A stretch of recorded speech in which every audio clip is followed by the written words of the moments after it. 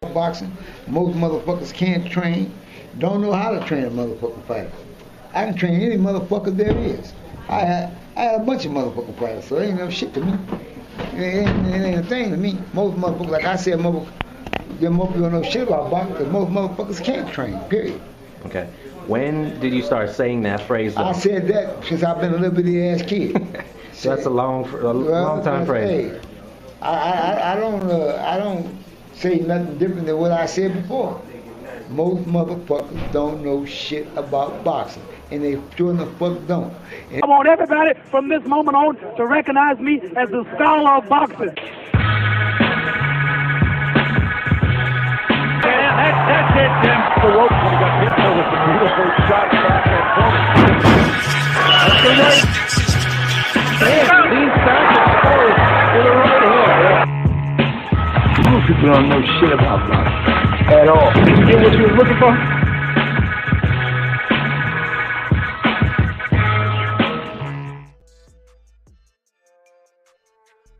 And they still don't know shit about boxing, Uncle Roger.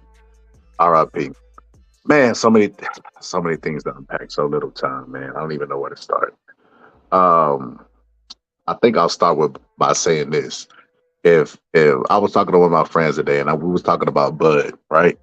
If anybody thinks for a second that Bud carried Errol Spence through the first fight, you probably don't understand the sport of boxing. You should stop talking boxing for at least a year and just watch me, or just stare at the wall or some shit. But you got to stop talking boxing because there is no way. Amir said about time. I gotta get it ready. Amir, I got the clips ready and cue. I got to put bullets in the chamber. I just can't go live without no bullets. But there's no way that Bud carried Spence in that fight. And I watched the interview that he did afterwards with Joe Rogan, and he pretty much confirmed what I thought about him. I said in that fight that him and Errol Spence both look overtrained, and you see during that fight, Spence definitely didn't look the same. I mean, whatever, call it what you want. Bud had a superior game plan, but on top of that, he just didn't look like himself. His punches wasn't doing shit. And then you look at Bud, who was pacing himself, and you gotta factor in the two things. Bud was fighting at high altitude at a weight that he said he had difficulty making. And then he also told Joe Rogan he got sick before the fight. So you got all of these combination things, and the fact that he was probably overtrained too. So you got all these factors combined to why you got the performance. He didn't carry that, man. He was pacing himself. Bud don't start off fast. He had to start at a fast pace with all of those factors going on. So yeah, I had to address that real quick. But there's a lot of things going on in boxing. One of the things I wanted to get to, because I'm gonna get to that shit. That's probably gonna be my last point. Because Canelo answered. He answered Crawford. Like I said, man, these Crawford fans, man, I love Crawford too, but they just getting out of fucking hand. They just getting out of hand. They just think he could do anything. And I got a history reference to that. What's up, Bureau? What up, Scholar? What's going on, big time? Man, Piero, you pull up just in time because this is my first topic was gonna be this. Cool, handle. I'm not going to get credit for facing Crawford, but you never know. In boxing, it's possible. Why not? So, hey, what they say when you go to the zoo, Piero, who you ain't supposed to poke? The bear? The fucking bears, man. Like, bro, I think Bud is barking up the wrong tree, bro. He could be. Actually, I would say he probably is. You know, but fuck, bro, what else is there for him to do? I mean, me, I would prefer, like, I think he could get the same amount of, like, I guess he would get more, the same amount of, I think he would get the same effect if you would say move up to 160 and challenge the dudes there, you know? But at the end of the day, it's up to him. 160 more easy to me, and it's still a long shot because he's such a small guy. Bud didn't start off at welterweight. Like when Sugar Ray Leonard and those guys was moving up the weights, at least he was a career welterweight. You know what I mean? Like he spent a lot of his career there. Bud only been there for 8 fights. Yeah. He started at lightweight. Yeah, and he started at lightweight, and he finna jump these weight. Look, man. I was talking to my boy Bo, and we was talking about this, and he said that he would be considered like the GOAT. He wouldn't be the GOAT, but he would at least be top 20 all time. And that's saying a lot for the sport being as big as it is. But at the same time, I like to watch Animal Planet and all this other shit, like National Geographics. I remember one time I was watching these dogs getting a pack, these beagles, and they was barking at this mountain lion. and the mountain lion just drug one of them off, and the rest of them scattered. And I think that's what we're gonna see with Canelo. Yeah, he's like, he just took one. He's like, oh shit, they got little Billy. We gotta go. Hey, they came back to reality, Piro. Like, this is a fucking mountain lion we barking at. At first, it sounded good, but until it was blood shit, and I think that's what it's gonna be. And it's crazy because, like I said, I got history references, Piro. You want to know where we've seen this before? The great Sugar Ray Leonard. The great Sugar Ray Leonard, when he fought Donnie DeLong, Canelo is better than Donnie DeLong all time. And Sugar Ray struggled with him. He didn't struggle with him because he was on the same level of Donnie. It was the weight. At some point, weight is a factor, or we wouldn't have weight class. It would just be one belt in boxing. Everybody would fight for it like King of the Hill. I hear you. Yeah, no, weight definitely has something to do with it. That's why I said a long time. People call me a fanboy or whatever. But at the end of the day, it's what Canelo has done, what Duran, what any fighter in history, it doesn't matter when, has done something that is normally not done. Is very few and far between. Like that. That's why I don't doubt Terrence Crawford could do it. I see the skill, but I mean, we if he really wants to find out, he's gonna find out, right? Shit. He might fuck. Yeah, when you fuck around, you find out. Look, check this out, Pierre. This was an interviewer who was around during the time of Donnie DeLong, and listen to what he said and tell me, does it sound familiar? Check this out. Yes. On paper, it did seem like a step too far for Sugar Ray Leonard, but obviously at that time, even I suppose today, there was such a hyperbole around the name and the legend of Sugar Ray Leonard that many of the public, possibly myself included, did buy into the whole Sugar Ray can do anything sort of mindset, and I'm sure that helped to sell the fight. Sound familiar, Pierre? Yeah, it sounds like any reporter that anytime a fighter has a big win. And and then people, because people, it's like me, like when he fought Floyd Mayweather, I never thought he was gonna beat him because I just didn't think he was at the level that Floyd was at, among other things. But I still had that hope. At the end of the day, there's always that hope that drives the sales of these fights. Man, Pierre, I grew up watching Dumb and Dumber, and you remember when he was like, 1,000,001 chance of being with me. She's like, so you're telling me there's a chance? That's how I feel like fans are. They always stuck on that. So you're telling me there's a chance? Like, no, he's gonna get his ass whooped. And depending on how good Canelo looks in the male fight, if he goes out and destroys Mel, bro, I'm gonna take probably $1,000 and go lay it on Canelo by stoppage. I hear you, but even if he struggles against Mel, I mean, I will still have to favor Canelo because normally you take baby steps to when you're jumping up in weight. You just don't go from one weight to another and have success. I've never seen it. I agree. He would still be a favorite, but see, if he goes out and dismantles of Mel, I feel like how high regard I hold Mel, being a bigger undisputed guy moving up and getting dismantled, I would just have to use my logic and say the same thing's gonna happen to a guy that's lower division under Mel and moving up. The same is going to be the same result, especially if he dismantle. We never see Mel dismantle, so if he go in there and dismantle Mel, it's just like what the writing's on the wall for Bud if he moves up. No, and I agree with you. If he dismantles Mel, I think Terrence Crawford doesn't even entertain the idea anymore. That's a possibility, but I don't think so. I don't think I think his fans are exactly like that British guy was saying. They pumping him up. They think he can do anything. I hear you. Yeah, and that's always that's always in play. It all depends on how, if Terrence feeling himself, maybe there's no way to get him off that fight. And I think it's gonna be the same result. And I got another clip from that Donnie DeLong shit. See, I had to clip it up strategically, pure, because I know, like I said, fans were looking. So you're telling me there's a chance? Because there was parts in the interview where he said he doubted that Ray could even fuck with him.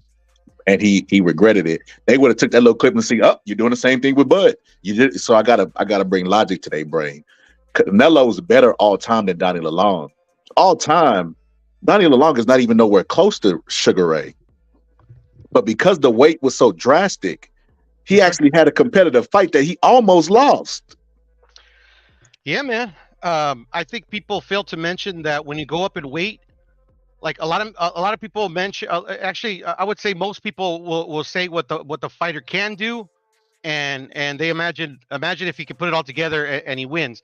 But at the end of the day, they don't discuss the fighter that they're going up to challenge. At the end of the day, I think the punch resistance of the heavier fighter it's not because they have better chins or anything. They're just bigger dudes.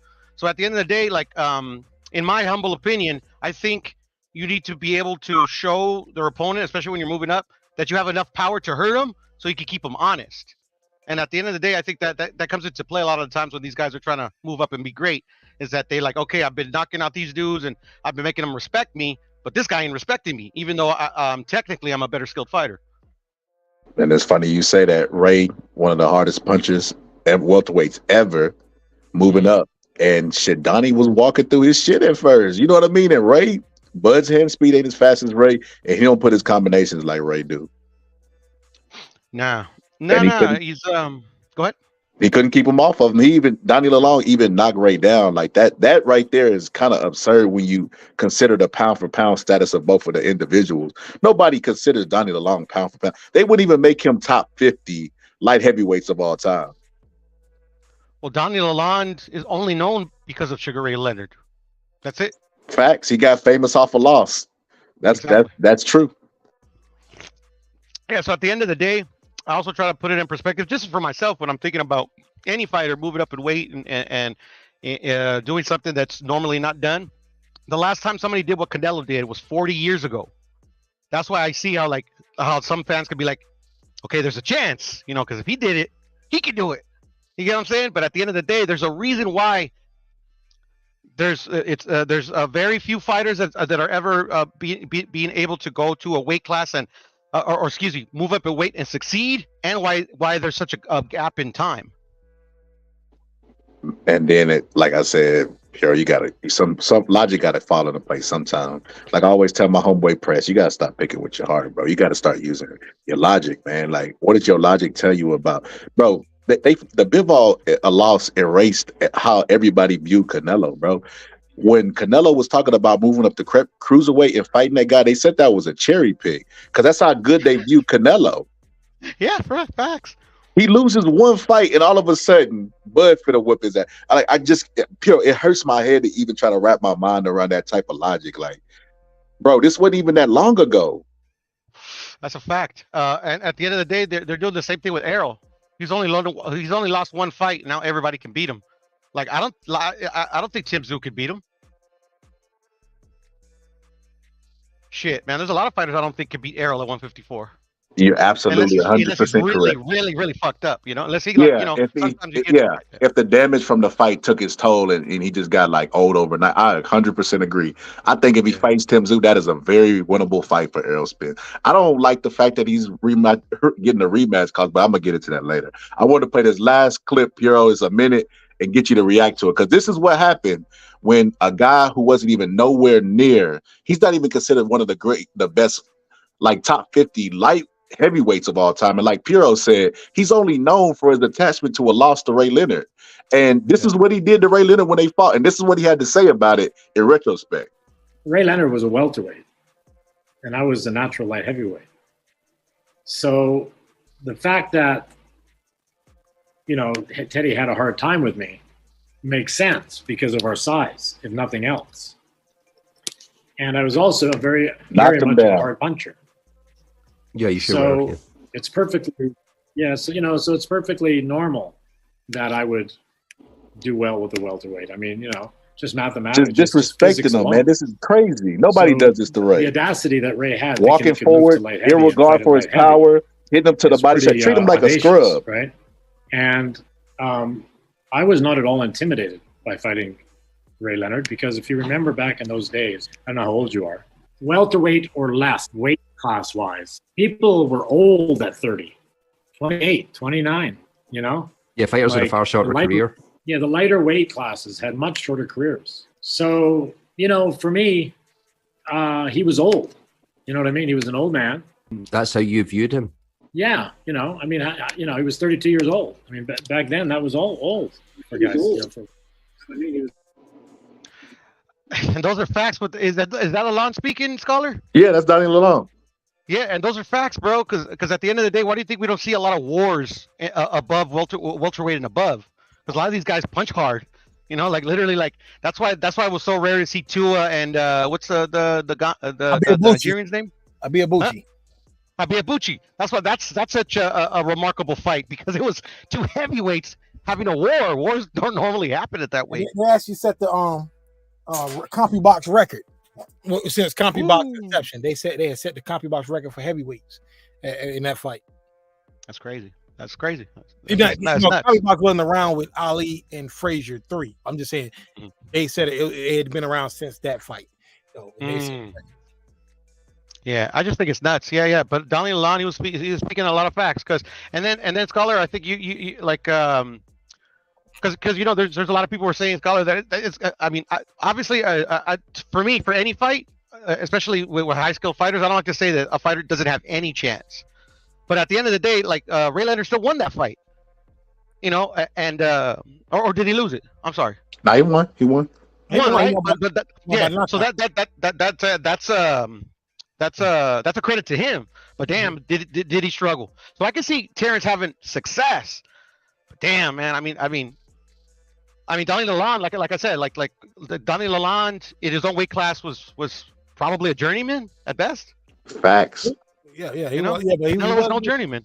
But you know the thing about that fight though is that it was for two belts. It was for a 168 and a 175 belt. And even though they fought in one weight class, they just wanted to make sure, like, just have both belts on, like, just in case Sugar Ray won and make him look that much better, like he's a 5-weight champion. But even though they fought with two different belts, 168 and 175. Hey, I'm positive. That's the argument that I made about Jermell in the Canelo fight. Why isn't it for 8 belts?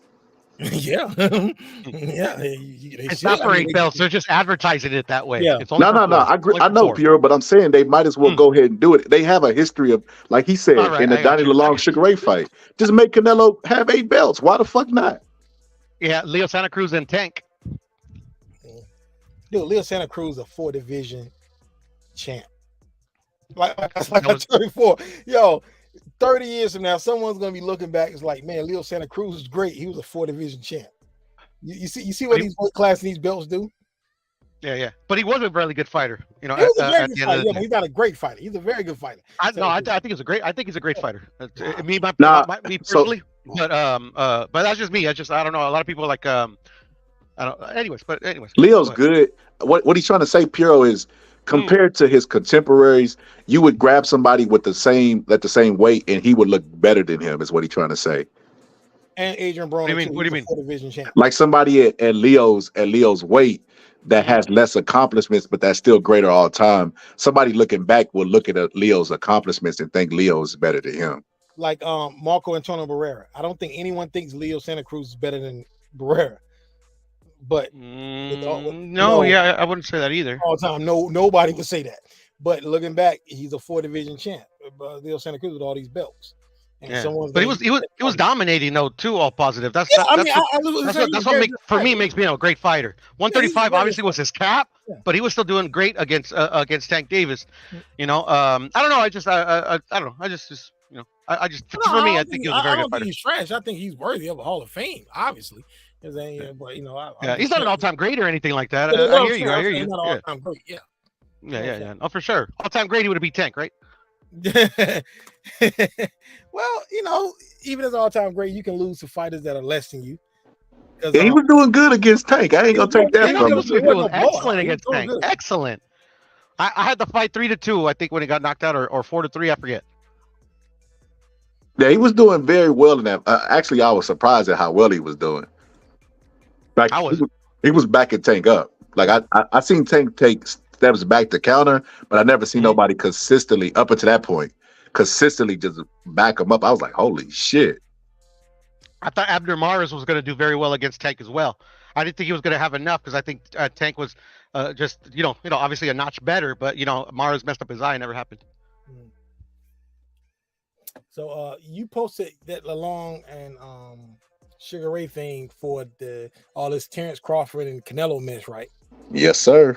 Man, look, people think that I hate Terrence Crawford. I'm like, look, man, I can't even have it's like in today's YouTube world, I can't even have an opinion. If I'm not picking a fighter, I hate that fighter. Haterade. This is what YouTube has become. It's like if you pick against a fighter, oh, you hate that fighter. And I'm like, no, I'm just being real. I like Cool Boy Steph. I like Inoue, but I say I'm picking Inoue to knock him out. That don't mean I hate Cool Boy Steph. Yeah, man. I mean, that's the point I wanted to make with you. Oh, go ahead, Scholar. No, go ahead, Pierre. No, because you were going to respond all positive, man. Go ahead. Yeah, I was going to say all positive. That's just the climate we live in, man. We live in, like, I don't want to get in too deep to it, get on the soap rant, but we live in this soft ass era, bro. You can't say nothing, bro. You can't disagree. Like, bro, I just worry about the future of life. I think we all gonna have to agree on one opinion. We're gonna hold hands and fucking sing like you remember the Care Bears? Like, that's gonna be the future of everybody, bro. You can't disagree. You automatically considered a hater. And this is why I try to tell the young people that actually do listen in boxing. I said, look, there was a time when Muhammad Ali was coming up, and they criticized the hell out of Muhammad Ali. Even when he didn't join the war, they criticized the hell out of him. There's a video of a guy saying, when he was on trial, you think you're the world's champ? You say you're the people's champ. Are you acting like one? They didn't start coming around to Muhammad Ali till they realized at the end of his career that, that he was right about a lot of shit and they was wrong. They didn't love Muhammad Ali. He said in his book that a lady would come to his fights just to see him lose, and he would hear her say, knock that nigga. Like, he talked about all this shit in his book. So with that being said, man, today's time, you're given the accolades and credentials and credit before you even prove yourself great. It was the reverse back in the day. You had to go consistently shut them up, prove them wrong, and then you were considered great. Now it's the opposite. They giving Shakur. Shakur is the best boxer in boxing according to fans right now. He's the next guy up. Mm-hmm. He's the next guy that's going to beat AJ, I guess, because they think Bud could beat AJ at this point.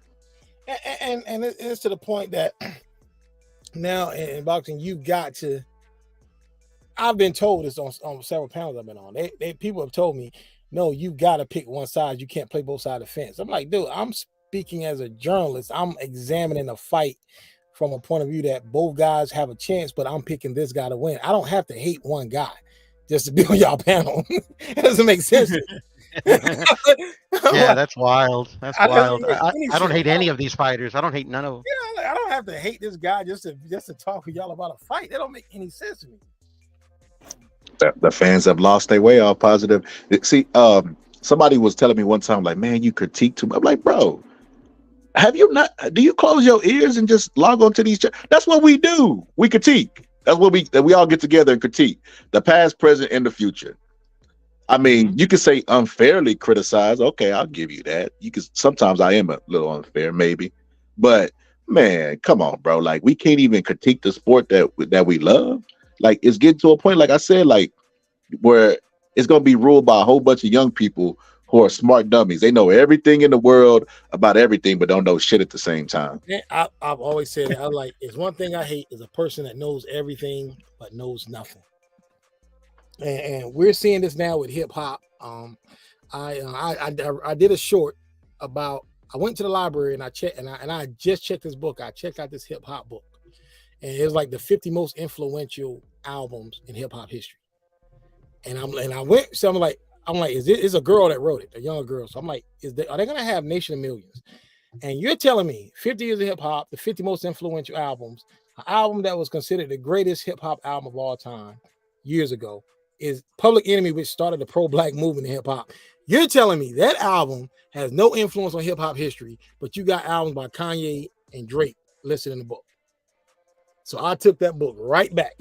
I checked it right back in, and I made a post tagging the author on Instagram. I'm like, this is the problem we're going to have in the future with not just hip-hop, basketball, boxing, everything. People think it ain't future. They saying Bud. You didn't see me have a debate with Sir Senior. He said Bud beats everybody. Yeah, I was here that night. I was on a panel. Bud beats everybody. I'm like, be specific. Who is everybody? Yeah, you talking about the lightweights, the greatest lightweights of all time? I'm like, man, Hearns would have stretched Bud out, man. He would have. I said this. I was like, Hearns beats Bud and Spence on the same night. Both of them. Sugar Ray Leonard would have embarrassed him. It's like history only matters from what their point of view is when history matters. Like, and we do this all the time, basketball. Like, y'all do know that Jordan played more than 6 years, right? Everybody's like, well, Jordan got 6 titles, but he played 15 years. Yeah. So what happened to other 9 seasons? Was he not mad enough to win? What's up, Hill Status? Yeah, it's like people have biasness to their times, and they think that their time is the only time. That's really what it is. And then they be, like I say, doped up off of fucking dopamine. They still living off this Spence knockout that Bud had, and all of a sudden, because he knocked Spence out, who they had on record saying that he's overrated and was a nobody to begin with. So from knocking out that guy, all of a sudden he beats Tommy Hearns and Sugar Ray. That shit doesn't even I can't even wrap my mind around how stupid that sounds. And I picked Bud to win. I mean, I got the video still posted. I'm like, I ain't hating. I picked him to win the fight. Like, what more can I do? I posted it before the fight. It's right there. So it ain't like I'm hating. I mean, I picked him to win. But what I don't understand is how do you say a guy is overrated and was never that caliber of guy, but you're giving your guy a ton of credit for beating the guy who he was. Bro, if you look at the last 5 years, pound for pound, Bud has at least been top 5, top 3? At least. He's always been higher than Spence. Always. He was on the top of the list before the fight. That's what I'm saying. The last 5 years, he's been reigning on top of the pound for pound list. So if Spence loses to a guy who was virtually around the same weight and pound for pound better than him consistently every year's list for like 5 years, even before the accident, then why would you give him a ton of credit for just dismantling that? Ain't that what he's supposed to do? He pound for pound number 1. Yeah, he was favored in the fight. He was favored. That's what I told you. Like Vegas don't always get it wrong. They don't get it wrong a lot, but there's a reason he's a favorite.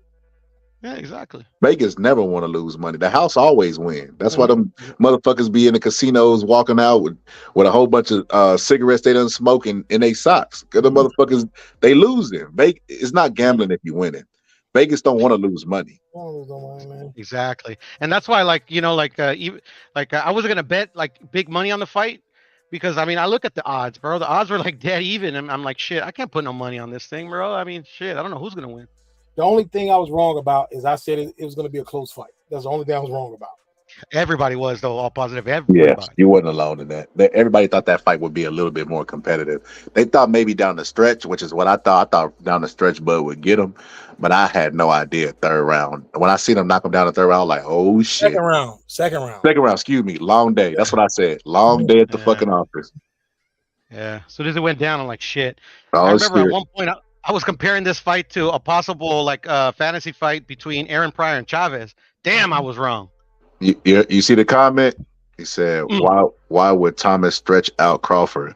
Why couldn't it be a competitive fight?" Because Crawford is 35 years old and Tommy Hearns is 24. That's why he's 24. He's given up about 6 inches in height. He's given up about 6 inches in reach, and he's given up 11 years in age. That is why. And he's well schooled. Like Tommy Hearns is not losing to a 35-year-old welterweight. That's with Emmanuel Stewart in his corner also. Longer reach as well, man. He's gonna keep him in those punches, man. It's over with. You gotta remember this, Coach. I don't know how long you've been watching boxing, but what All Positive was getting at is the stuff that we champion now. Like Bud and Spence was supposed to be like fight of the century. By the time Sugar Ray and them met in their prime, they absolute prime, like their early 20s, he's saying that these fighters have met well past their prime, and we think that this is the grand fight of all time. By the time that they were that age, they at least fought each other 2, 3, 4 times. So it's like they were younger, and they were younger. Yes, Leonard and Hearns were younger, fighting the second time 8 years later than Bud and Spence were fighting the first time. Facts. That's why I made a prediction. It was something I said a lot, but it was because I didn't want to say it a lot because I don't want to put it into existence. I remember saying that I'm hoping that this fight's not a stinker because it took so long to happen, and look what happened. Yeah, that was my worry too, Piero. But I knew as long as it ended in a knockout, knockouts always sell out sport. People forget about everything. I seen fights where Wilder was looking really, really bad. He get the knockout. Nobody cares what he did before that knockout. Yep. Wilder very well may have lost every round against Ortiz in the second fight before he got the one punch out. Facts.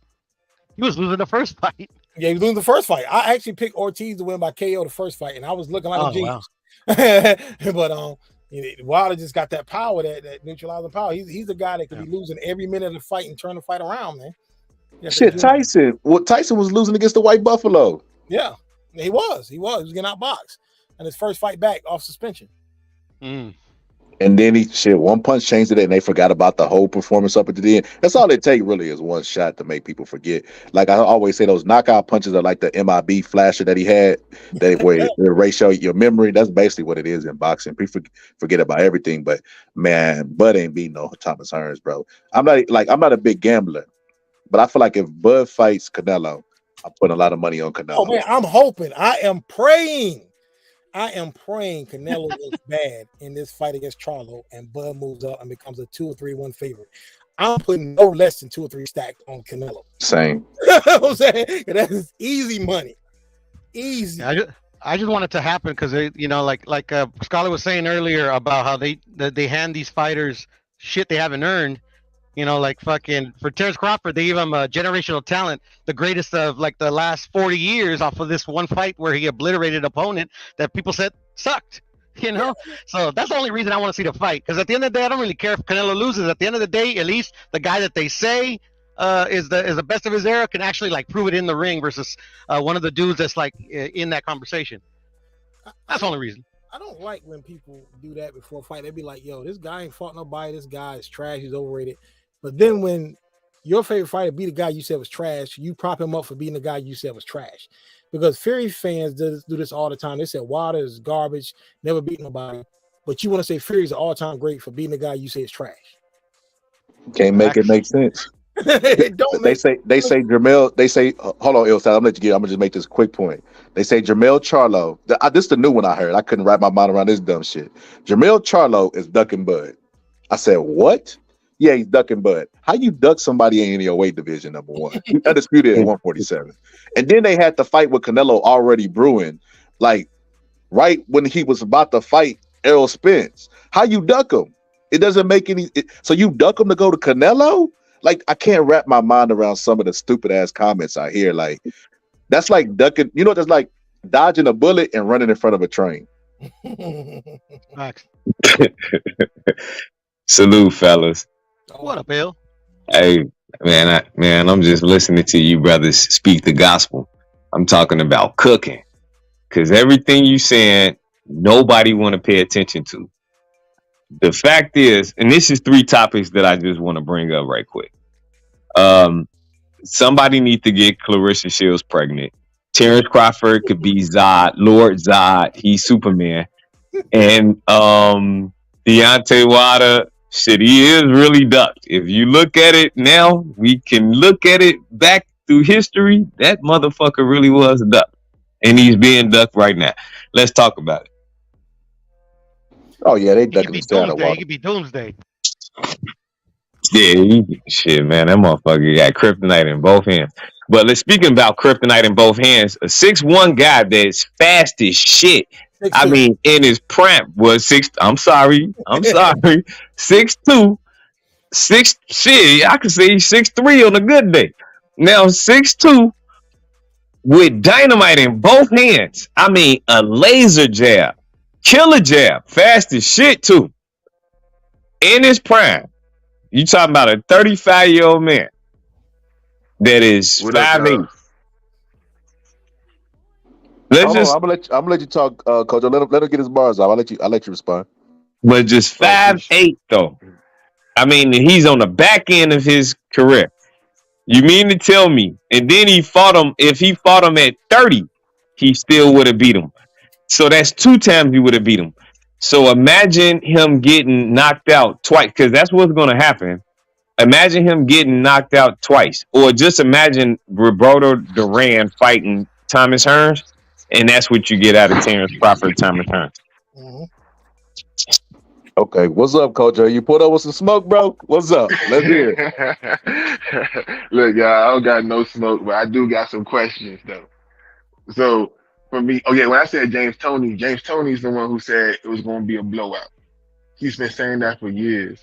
He was like, yo, he was like, Spence is overrated. He said, if you compare, any fighter to him in the new era, he was like Terrence Crawford, straight up, right? Yeah, And the way James I Tony look had at him it, going out in the 6th round.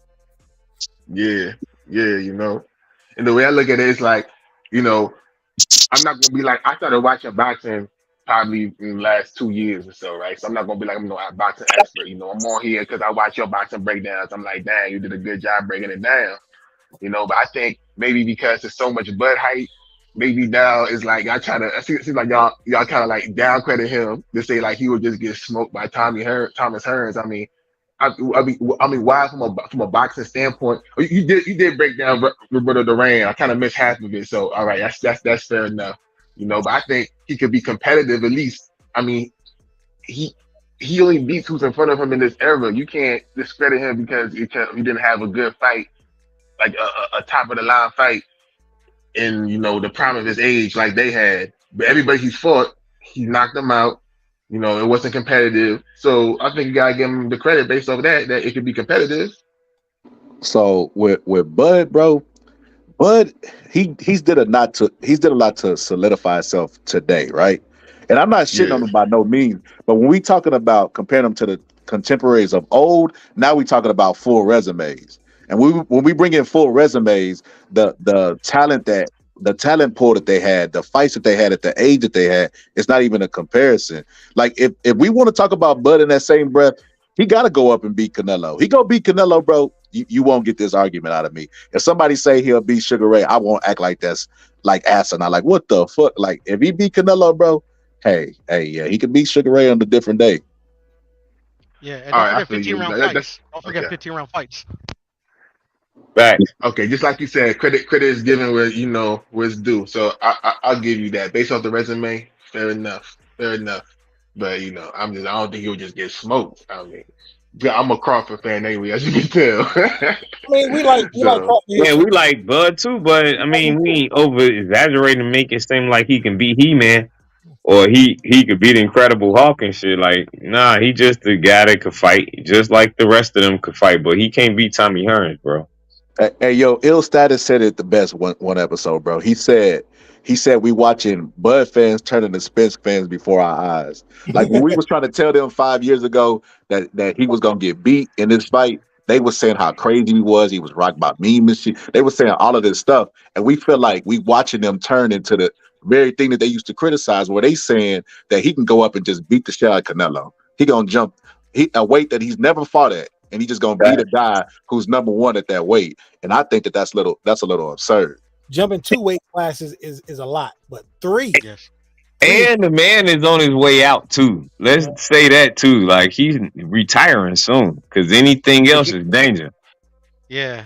And then just to look at my mindset, I just can't give him the oh yeah, he's gonna do something, because like just put it in Canelo's perspective. I thought Triple G was gonna knock him out. Like I put money on the Triple G knockout. And I was rooting for Canelo, but at the end of the day, bro, like, Right. Yeah, money matter. If I can't give any fighter in history just what he's never shown me, I can't give Bud that. He's a great fighter, but I mean, he's got to show me first. You know what fight I saw Triple G that I knew that he would not run over Canelo? When Triple G beat Willie Monroe. Now, he knocked Willie Monroe out in 5 rounds.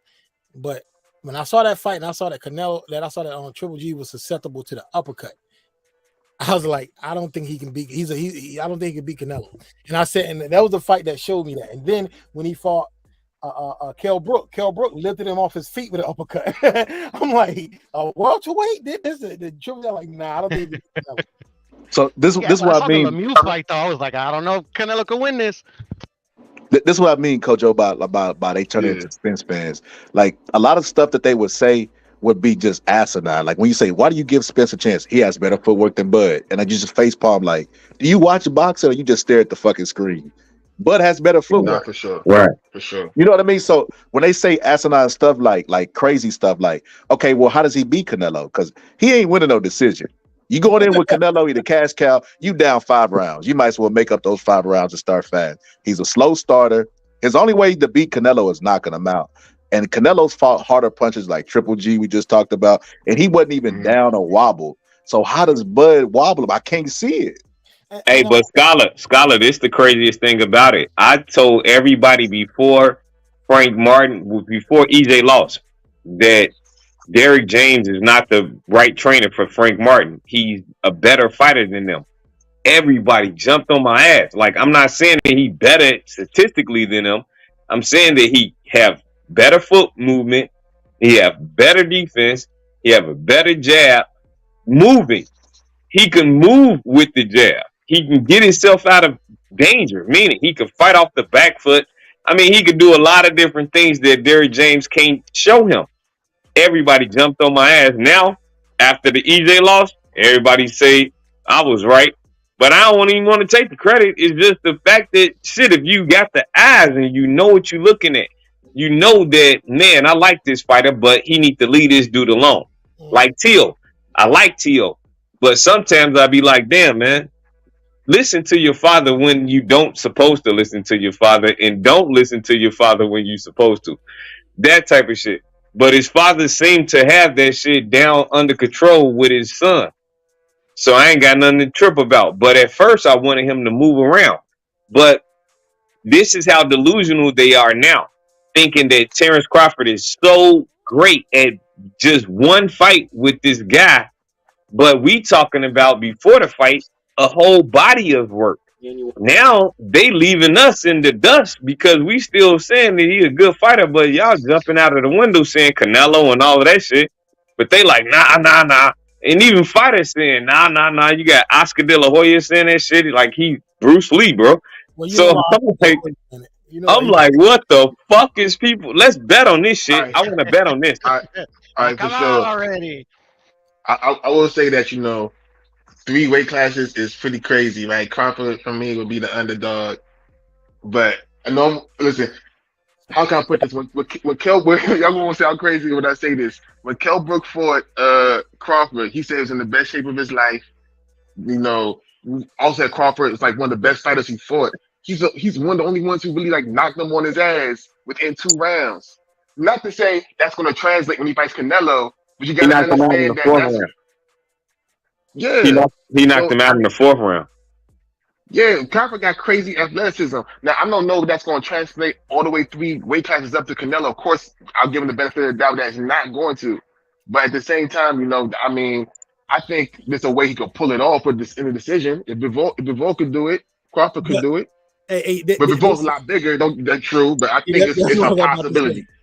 Because I was on a panel yesterday and they was talking about, well, look what Bivol did to Canelo. I was like, well, Bivol is a natural 100, and Canelo's natural 175 pounds too. But I'm like, you got to look at the weights they're going to be on fight night.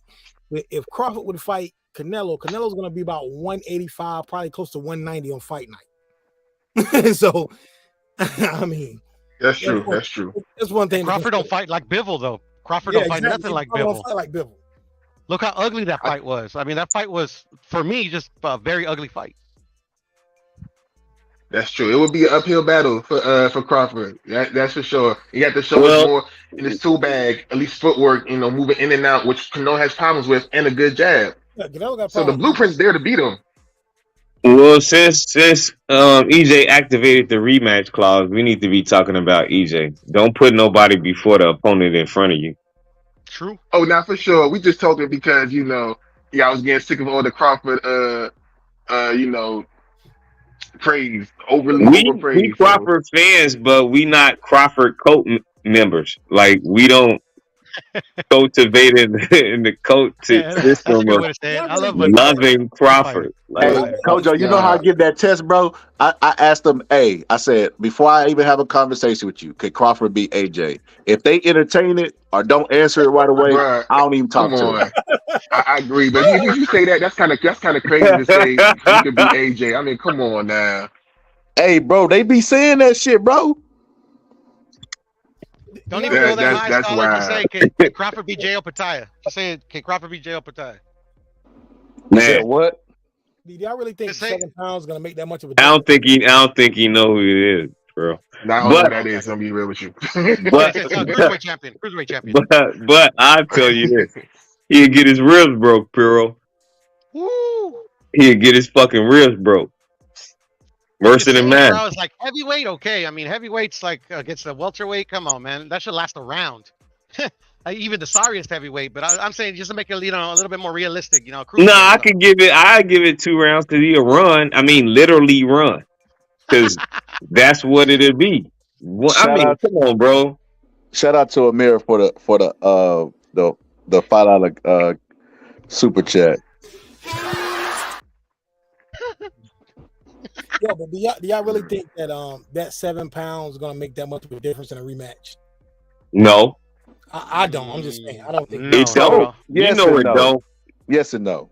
So I'll say this. I think both of them looked a little bit drained at that weight. I'm gonna just be honest with you. I remember my homeboy with Bo was asking me, do they look drained? And I was like, yeah, bro, both of them look drained. He was like, Bud too? I'm like, bro, Bud is a workaholic, bro. Bud works out 7 days a week, bro. Anybody who know, like, just take the boxing out. Let's go to another sport. Football, LeBron James. All those people, the older they get, the easier they take it on their bodies for a reason, bro. You just can't demand that much out of your body when you get that age. And that's why he caught the flu. That's another sign. When you overworked, you're susceptible to the viruses and shit. Your body can't fight it because you're in a hypervigilant state. So Right, your sick. pores is open all the time. Yes, you're more prone to get sick. And Bud is working out 7 days a week. I'm like, holy shit, bro. This man's he gotta bring it down. He like Floyd Mayweather. I remember watching 24/7 Access, and he went back to his dad. And I remember he still had that workaholic shit like what Bud's doing. And he said, "You want me to do some push-ups?" His dad said, "Nah." "What about some sit-ups?" "No." "Jump rope?" Man, he was like, "Man, listen to me. Go sit down somewhere, man. I got this. Don't do nothing." But he was so locked into that Rocky type of shit, harder, grind and this and that. But we know more about the human body now than ever. And you got to give yourself a break. And I thought they both looked a little bit drained. I think this is going to work against Spence. A lot of people thought Bud carried him because Bud was, pacing himself. But everybody knows Bud is not a fast starter, but he was forced to start fast in that fight. Right. So he's fighting at a pace that he's not used to. And then he's possibly overtrained, coming down from the flu. All of these factors show why he took his time in pacing himself. At 154, he's not doing that. He's gonna let his hands go. And I think it's gonna be worse for Spence. You got a point, Scholar, because you ain't see him working out with Chris Eubank. He usually will work out with everybody that come into the new camp and get acclimated with them so they can understand what they up against. But he ain't do none of that shit. He talked to him over the phone. But he was basically locked in mentally. When I seen him on a phone conversation, I seen him and he was locked in already when he was basically saying to Bomac, shit is going down, is back on, so we back ready, and that dude's something else, man. I hate to fight him, I tell you that. And I love fighting. I just watch him. Put money on an early knockout. Got you. 5th round. That's what I got. You know what's crazy? I don't know. Look, I remember Dante's Boxing Nation saying a long time ago, you'd be surprised that these fighters are watching videos, right? I don't know if he didn't see the videos I put together of Bomac talking about his flaws. He ain't got enough time to fix that shit. Yeah, he don't, bro. If you talking about December, January, that shit is over with. It honestly takes for muscle memory to work. It honestly takes 6 months. Yeah. So, or better. Of course, the longer, the better. But the average for a smart motherfucker like a Aaron Rodgers learning a new system, it'll take him about 6 months. That's why he got to sign that contract, immediately go through walkouts, walk-ins and all of that stuff, walkthroughs, then go through training camp. He got to be there when it's safe because it's important because he got to learn that system. Yeah. If If EJ can't adjust to every statistical category he was losing in, that's a lot of them. Man, that's a mountain to climb, and he a genius if he can figure that out. I'm gonna send EJ a fight plan, and it's gonna be Tyson biting Holyfield ear. I'm gonna just go bite the motherfucker. Look, Or hit him in the nuts like I was telling you in the first fight. I was like, hit him in the nuts, hit him in the nuts. I do know something. I'm not sure he can do it, but I did see something that I've seen in Bud for a long time. Bud is right-handed. He fights southpaw, but he's right-handed. So, and I noticed this in the fight with EJ. Every time he hurt EJ, it was with the lead hand. And they always tell you, don't circle into the area of the power hand. But Bud's not fighting with his power hand in the back. Even though he fights southpaw, his left hand is not his power hand. So every time he hurt him with a jab, hurt him with a hook. All this stuff was started with the right hand. So EJ has to circle toward his left hand and take those left-handed punches, take those left crosses, whoops, whatever. Damn, that's bad. You know what I'm saying? But just don't take that right hand. Yeah, I see what you're saying, but Man, you got you dropped better in the start 7th with- round from a left hand, a left hook. He's all positive. Two of them He bitches. need to circle the Two of fucking them ring. bitches. He need to circle the fucking ring. He and better do a get out of seance. Dodge, That's bro. the only fucking way. To Yeah, do it. bro, because, man, he got dropped in the 7th round with 2 left hooks, man. That shit was pretty, too. I'm gonna be It honest damn with near you. knocked We him need out the some rope. people from Texas to just like go sit ringside and just like grab Bud feet or some shit in between the round. We need something like we need intervention, bro. We need divine intervention for Spence to win this fight. Where the fuck is Montana Love when we need him? Facts. We need Throw that Montana Love motherfucker. in the ring. Our fan man. Fan man. Gotta love fan man. Yeah, he's not beating him, bro. Like, if I don't know why he's exercising. Is he? Maybe he's going in there to get more confidence. Like, it'll be a participation thing if he makes it 12 rounds this time versus get stopped. Hey, bro, Fan Man was the first pay-per-view I ever paid for in my crib. Or my first crib, shit. That was the first pay-per-view. That was 30 years ago, 31 years ago. Yeah. He said a good orthodox left hook, in my opinion, separates the good from the great. That was my first pay-per-view. But Um, we've seen a guy get beat up real bad and come back and win the next fight by knockout. It's happened in history before, but it's not likely in this fight. But I'm saying we've seen it happen in history before. yeah, but it was a reason why he didn't perform the first fight. I mean, stimulations happened in that positive. He wasn't like I can go back in my memory and recollect fights that look different. Even like Sugar Shane fought better against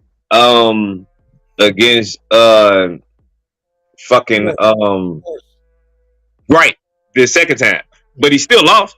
It was still a loss, but he fought better. And he fought better the second time against them, but he still lost them fights.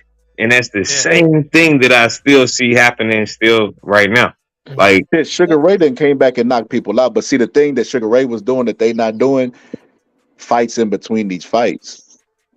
Like they was more active. The worst thing Spence could have did was wait for Bud at this weight, bro. Bro, he lost every single aspect beyond the game plan and the skill set. Like the waiting for him at the weight, that was fucking retarded, bro. I don't know who was in his corner that was advising him, but that was fucking dumb. The moment he made that David Avanesian fight, he should have went and fought Keith Thurman to stay. Exactly, facts.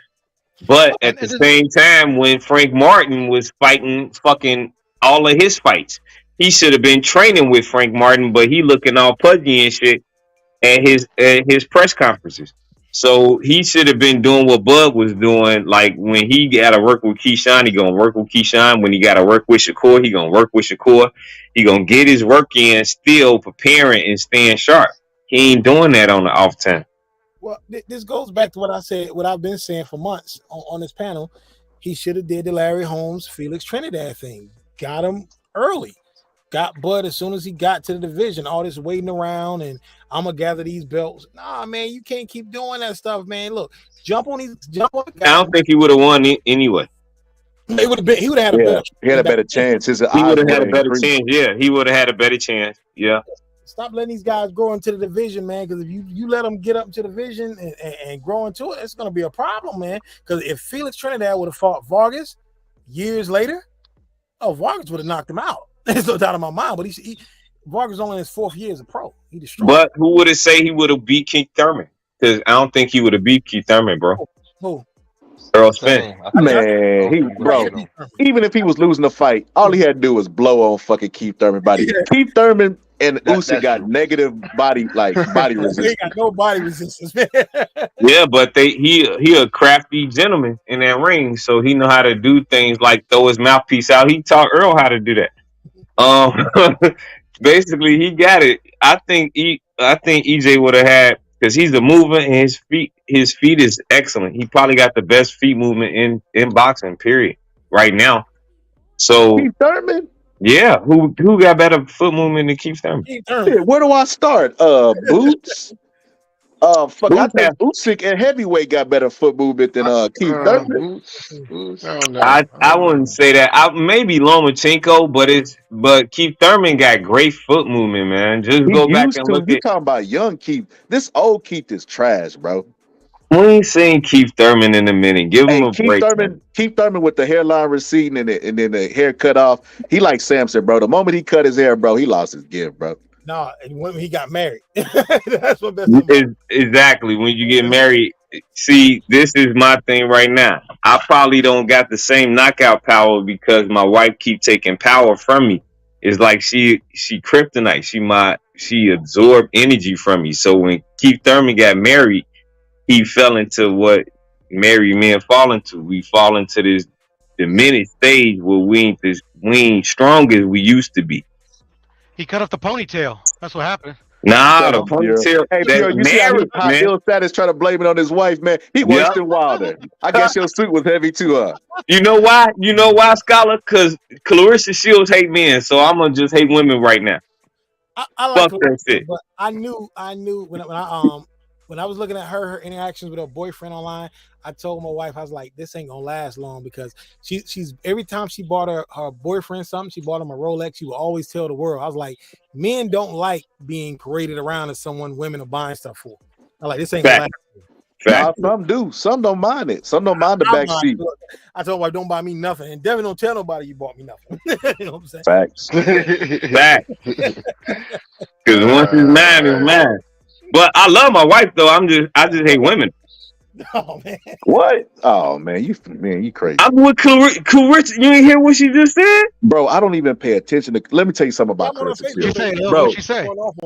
I Bro, like. she said Hold on, she hate Ill men. Status. Before you get a quote, I'm gonna just preface it with this, man. I used to like Clarissa Shields. I thought she was good for the sport, et cetera, et cetera. But this new Clarissa Shields, it seemed like she more clout chasing than anything. And I paid attention with this Bud and the Spence fight, where she said she's gonna remain neutral, right? Nothing wrong with that. Yeah. She said she's gonna remain neutral. But what she did is she went with the winner and announced her accomplishments. We both 2-time undisputed. We both, you know what I mean? Like it was like she was celebrating with him. I didn't see no video of her going in the Spence locker room. But you know what AB did? He congratulated Bud and then he went to Spence. That's what neutral looked like. That's what neutral. That's true. Fact. Yeah, that's like the definition of neutral. Posting videos and all up in the videos, everything. Oh, that was crazy. I like she was a big Spence fan too. Before this, I'm like, it's crazy the way she switched sides on him like that. That was crazy. I think for me, what she's trying to do is she's trying to force the fans to like her by any means necessary. Even it doesn't matter how dumb she sounds. At the end of the day, I mean, people are gonna not like you. Who cares? Who gives a shit, right?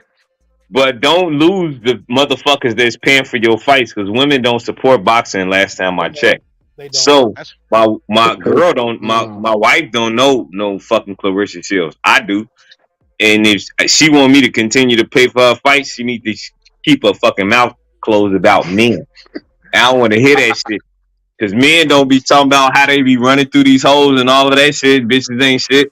Ain't none of that going on. We respect women. Wait, hold up now, Ill Status. Because Tyson did say, "Are you talking out of turn? I usually don't do interviews with women unless I fornicate with them."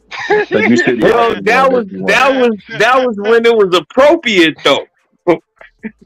We in the new world. It was. See, I think that it was appropriate then. Man, that shit wasn't appropriate. You can't tell a woman she shouldn't talk anymore unless she want to fornicate. Her job is a Bro, I just watched the movie. I just watched the whole movie where this man was degrading this woman through the whole movie, and it seemed like it was the thing to do in the 1970s.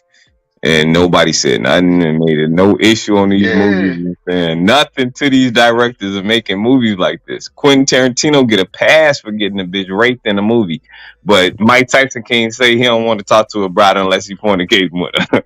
What's wrong with that? All them dudes was wrong, man. All them dudes was wrong. That's why some women be feeling the way they feel. I think she's just frustrated because even though it's somewhat true, she's never going to get the credit as a GOAT as compared to a man who's a GOAT. I mean, it is what it is. Nobody really watches women's boxing as much as they do men's boxing, but she's ever going to be frustrated as a competitor. That's what it's really coming down to. And she still look like a man though.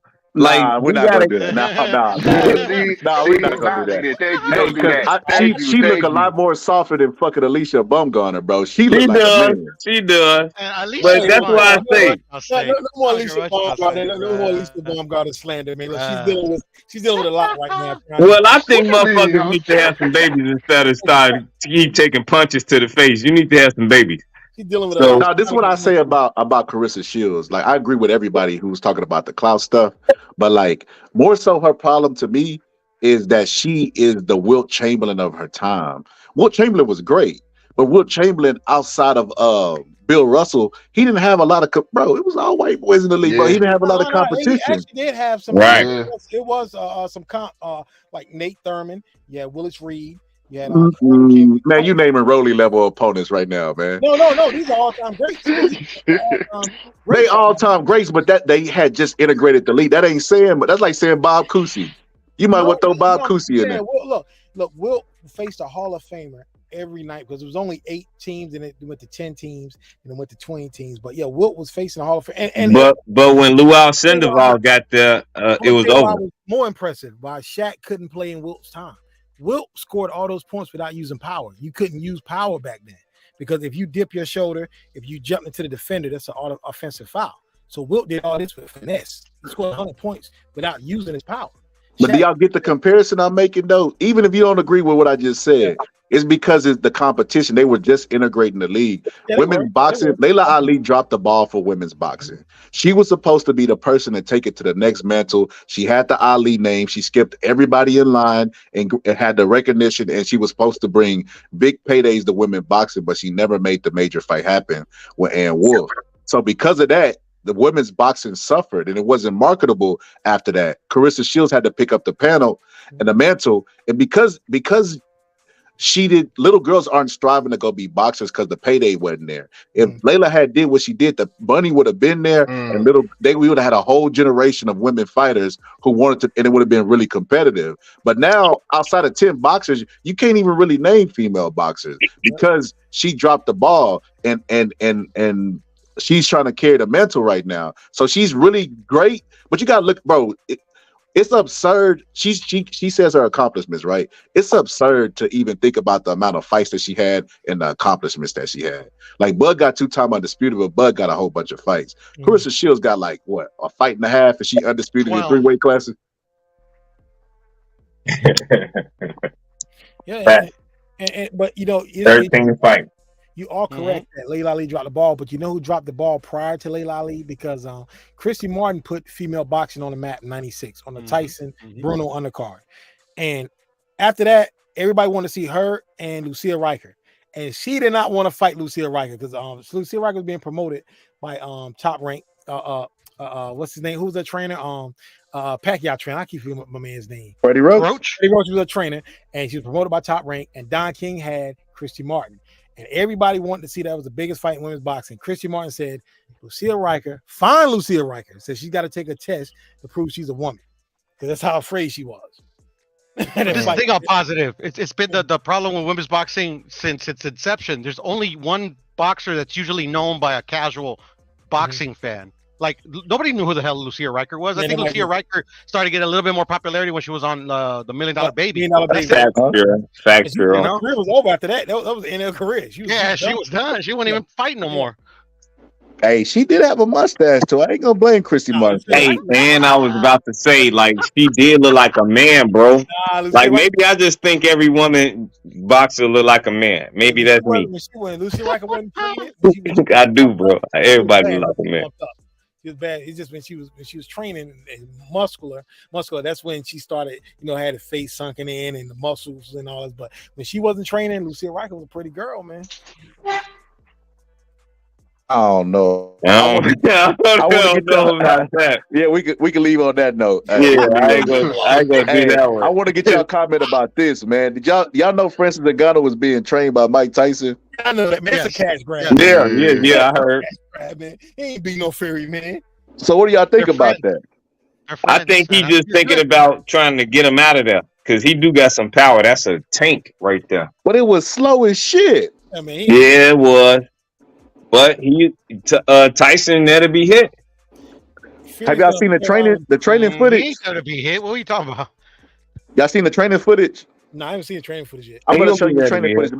Mike Tyson looked like he was in better shape than Francis Ngannou, bro. Check this shit out. He's a slow fighter. He's a slow fighter, man. Yeah, that was like he. So this is just the beginning. You hear me, Francis? This is just the beginning. You didn't get started yet.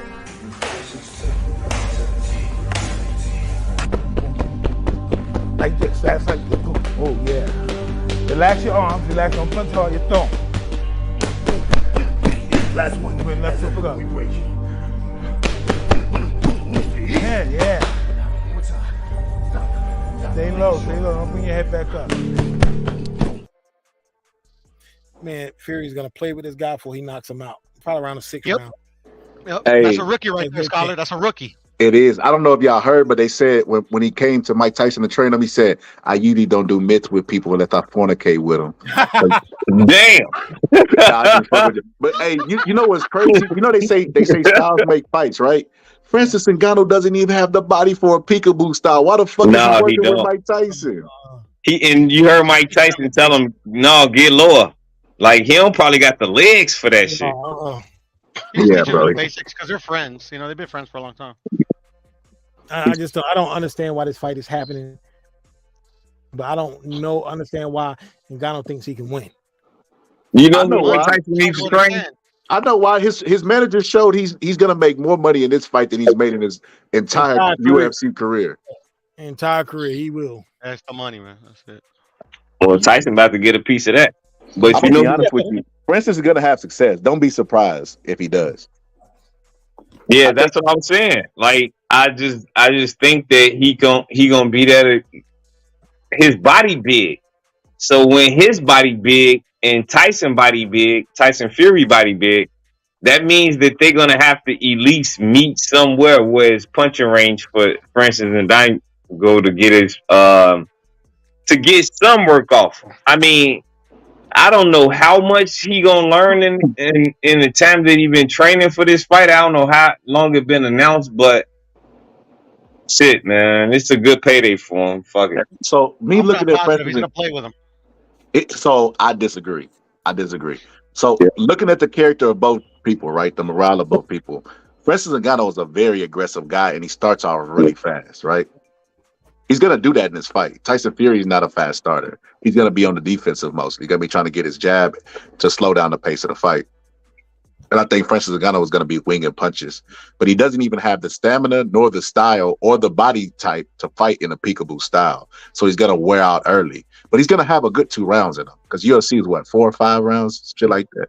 So he's going to be used to that type. See, and what Conor McGregor had to learn in the Mayweather fight. Because, I mean, let's keep it real. Conor McGregor did very well in that fight. Up until the knockout. Yeah. And a lot of people were shocked because they didn't even think he was going to land a punch on Floyd. But he was longer than Floyd. Floyd came to him. It was a lot of stylistic factors that you have. So if Tyson Fury comes forward and tries to make a game of it, Francis Ngannou is going to do better than what we think he's going to do. But Conor McGregor could box. He is a striker. Strikers get confidence when they land, and they don't fatigue. You ever seen somebody really fatigued in the ring and they get a person hurt? They just get energy out of nowhere. That's the mindset of a puncher. If they're landing, they're gonna throw more because they're landing.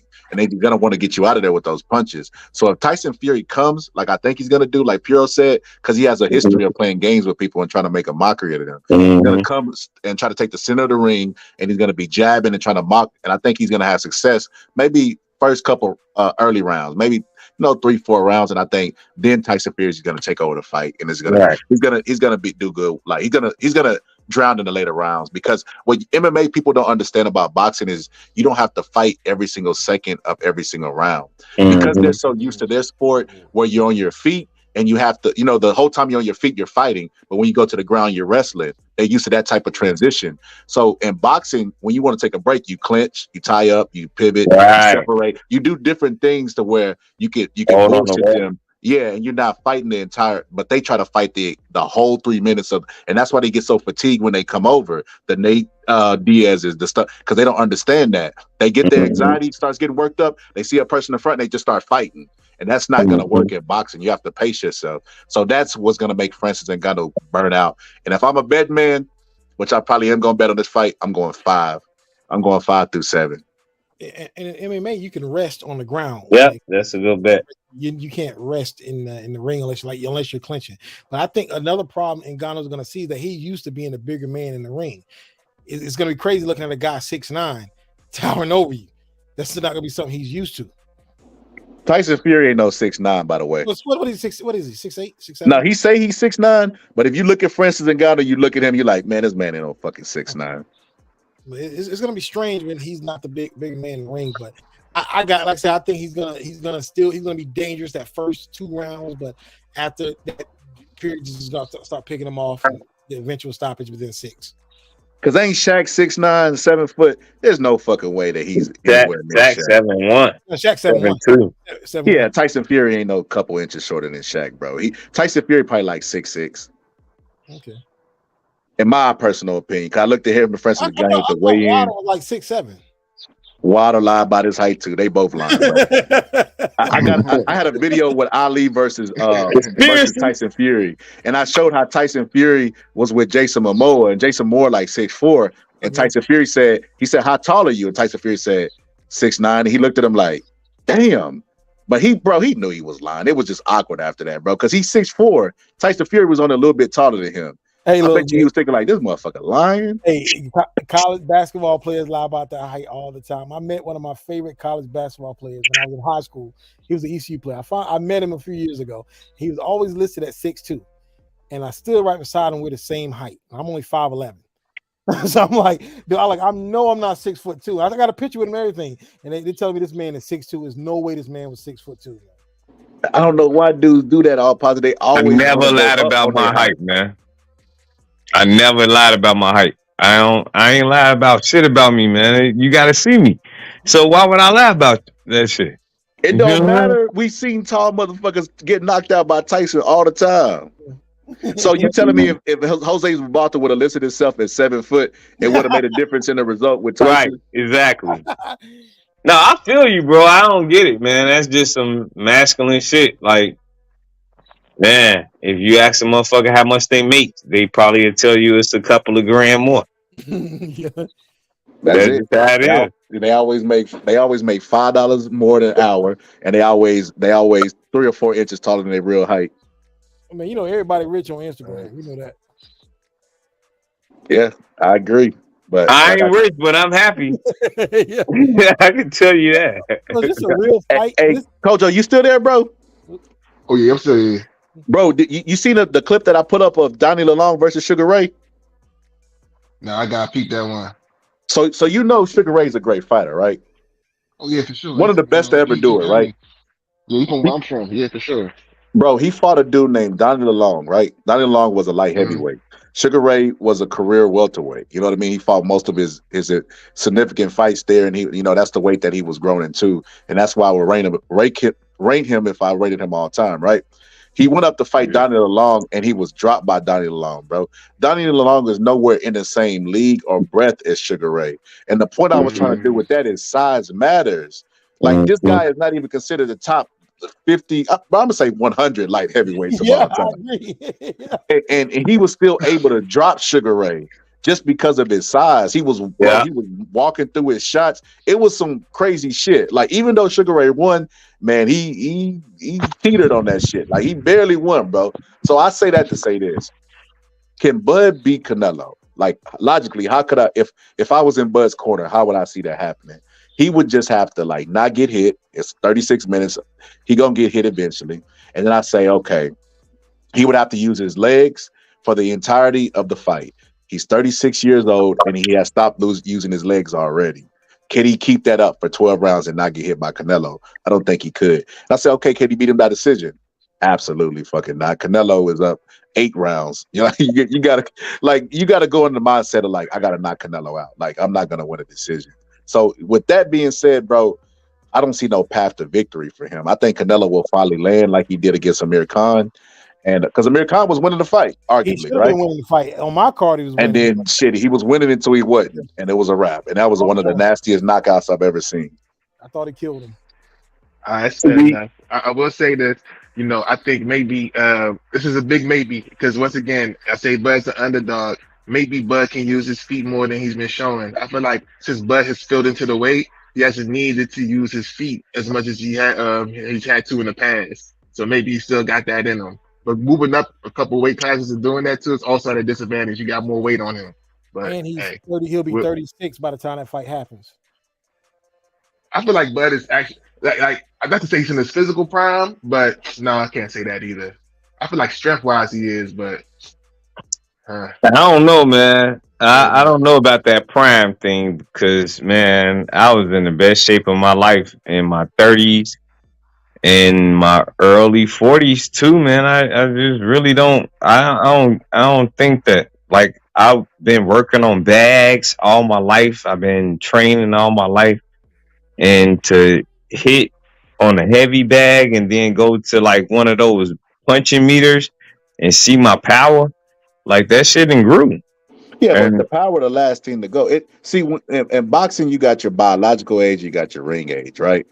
Bud has been fighting for a very long time, and you know he moved up from a smaller weight. He's not even a career welterweight. And for him to jump up 3 weight class, it's just like you got to start. Like, I just got to put stuff in perspective, and not in that perspective though. Not in that perspective, Scholar. Like, I'm just saying, like, in the perspective to say that he's not in his prime. Like 35, you still kind of in your prime. Now, I ain't saying that he can move up and do greater because shit, when I was 18, 16, and all of that, I was running a 4.2. But I don't run nowhere near that now. Like, I'm like an old man. That's crazy. Yeah, I was a freak of nature, bro. But you know, my logic is this, bro, and I've always said this: heavyweights have longer careers, even though they're taking bigger shots, because they don't have to worry about making weight. Your body, your brain is the first thing to become dehydrated, the last thing to become rehydrated. You got these fighters wearing these sweatsuits and killing themselves to make this weight. Like Spence and Bud both said after this fight, it was really difficult making this weight of 147 because their bodies have outgrown the division. So you got a career of just hydrating your brain, rehydrate. That's what makes them washed up. That's why you got a person like Foreman. Most of the heavyweights, they reign into their late 30s, early 40s, perhaps, depending on who it is and what type of power they carry. But that's why, because they don't have to make weight. Because these guys have to make weight, it's added stress to them already taking abuse to their body. And I think that's why you see these smaller guys fizzle out faster than the bigger guys. So when I look at Bud, he's not an old 36, but he's not a young 36 either. Nah. And with that being said, I don't think that after this fight, if he see how the fight go with Jermell Charlo and Canelo, then how that fight go, if he can't get neither one of those fights, I think he gonna rat it off into the sunset. I got a question for you. Do you think Bud got 15 years left in his career? Hell no. I don't think he got 3. The reason I asked that is because Bernard Hopkins, the biggest fight of his career happened when he was 36 against Trinidad in 2001. He still fought 15 more years till he was 51. Like, everything Hopkins did past middleweight, he's still a Hall of Famer. If you erase everything he did at middleweight, he's still a Hall of Famer for stuff he did, winning the title at 175. First of all, he beat the top guy at 175 and he moved up. He beat Tarver. Yeah. He beat Pascal. He was the oldest guy to win a title at 49. I like, so just then he got embarrassed by Joe Smith. Oh yeah, and Kovalev before that, but I knew he was gonna lose to Kovalev, but but it was embarrassing by Joe Smith. He knocked his ass out the ring, bro. Well, like I said, that was even more impressive. The biggest fight of his career was at 36 years old, and then he still fought 15 more years and moved up. I can't see Crawford doing that. Hey, but to be honest, positive, we don't want our fighters to do no shit like that. I don't. We don't. Like that shit was unique. George Foreman taking that 20-year hiatus was unique. And I was proud to see it, and that was beautiful at that time period because we seen what happened to him, why he retired, and all of that stuff, and then he came back and gave it a shot and kept still going at it. I mean, HBO was just feeding us George Foreman back then. Yeah, but I mean, for real, but because he was commentating too, so it was like. Man, you fell in love with George, and then to see Bernard Hopkins, to see him lose against Roy the first time, and then come back triumphant against this dude and continue his career when Roy get knocked out and all of that shit, like that kind of, I ain't like that part, but it still made it seem like, damn, man, this is some once in a lifetime type of shit. But just imagine them throwback fighters, the old fighters like a Henry Armstrong or Charles Izard, fucking Mongoose won his first title when he was 39. Exactly. Like dudes that needed Frank Lanford, of fucking somebody that needed shot in any time. But Sugar Ray Robinson, by the way, though, just imagine if he had time off doing all of them hundreds of fights that he had. Like, imagine if he had time off to preserve his body and to have nutritionists and all of that shit to get him prepared for fights, how great he would be in some shit like right now. But see, they didn't need nutritionists like that back then because these guys they more often fought at their walk around week. They only dropped maybe 3 or 4 pounds. Yeah, because it was same day weigh-in though. That's why Homicide Hank got a record that's never gonna be fucking even touched. Nobody will ever touch that shit, bro. But it was same day weigh-in. Wins if Bud beat Canelo, bro. I'm sorry, I'm gonna have to put him on this list. Yeah. If Bud does that, man, if he beats Canelo, becomes undisputed. Because Armstrong is the only 3-weight undisputed champ. But if Bud does that, I'm picking Canelo to win just by logically. But if Bud does that, Bud's I can't pick Canelo to win because I know how the breakdown gonna be, and it's gonna be 2 races. It's gonna be 2 fucking bullshitty. So nope, I'm rooting for Bud because he my guy, and I'm just like. Jamil Charlo. I hate Jamil Charlo, bro, but I gotta root for him because I see how the Canelo fans be undertaking that little bullshit, and I can't let that happen. So my blackness. I want Charlo. I mean, I think it's a cherry pick. I would like if Charlo won, but I just don't see how he beats Canelo. I think Canelo stops him. I don't think that's a cherry pick, come bro. on, mute, Bureau. Don't let him slander our favorite boxer like that. Get him. I don't think that's a cherry pick, bro. I think Jamil is a big motherfucker. Yeah, but he's come on now. He's coming up 2 weight classes. That man bigger than Canelo.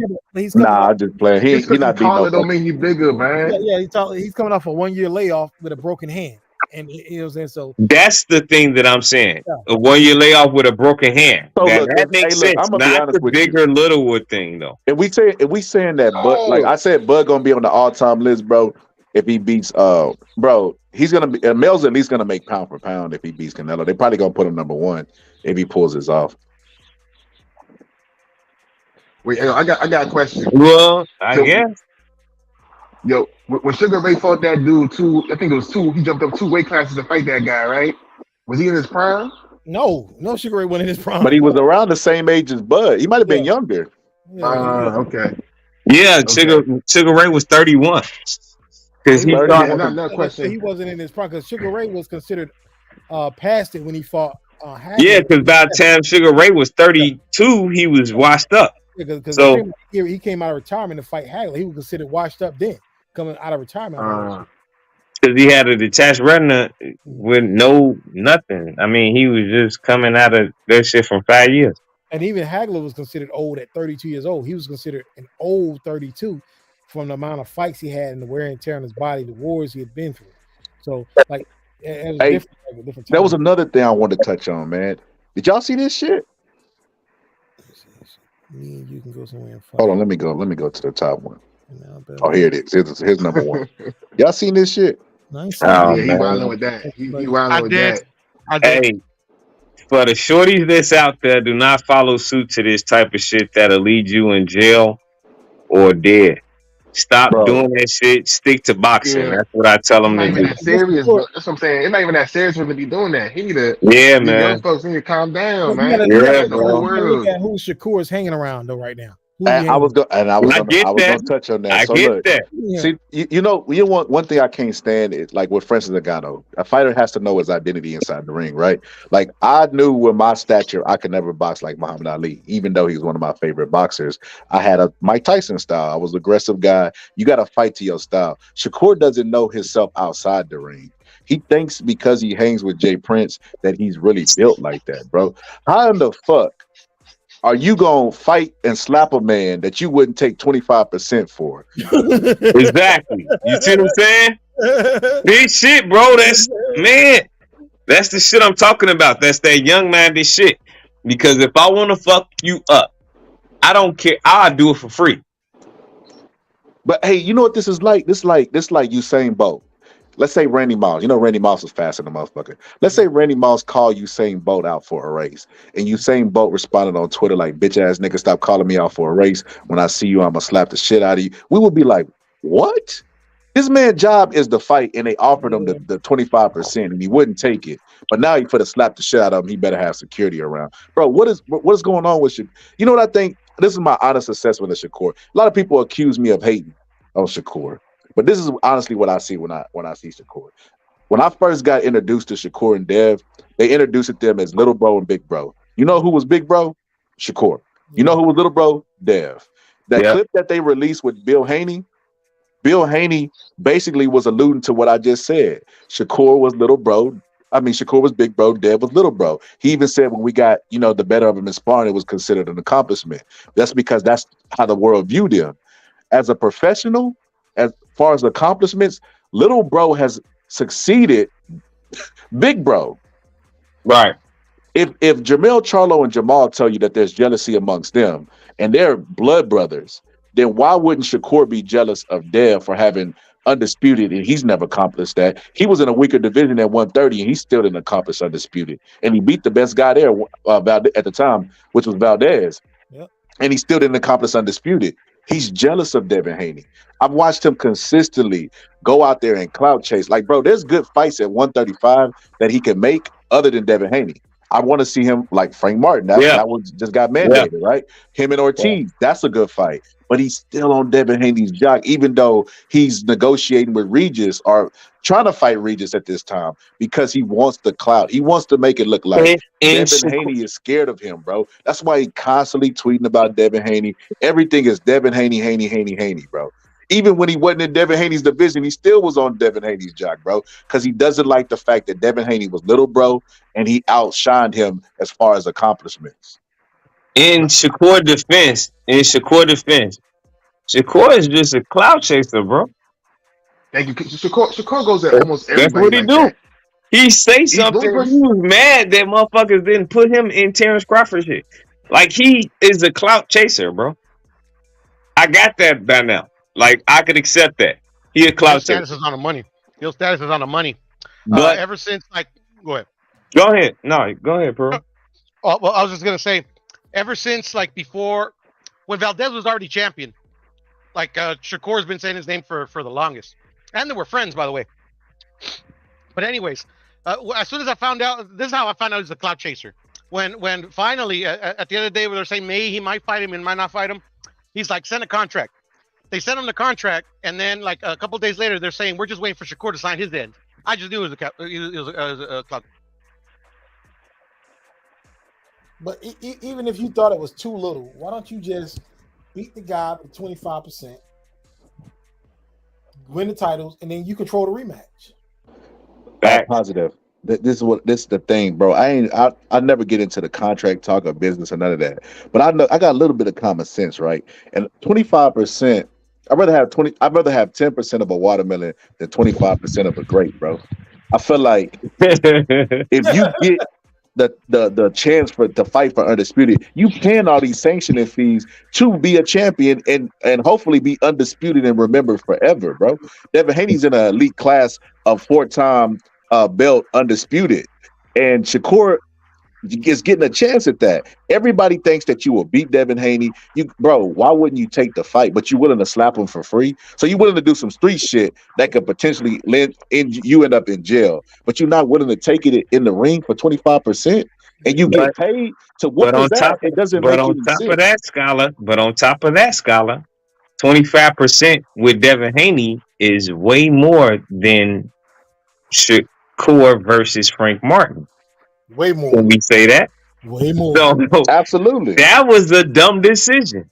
That was way more. You're right about I'll say in defense of Shakur, even though and it's going to a purse bid, bro. It's hold on. What you say, Coach? I was gonna say in defense of Shakur, even though everything I'm saying is 100% right, I think it's also about just knowing your worth. You know, sometimes you just gotta say, like, put your foot down and be like, nah, I'm not taking that because I know I'm worth more than that. So I mean, I support him not taking 25%. I don't support him on that goofy shit talking about going to slap him. You know, but Kojo, that's what we trying to say, bro. Okay, let's say you thought you was worth more. It don't make any sense, but let's just go with that, right? But now you willing to take penitentiary chances and slapping this man. You get what I'm saying? It doesn't make any sense. What is your worth really if you're willing to throw it out for a slap? You get what I'm trying to say, bro? I guess it's about respect, but you know, I don't live by that dumbass code. That shit gets people killed. So, but Shakur was in the same room when Takeoff passed away. He know how shit could get, bro. Devin Haney, he just got a gun charge. That means somebody around him might be packing a gun. Bro, it could get, Bud say, it could get real sticky on both sides. Why would you even invite that energy? This is what Bud was trying to tell those dumbass Spence fans that showed up, bro. Leave it boxing, bro. Let's stop with this gangster shit. Yeah, I can't argue with that. Shakur got a lot of growing up to do still, which is he already been in trouble. So it seemed like he just something wrong with that dude, man. Yeah, honestly, he did the same thing with Tank too. He used to call out Tank until Tank checked his ass, and then you don't really hear him call out Tank no more. So, like I said, that Shakur, I'll give him that. He's least consistent. I don't think he being fake about it, but at the same time, he need to know how to operate better.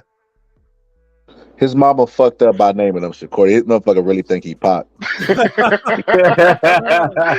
funny. but you said Shakur is worth more. Is he really worth more than 25% that was being offered to him? Because that's what I'm saying. He's done a household name. Nobody knows this guy other than. I don't think Devin Haney's a household name either. Exactly. I don't think Devin Haney's a household name. But them together is bigger than. Got celebrities to come out to his fights. Shakur's not even there yet. Yeah, but them together is bigger.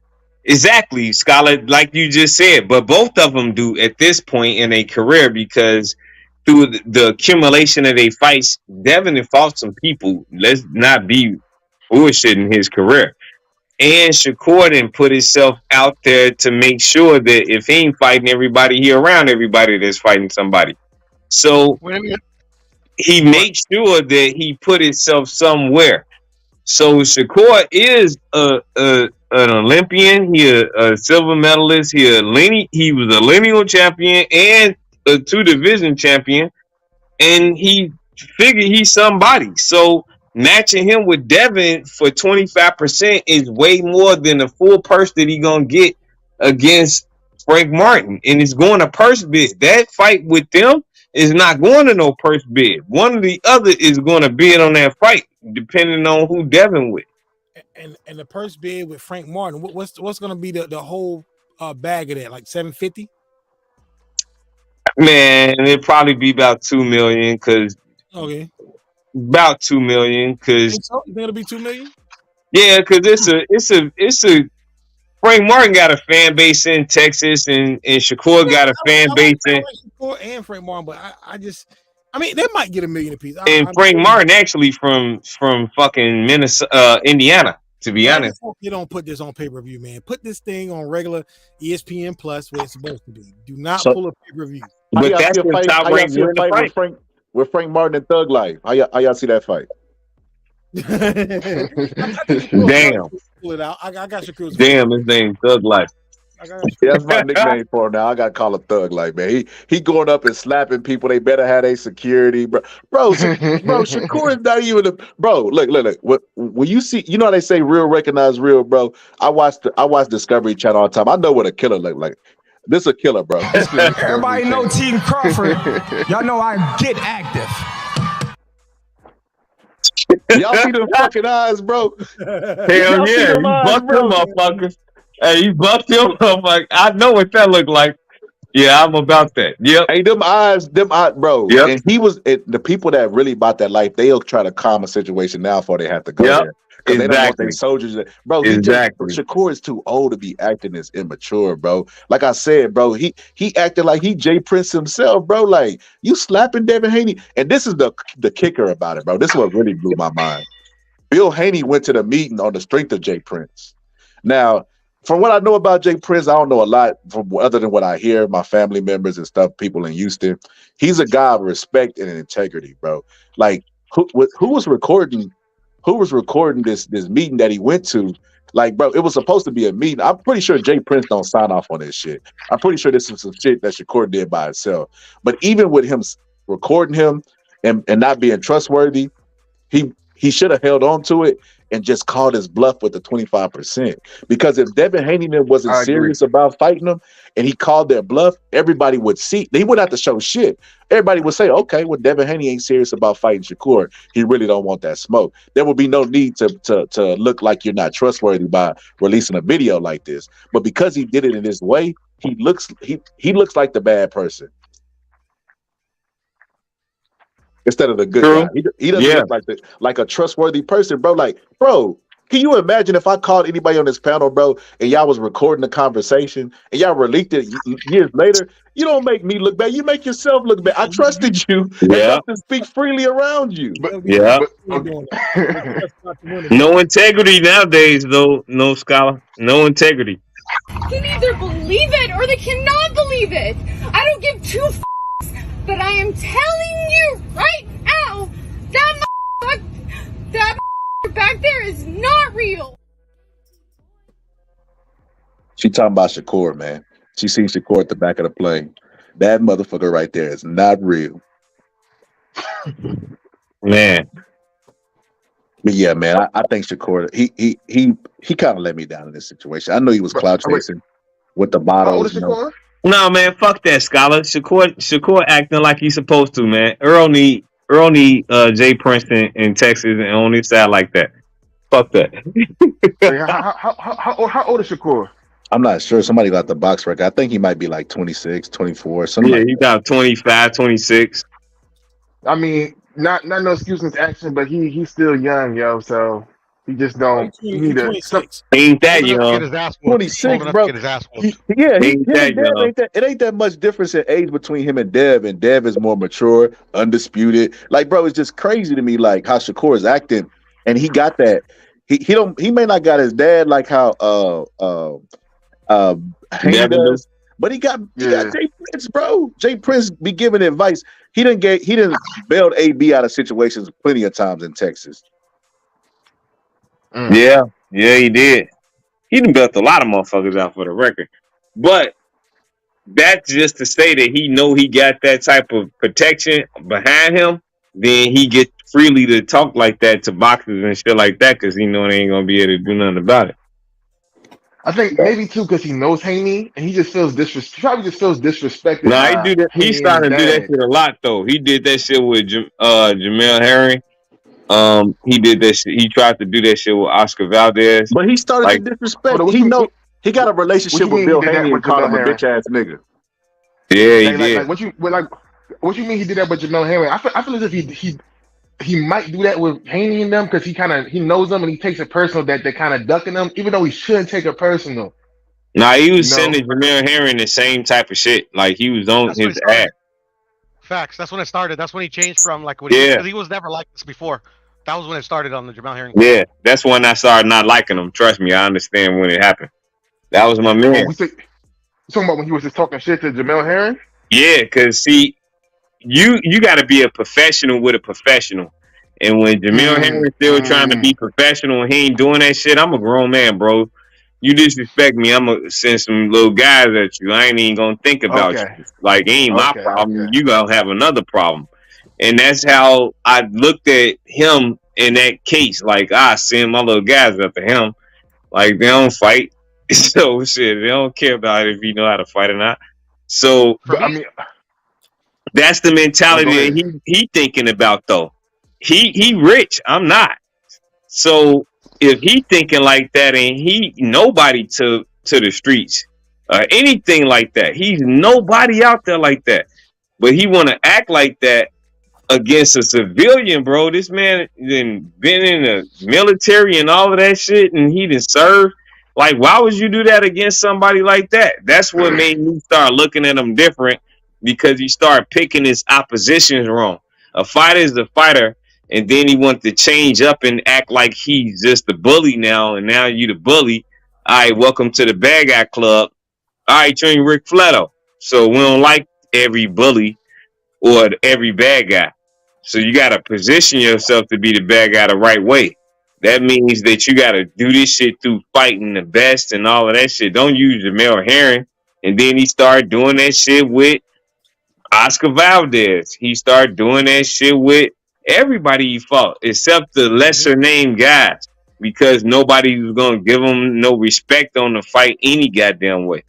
But when it's a big name, he starts showing his ass. But then, okay, so what's the difference between him? Because for me, I thought it was just competitive trash talking. Like, if you look at Ali never really respected his opponents. He used to talk shit about them too. So I mean, that makes Ali. That was some sucker shit Ali did, man. Because motherfuckers hated him. Hold up now. We ain't gonna do that. No, we ain't gonna let that go. You gotta keep a spade a spade. No, we Joe Frazier. I don't even know where you sitting at.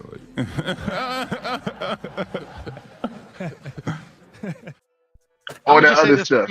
From my perspective, it just seems disingenuous, because it's not the Shakur that I know, and I've been watching Shakur for a cool minute. Like, it's just, to me, it seems disingenuous. That's why I don't like it. My bad. Go ahead.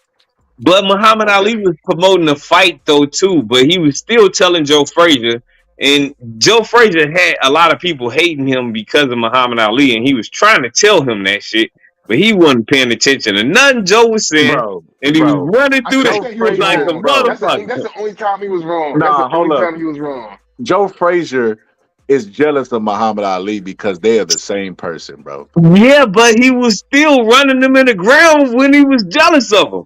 God damn, it's one thing if I'm jealous of you. It's another thing when you beating my ass in the ring and you degrading me as an ugly motherfucker.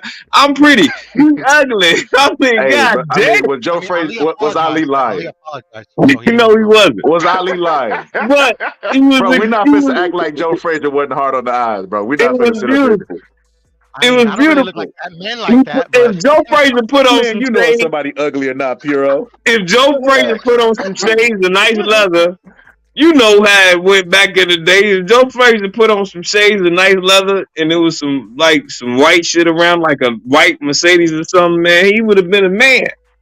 Come on, man. I would have respected Joe Frazier if they would have interviewed him after a fight. He would have just kept it real like this, bro. He's better than you? Yes. And stacks more paper and gets more hoes than you, nigga? Absolutely. Look, Joe Frazier knew Ali was trying to sell a fight. I think it crossed the line with Joe Frazier when he said his kids was coming home crying because other kids was bullying him at school. Talk about, and on top of that, Joe Frazier actually did look out for Muhammad Ali. Like, exactly, he did, bro. He looked out for money. That's the only time he took it too far. That's the only time. Other than that, all the trash talk was warranted. Yeah, I don't know. But Joe understood though. Muhammad made the fight happen. That's why they got paid so much, man. And I think they really got Joe Frazier. Him calling Joe Frazier just didn't, bro. What it is Joe Frazier was just as egotistical as Ali, and he couldn't stand the fact that Ali was talking shit to him, and he's better than him all time. Joe Frazier thought he was better than Muhammad Ali. That's why he beat him so bad the second time. I'm positive. I'm pretty sure you definitely know this. I know Puro probably know. Everybody on the panel probably fucking know this. Joe Frazier caught himself ducking Ali and ducked right in the foreman. He didn't want to Yeah. give Ali the rematch. He was going to try to ride off into the sunset with that victory over Ali and never fight him again and say he was greater than Ali. But what happened is I George didn't know Foreman threw a monkey wrench in the plans because he knocked Joe Frazier out so easy, and Joe Frazier wanted another title shot, so he ended up fighting Muhammad Ali twice after that. But I mean, like, I look at it at this perspective as well. Even though, like, you know, I think Ali thought he was wrong because he did eventually apologize. But at the end of the day, I think he did Joe Frazier a favor because I think it was all of his pent up aggression, all the pent up like hate that he had towards Muhammad Ali by saying all that shit that actually like made him win that first fight and made him so competitive in the second and the third. Because Absolutely. like, just look at if you just compare him like just Yeah, for skill. I agree. I mean, I agree. Frazier never Phil. lost to him ever. But Yep. I agree, Phil. Absolutely, Pierre. Good ass point. But you know, Yep. it's like the same thing that made him like Ali apologize. I think Ali just didn't mean no harm by it. He was just being himself. He did it to every opponent. It wasn't like he specifically did it to Joe Frazier and nobody else. See? I think Joe Frazier just took it Wait, the wrong way. Wait, let me so- say this. If you standing on somebody's foot, bro, and they say get off, and you be like, man, fuck you, bitch, you a dick, bro. If you be like, oh my bad, bro, I didn't know I was standing on your foot. That's what I think Ali did. He was like, I didn't know I was gonna take it. That's why I use him as an example, Scholar, because he was the epitome of being the natural bad guy to every boxer, not to the fans or anybody like that. He was the bad guy when it came to who want to fight me. Oh, I don't care if he's a bum. He gonna make a song about you. He gonna make a poem about you. He gonna make everybody know your name as he whoop your ass. So you gonna get famous for him whooping your ass. But the only fight that he was actually malicious in was probably Ernie Terrell. But the rest of the fights, he didn't carry no vitriol. Shakur, I feel like it's not the same thing. Like I didn't know about all the Oscar Valdez and all that stuff. The hearing, I didn't know about any of that. I'm talking about specifically Devin Haney. I feel like is like Piro said, is disingenuous and it doesn't go with the character that he is. Bro, I'm gonna be honest with you. If Shakur walked into a store and tried to rob me at gunpoint, I probably would laugh, bro. Hey, if Shakur walked into a store with a purse on him and he pulled out a bunch of money, I'll rob him. Bro, I'm gonna be honest. This me just be keeping it real, bro. I'll push Shakur down, bro, and dare Shakur to get up, bro. Yeah, I knock him out. This face don't scare you? This face don't scare you?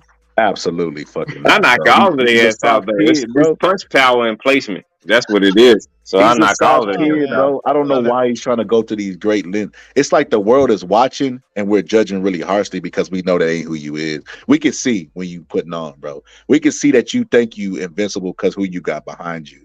But that's that not to say that I don't think that he ain't that dude. Like I think he's that dude.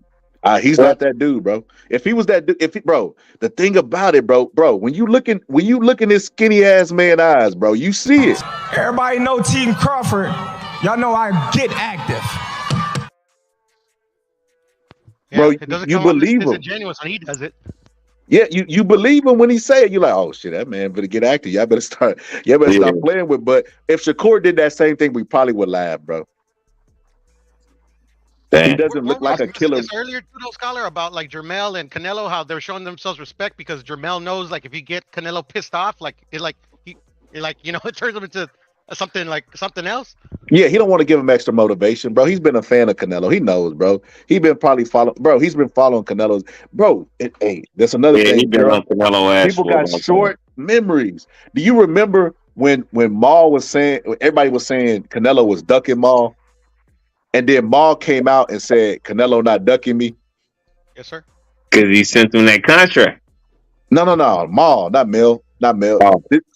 But he basically was trying to kill the narratives because what I consistently hear is people saying a guy ducking him and he's not even in their weight class. And I think that that's just stupid to me. Somebody was trying to tell me how Mel was ducking Bud because I'm like, okay, how is he ducking somebody that's not his division? Oh, he knew he was gonna move up at the one. There's a rematch clause. Like if Spence would have said let's do it at 147, they would have had to exercise it at 147, bro.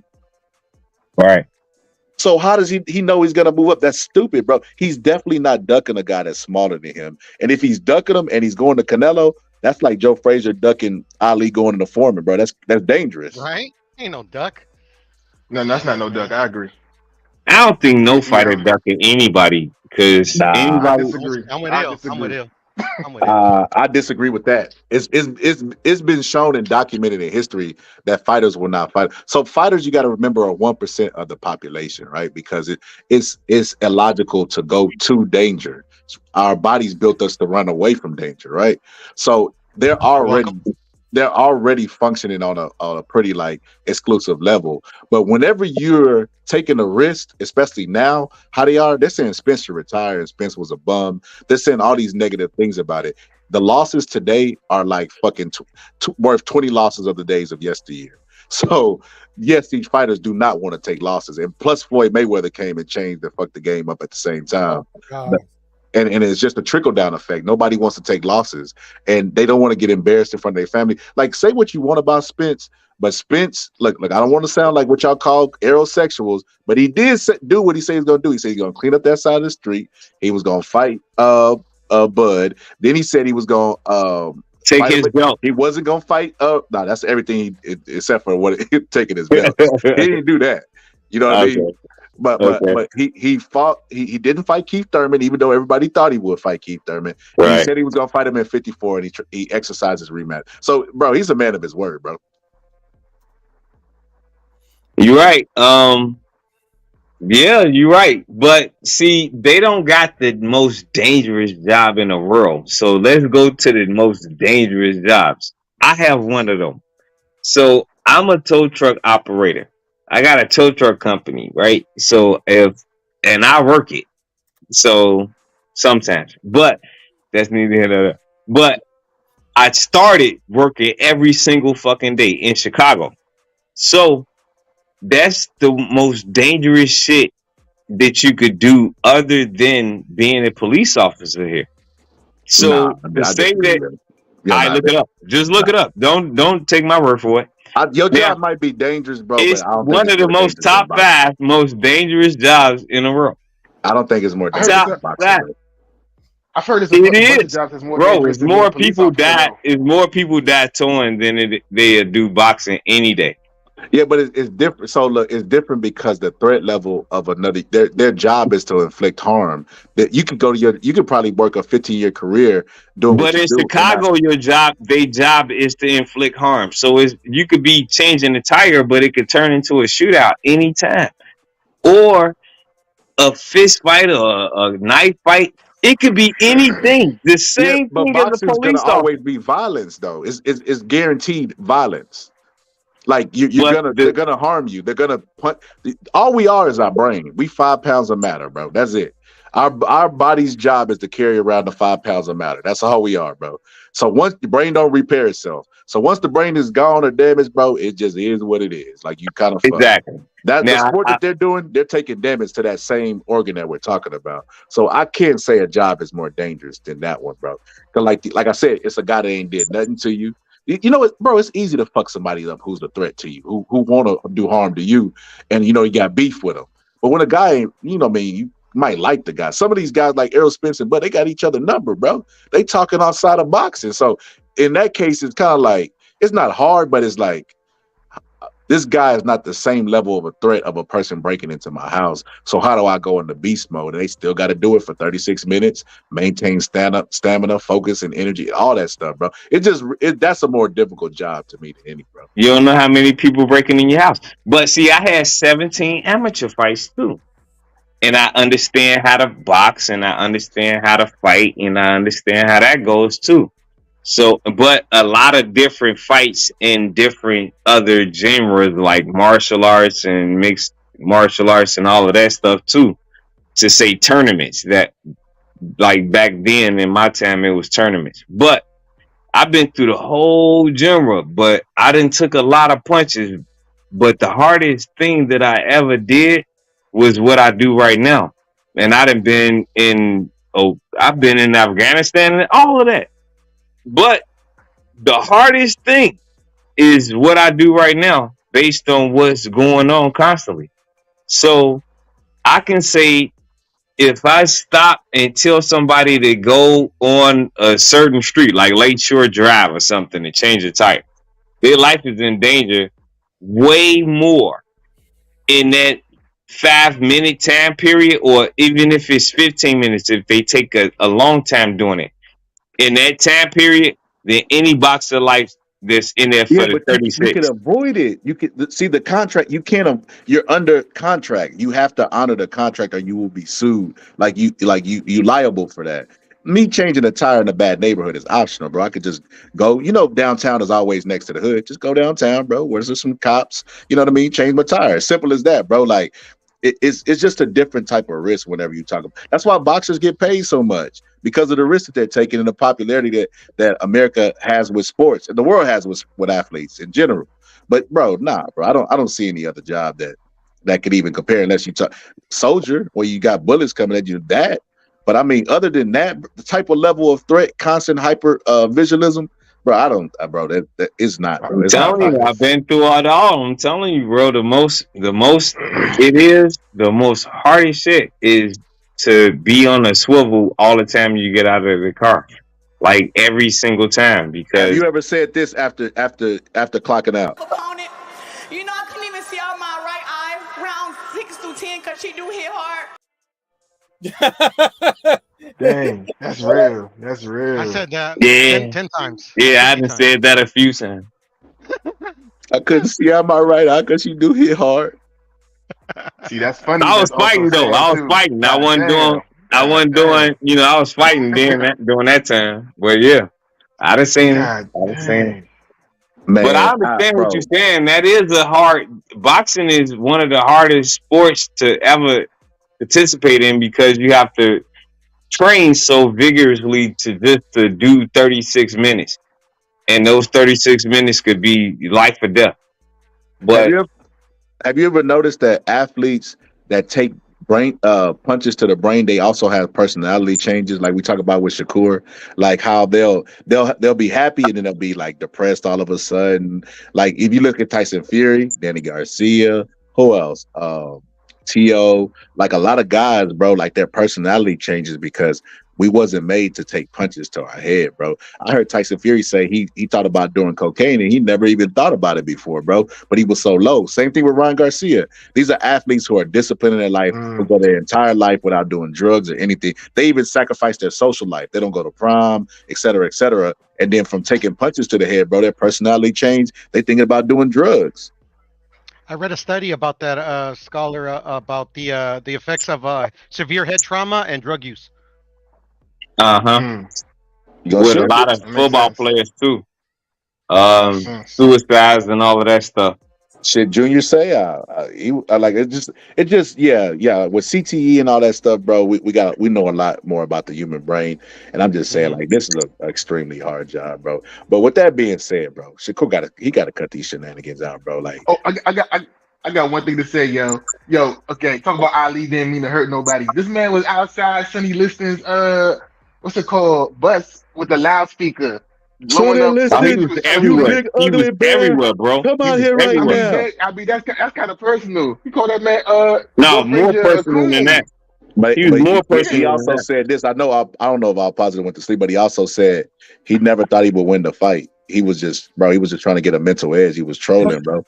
Well, he also did. Now, one guy, Ali, other than Ernie Terrell, one guy he did not like was Floyd Patterson. In the second Floyd Patterson fight, he could have knocked him out early, but he just tortured him with a jab the rest of the fight. Right. Yeah.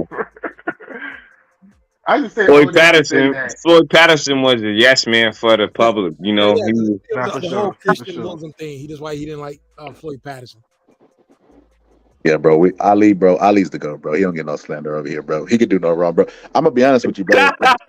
if cancer ever get cured, bro, it'll be because Ali left the formula, bro. Fair enough. Ali is the GOAT. For sure. Hey, Ali the GOAT. I got a lot of pictures of him in my dungeon. Shit, I fuck with Ali. He my man's, but I know real recognize real.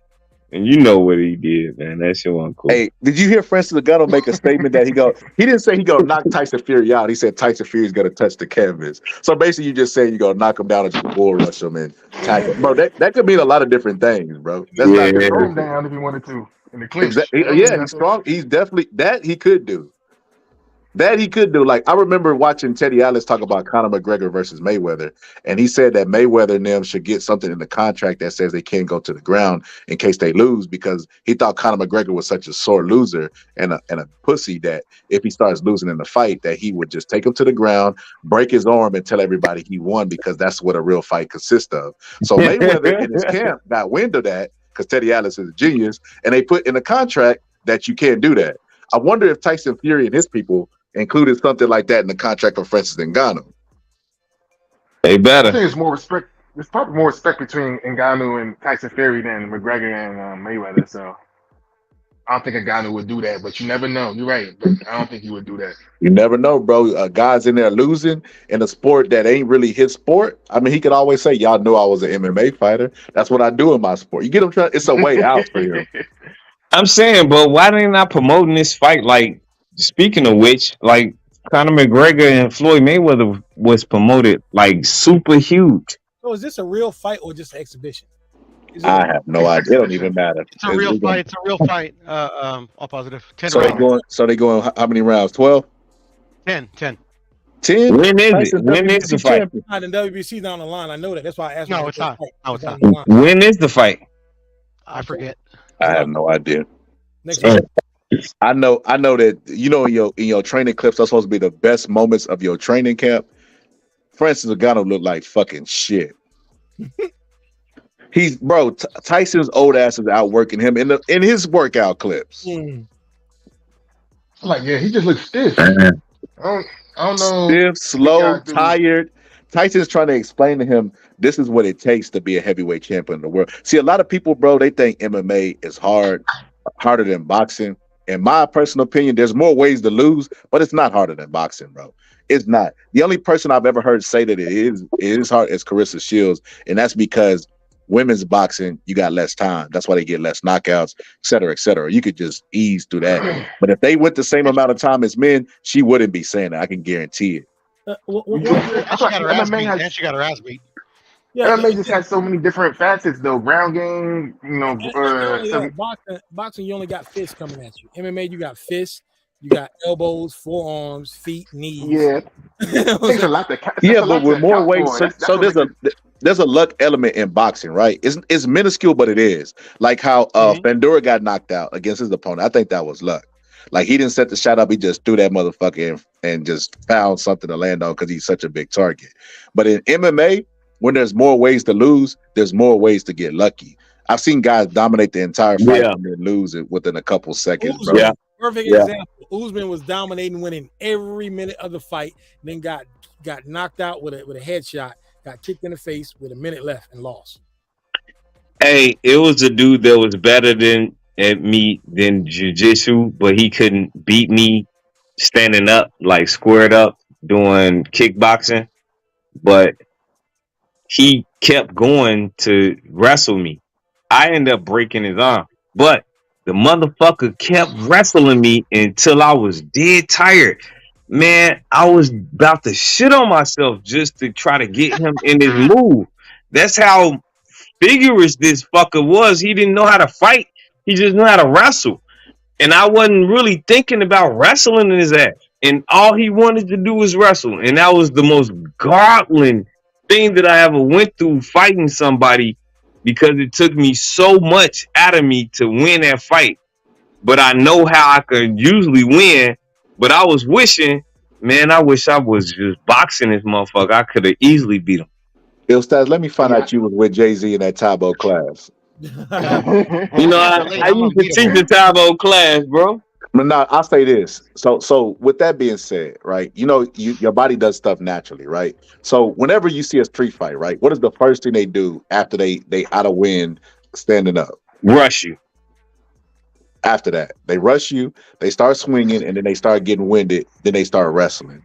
Because wrestling is a natural defense to try to rest. Yeah. If you look at MMA, they'll maneuver, but they'll rest in between it. Yeah. Even when they train it, they lay on the bags and they rest, and then they pop up and they start hitting. Yeah. Ain't none of that in boxing.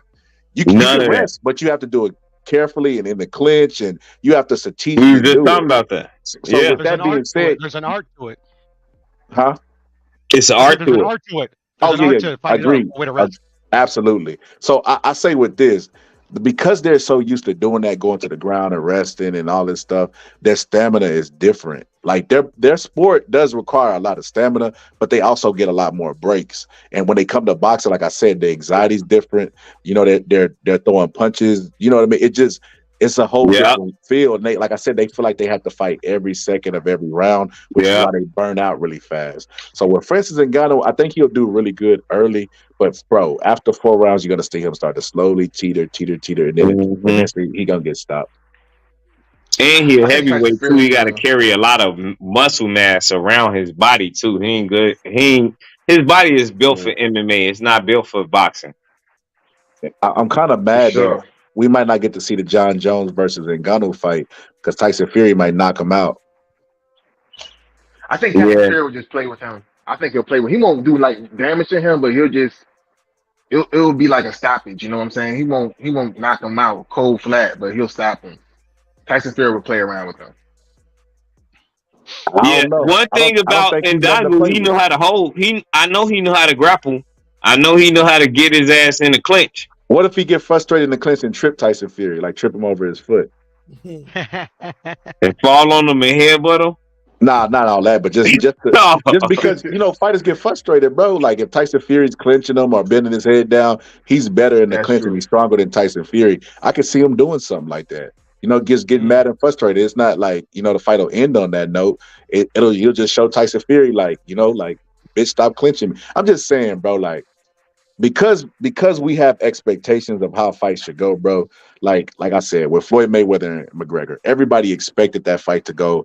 Conor McGregor missing a whole bunch of punches, Floyd freestyling on him, smiling on him. But Conor McGregor's a southpaw, and everybody know you can't use that shoulder roll on a southpaw. The angle is different, right?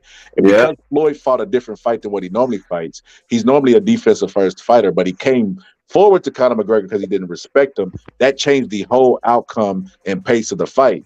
And if Tyson Fury fights like a disregard type of style, bro, even though Ngannou's slow, he's gonna catch him, bro. And when he catches him, bro, is like Tyson Fury can't then say, "Oh, I'm gonna get serious," because he's already in the fight. He better not come out and try to play with Francis. That's the point I was making. I don't think it's hard. I agree. Wilder though. Yeah, I think Wilder. Even with Wilder, he was anticipating the right hand from the opening bell. He gave Wilder a ton of respect. You know what I mean? If he comes out and plays with Francis Ngannou, hands behind his back, that herky-jerky shit that he ain't did since he been with Sugar Hill, it's going to be an interesting fight for me. Because Francis is a really fast starter, and he has a ton of confidence, and he believes in his power, even though the power is not going to translate. Like, people think MMA fighters are going to come and be these knockout artists. They have smaller gloves, and like I said, the fighters that they're fighting don't know how to strike properly. So it's like, you know, their chin's all in the air. Just a lot of different factors that you can't just use that type of theory and bring it over to, like, no, they're not going to be punching like that. If the power would transfer, Floyd Mayweather would have got slept by Conor McGregor. Yeah. Scholar, do you know the story about why they call it striking in MMA? Well, Yeah, I mean, I don't know. I mean, I used to know it better, but it has something to do with Dana White and wanting to be like a boxing promoter. And at the end of the day, like, I guess it's like a legal thing. That's why they call it striking. They're trying to like keep it as separate from boxing as possible. I'm not sure, but yeah. That makes sense. Not a Mixed knockout. martial arts, but it doesn't include boxing. That makes perfect sense. That Dana White used to be in boxing. So hey, let's just call it striking. Let's not call it boxing. That makes sense. He was trying to cause like a little separation. Yeah, something like that. Yeah, that makes perfect sense. But look, if Francis Ngannou, let's do devil's advocate. What if Francis Ngannou wins? Oh man, yeah, he's not gonna win, bro. I know he's not. That's what I'd say. Let's just pretend. What does that do for the heavyweight division? Does it prove to us that this shit is trash, bro? Well, Fury will still be the champ, but I'm just saying it will prove that it's trash if he does win. So it's not for his belt. If it's a real fight, then it should be for his belt. It ain't for his belt. So how is it a real fight? Because it goes on Ngannou's record and on Fury's record. Yeah, it was. Yeah, that's why I didn't know it was a real fight. It's not for the belt. That's why I was asking. Because WBC said they're not going to put the belt up on this fight, which is good news for Ngannou because he didn't have to pay those fees. It's They funny call them that showcases. Tyson Fury should be. yeah, it's funny that Jose Suleiman comes to let us know that he's a whore, but he's a whore with standards. Right. Not Jose, not Don Jose. His son. His son, Mauricio. there's two Oh yeah, different people. Mauricio. I'm sorry. Yeah, Mauricio Suleiman is a whore with no standards, bro. Come on, he don't have standards. He's just doing this No, he right don't. now. But he tries to appear to. It's it's like, bro. It's like the prostitute, bro. It's like, hey, let me give you $100 for the fuck you while you stand on your head. Okay. Well, put your tongue between my feet. What? I have standards. You know what I mean? That's what it reminds me of. Fact. I'm gonna say University is good. The WB University Damn, is really Scholar, good. you crazy. What you say, Pierre? I was saying that the university is really good. At least in my opinion. I learned a lot in the 2 classes I took. Yeah, but I mean, shit, Pierre. I feel like you would like the higher you would have went up. If you would have tried to apply it, I think you would have became more disgusted, bro, with the politics about it. Of course, Like, of course. the stories I hear, bro, is just fucking absolutely ludicrous. Like, bro, this Usyk fight, bro. I was shocked that I even had to make those Usyk videos, man. Right. Bro, it definitely wasn't a low blow, bro. It was definitely, he had his trunks high and he caused the trunks to rise by the movement he was making inside the ring. But And even the with knee that, bro, going up, he put his fucking knee up like he was scared to even get hit damn near in a low blow. I mean, even with that, the cup, bro, I had to release another video with that. They don't understand because they ain't ever bought that cup, bro. Ain't was nothing so coming to low. that. That cup was Ain't nothing coming down. to that, bro. Ain't nothing's coming to that goddamn cup, bro. You're not gonna feel it unless the cup is angled in a right and they hit it in the upper position. But that's a lot of what ifs, bro. That's a lot of what ifs. Yeah. Usyk does it too many times. He's a usual suspect when it comes to body shots, bro. He just can't take that shit. It Yeah, just he is what it can't is. take that body shot. Yeah, Coincidence. It's not a coincidence at this point. Exactly. Yeah, he can't take it. They coming up under my video with their opinion. I'm showing them facts. They still debating the facts with their opinion and with no facts. It was a beautiful video too, by the way. They said that shit was clearly low. It was clearly low. What am I watching? Bro, they just crazy shit. I'm like, the fact that I even have to make videos like this show me that the IQ, bro, we got to make fans great again, bro. The IQs is too low. Fans are horrible. They'll never be great because they have bias over fighters, and you can't tell them shit after that. We've always had biases, but we've always the crazy shit has always been laughed at. Now the crazy shit is taken seriously. Like, bro, we're sitting up here debating whether it was a low blow or not, bro. There's no question. Now look, granted, I think Usyk would have got up. I think he would have had no choice. He would have lost the championship on the ground if the referee would have just started his count. But the referee was so fucking biased, and it was the same referee from the Anthony Joshua fight that gave him time in that fight that he literally. First he said it was a push down. He gave the signal for it like he was on his neck. And then he went from that to timeout. What's going on with you, man? You need more time. Exactly. The boss got jumped in there, bro. No, we got more time. Your video taught me 2 things I didn't even know. One, that it ruled it a push down. I didn't even know that shit. That made it more egregious. I didn't either. The second one was that it's the same ref that's in the AJ fight. That shit blew my fucking mind, bro. I'm like, what the fuck is going on here? That's why I say it was a great video. It taught us all broad something. Daylight, Pure, right up under our nose, bro. Yeah, and you the taught fact us all that something. We're still debating whether the shot was low or not. Fuck the shot. Let's go with this corrupt ass referee that's helping Usyk jump people in the ring. But I yet said that he did the same thing in the Derek Chisora fight, and they looked at me and said that I was crazy because I said that, and everybody just started commenting, "Oh man, he don't know what he's talking about." Like they ain't watched the same fight. But I forget. They just talk about boxing. They don't watch it. They don't interpret it. They don't register it. It ain't nothing to them. They just going on to the next fight. Hey, what Jannard Hill just said, and the Better Be fight this amateur, bro. This flopping shit has been a career of his. Yeah, like I said, DeBois is a professional flopper when you hit him above the waist. Usyk is just a body flopper. You hit him, he gonna act like it was a legal shot and try to buy more time. When Better Beef hit him, bro, he tried to say it was in the hip. Oh man, he hit me in my hip, below the waist. Give me try to shake it off and act like he got hit in the hip. Bro, just consistently flopping when he gets hit with these body shots, bro. Hey, And but let's talk Scholar. about Daniel Dubois though. Did he look like he really took a bad shot when he got dropped? no, he just flopped, bro. He's a flopper, bro. He can't take it like he could dish it. The boss is $1 million when he's beating you up. The moment you give it back to him, bro, he like a turtle going into his shell, bro. He gonna recline, bro.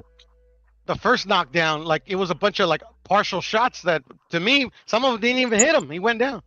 Yeah. Facts. And the second shot was like a jab, and he just said, "Fuck it, I'm just out of here." Pure, he almost looked in his eyes as if he was waiting for a hard shot to sell the shot that it was hard. You get what I'm trying to say? Yeah. Yeah. No, that's Like he facts. almost looked disappointed, bro. Like, damn, hit me harder next time, Usyk. Yeah, I was watching the Marco Antonio. Well, not was it Marco Antonio podcast. It was the Pro Box TV podcast in Spanish. Marco Barrera and another champion by the name of Arce were like saying the exact same thing we're saying. That's dope. That's dope, bro. Bro, I was just watching fucking Marquez the other day, bro. I forgot how good Marquez was, bro. Woo, beast. Bad motherfucker, bro. Yeah, man. Yep. Bad motherfucker. All positive. You there? You talking about Juan Manuel Marquez? Yeah. Now this is something y'all might not agree with me with, but I think he beat Pacquiao in all 4 fights. Nah. Say that. Nah, that's I don't not think- I don't controversial, think bro. it's Yo, as crazy. Hell no. Including the I don't first think fight it's when he was controversial. knocked down 3 times in the first round, he went on to dominate Pacquiao the rest of the fight. Like I actually thought Manny won that fight. I didn't think it was a draw, the first one. I actually thought Manny won that fight. But I'm saying it was a close fight. Anybody giving Manny the first fight, that's fine. But the third fight was not. Oh, that was a straight robbery, bro. Yeah, I would think that too. I would agree, but the It don't first matter. fight, He fixed it in the 5th fight. He fixed it in the 5th fight. He made everything right in the 5th fight. The fourth fight. Yeah, in the fourth. You mean the fourth? You mean the Oh, fourth? excuse me, the 4th Yeah. fight. Yeah, the 4th Yes, fight. sir. Yes, sir. They robbed him that third fight because they wanted to see Pacquiao Yeah. Mayweather. They robbed him Mhm. bad, man. He really no, but Manny Pacquiao got robbed the first fight. no. I'm saying even I though didn't he even knocked think him that down was a 3 robbery, to times be in the honest. I first thought round. Manny. Bro, it wasn't no draw, I'm man. sorry, brother. I'm sorry, brother. No, He clearly won that fight. even though when he knocked him down 3 times in the first round, he got up. I think he lost the second round, but he dominated the rest of the fight from the third round. Yeah, on. exactly. Yeah. Marquez dominated the rest of the fight. Yeah. I don't think it was a robbery. I actually thought Manny won. I actually thought it was a clear, like Il was saying. But I mean, like, because they gave it a draw, or they would have gave it to, or if they would have gave it to Marquez, I wouldn't have made a big stink about it. I thought the fight was that close. It was a really close fight. He just those 3 The only reason it was close because of those 3 knockdowns in the first round. Exactly. Facts. That's That's the only But reason. one thing we can agree on, those 4 fights was well needed. Oh yeah. All 4 of them. Them motherfuckers course. was great. They like just complimented each other so well. You know, it's just Yeah. That's what boxing does, though. And I tell you another great But, series. yo, too. All right, y'all. Marquez Thanks for having and me on. That was a good series. Take it easy, Kojo. Nice to meet All you. right, bro. All right. Sure. See you on the next one, bro. Yes, sir. For sure. Yeah, that's a series no one talks about. Marquez versus Vasquez. Oh shit! I was at. Oh, yeah. His brother. I was at 2 of them. I was at 2 of them That live. was a good Damn, series. he was Puro? Mm-hmm. Oh, that's what's up, man. Damn, girl. You been a fan for a while. Yeah, no, Puro went on that shit, man. He in been on Cali, it for a bro. while. Yeah, He he in ain't new to Cali. this. He He get true to to do this. that shit. That was about the first time. Marquez he made Vasquez quit the first time. And then the second fight, Vasquez came back and knocked him out. So 6 months later, Yeah. positive. 6 months later. Yeah. That was some beautiful shit. Both fights was dope though. they had like 4 fights. And I think those fights No, are the reason the why second they two think Earl wasn't- could win possibly and stuff like that. Because like nobody usually fucking makes somebody quit the first fight that gets knocked out the second. It's Yeah, like so exactly. rare. You So it gives rarely people see it. hope. That's what I was telling Scholar earlier. It gives people hope. Hey, sometimes that's all you need. Like they said in Superman, you need a symbol. Sometimes all you need is a symbol. Yeah. And that's the point I was trying to make earlier when we were talking about that. But this is Don't the give difference him- between Errol don't give him Spence hope. and this is the difference between Errol Spence and like Vasquez Marquez the first fight. Like Vasquez quit the first fight because of an injury. He broke his nose, he couldn't breathe. Freddie was telling him, Freddie was actually trying to push him out there and be like, go. And he's like, nah, I can't breathe, Freddie, I can't breathe. So he ended up quitting in the fight. So like when it's something like that, and like the guy's like is capable of beating the other dude even though he quit. Okay, I can see more like, okay, yeah, this could be different. But where in the Errol Spence Terrence Crawford fight, I mean, he beat him in every aspect of the game. He didn't quit because of an injury. It was because of none of that. So that's why I give it such a low probability of him pulling it off. But nothing's impossible. But just say he whooping his ass like this the same way, and they get to the fourth round, and he knock his ass out. Then what? Like, come on, man. Let's just. I don't even like the And we get rematch. a third. I'm not paying for it. Third, man, I don't even want to see the second. I'm gonna be Me honest with you. neither, man. Me Neither neither. do I, but I'm gonna pay for it and I'm gonna watch it. You a fan, Pure. I don't want to see, I bro. am. Well, Pure, what if if I Spence want, wins the second fight? I got Crawford winning, but what if Spence wins it? man, what if? We get a third. What if? We get a third. Look, I'll give you a scenario. You know, I like to do scenarios, right? The only way that Errol Spence wins is an asteroid got to come out the sky, shoot through the fucking stadium. Where are they fighting at? Cowboy Stadium, and they fight in Vegas, wherever. Hit Bud in the head, and it's still gonna be a draw. That's how much faith I got in Errol Spence winning this fight, bro. He is not winning this fight, bro. If he wins this fight, bro, I would have to like just start studying film for a whole month and not even drop any videos to see where I went wrong. I'd have to see the flaw in my era where I completely missed this path to victory for him. No, I would say this. If he lose, I would know boxing is full of shit for real because Bud took a dive. That's what I say. Now the conspiracy out there. I'm Look, the first person. if Bud take a dive, it's still gonna be a draw. That's how much faith I got in Spence. I mean, conspiracy theories aside, like realistically, the only way I think he could beat him if he was to get another coach, because like with this coach, like just I didn't see like any sort of adjustment in the first fight. So at the end of the day, to me, that's a bit of strategy in there. So I think you could hold Derek James into account. So if he had changed the coach and he was the type of fighter that literally is proven to beat other opponents that are better than him, okay. But I mean, he's not that type of fighter. I mean, I don't know, man. It's just I don't know. I If he changed disagree another about coach, him leaving. No, he should not leave Derek James. Look, first off, Derek James can't. Nobody could teach Errol Spence what he lacks. He lacks foot speed, right? His like Bomac said, his hands are faster than his feet, and he gets a little top heavy, and he stretches his feet really wide, and he brings his height down. He just has fundamental flaws that he has to correct, and he don't have enough time to correct them. So, in my personal opinion, the only way he even survives 12 rounds, and you're not gonna forget about winning. The only way he survives 12 rounds is he has to use his jab on his back foot with a lot of feints. That's the only way that he would. Like, it don't got nothing to do with the trade. It just common sense and situational stuff that is going to get him tactics to get him to survive the 12 rounds. But I don't see him winning this fight. But that's bad, Scholar. It's a tough one. It's a million long shot. That's Comment bad, said Scholar. He can't move off his back foot. Hold on. Comments say he can't get Canelo versus Benavidez off his mind, bro. I do not want to see that fight, bro. I don't want to see that. I don't want to see that fight anymore because, bro, look, think about it.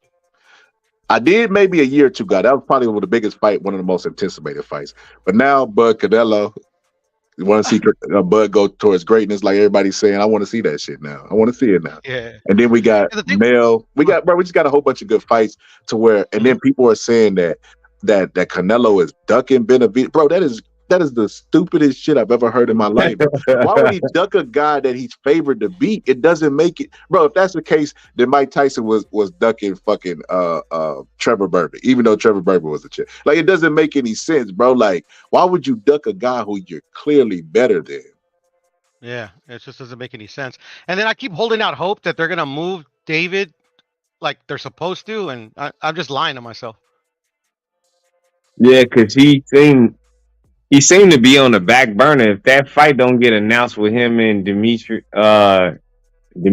Andrade, then I don't know. Like, what is he doing? Where is he going? Like, they moving him in a horrible way, especially when they not promoting the fights, man. Like, even with Canelo and Charlo, they should be doing a little bit more. We should be talking about this fight like Earl and Terrence.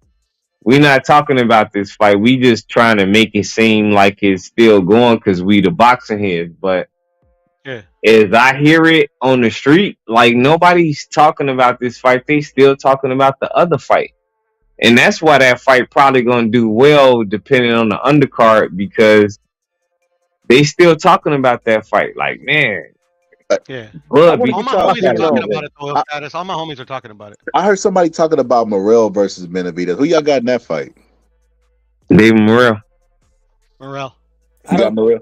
I think if Benavidez wins, he won't get the credit. I got Benavidez. I don't think he's gonna get credit if he wins. I got Benavidez. I got Benavidez for this small little. You know, I don't go by names. I go with styles. And I know that Cubans don't like to fight in the inside, right? And Benavidez is a good inside fighter. You know, I'm not like great. He's not great. He uses his physicality though on the inside. And I think it'll be something new for Morrell. And I don't know if he'll make the adjustment this early in his career or have to deal with forearm to his face. I don't know. I know he's probably dealt with it, but not on a consistent base with a lot of pressure with a lot on the line. Yeah. So I think Benavidez can possibly. He possesses a style to beat him. Whether he'll do it or not, I don't know. But I would be riding more with Benavidez if they fought at this point in his career. Yeah, I think David's biggest advantage is kind of Morrell's biggest advantage. They both haven't fought nobody. They've literally fought nobody to test them in any way. Facts, bro. He said Benavidez is fighting Andre. I forgot all about that fight. What y'all think about that shit? That's what I was just talking about. Publicity stunt. Benavidez versus Andrade. Y'all was talking about that?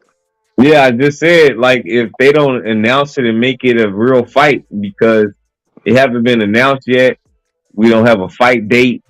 We don't know if that fight is really happening or coming into fruition. But I did say, like, if he don't fight Demetrius Andrade, then who are you gonna fight? David Morrell? I mean, he not being moved in the right direction right now. Nope. I think it's a publicity stunt. I think it's a clout chase. I think the only reason they would take that fight if it comes to fruition is to say that David took it when Canelo wouldn't. That's it.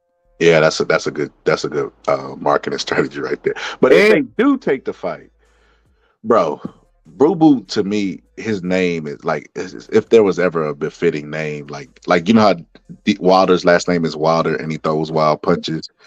Boo Boo's is Boo Boo, bro. He's trash. Like he's shit to me, bro. Like his style, nothing sticks out on Boo Boo. I'm like, oh my god, I cannot believe they act like Boo Boo is a guy that has been like wronged by boxing. Like boxing has did him dirty, bro. As if he has no part to play in doing himself dirty. Same thing with Benavidez. Everybody who says Canelo is ducking Benavidez will never outrightly answer why they never fought.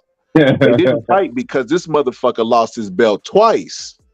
That ain't no fault of Canelo. Canelo's discipline. He did what a fighter's supposed to do in the ring and outside the ring. He didn't lose his belts. Benavidez lost his fucking belts because he had. I defend David on one of them, man. That COVID shit, man. That wasn't cool. How they did him in that hotel room that he was in and all of that shit. He couldn't work out. Like that was bullshit, man. You got to give him credit for that one. Man, the cocaine. They didn't give him a juice. He's not getting no credit for the cocaine one, bro. Yeah. Not that that belt, one. defended it. Canelo would have had no choice but to go through him to get undisputed, bro. Okay, I'm tired of chasing you. He wouldn't even have to chase Canelo. Canelo would have had to come to him for legacy, bro. But because he lost that belt, bro, ain't nobody. Oh yeah, no, you right. You right, bro. You right. And I mean, 2 times he did that. I understand. But that COVID thing, man, I mean, I don't want to keep saying that. But that bubble that they was in, man, that shit fucked him up. And he was one of the first dudes that had to do it. And he ain't go through it the right way. But, I mean, it is what it is. But that, the cocaine thing, yeah, you know how I go.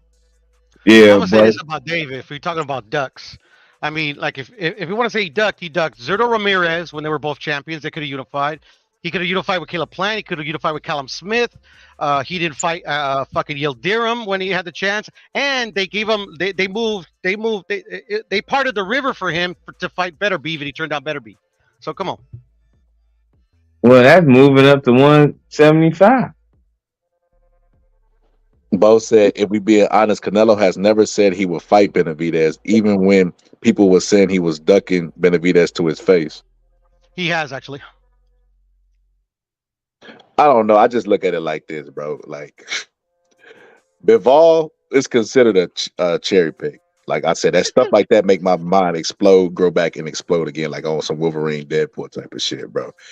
Bivol is a duck. What the fuck, Bivol, bro? If Bivol fought Benavidez tomorrow, who would y'all pick? Who would be favored? Bivol. I'm picking Bivol.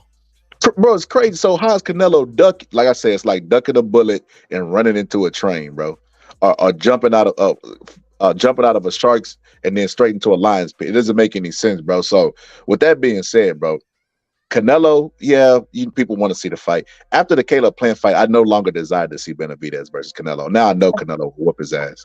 I know it. Not the fact that he didn't finish him, but I just looked at, okay, it's a big fight. Let's see how he comes out. He talked all that shit. He came out and tried to box Caleb Plant, the better boxer. Yeah. The better boxer. He came out and tried to box him. I said, okay, that's how he handles pressure. He talked all that shit, and he didn't even come and fight a style that's suitable to him to where he got all his victories, which let me know the pressure could get to him. Canelo's going to be the biggest pressure fight of his entire career and also biggest payday, but the biggest pressure fight of his career, bro. Canelo's a better inside fighter. David Benavidez doesn't, he's not busy enough, bro. It's just a lot of scenarios I can see Canelo whooping the shit out of Benavidez. Me too. With that being said, everybody. Oh, go ahead.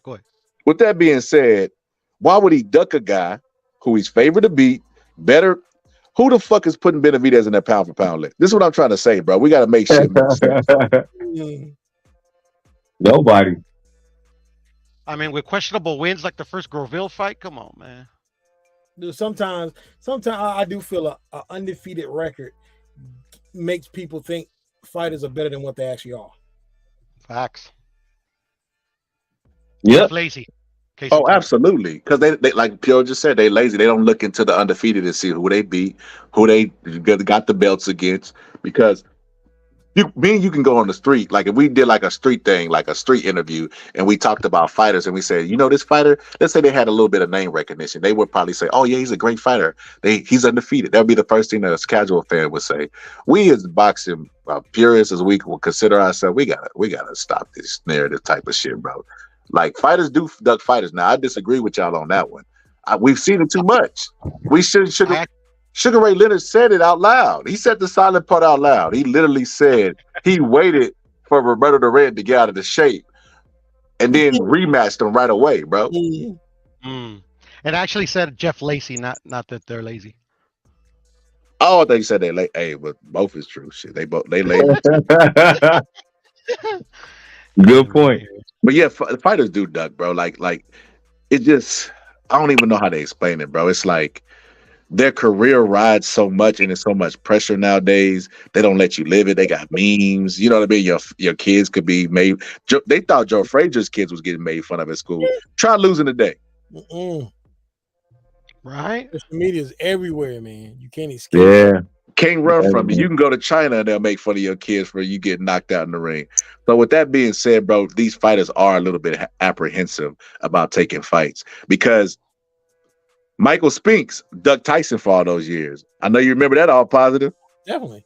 Michael Spinks was a lineal champ. Tyson was the undisputed champ. Spinks was still the lineal champ from beating Larry Holmes.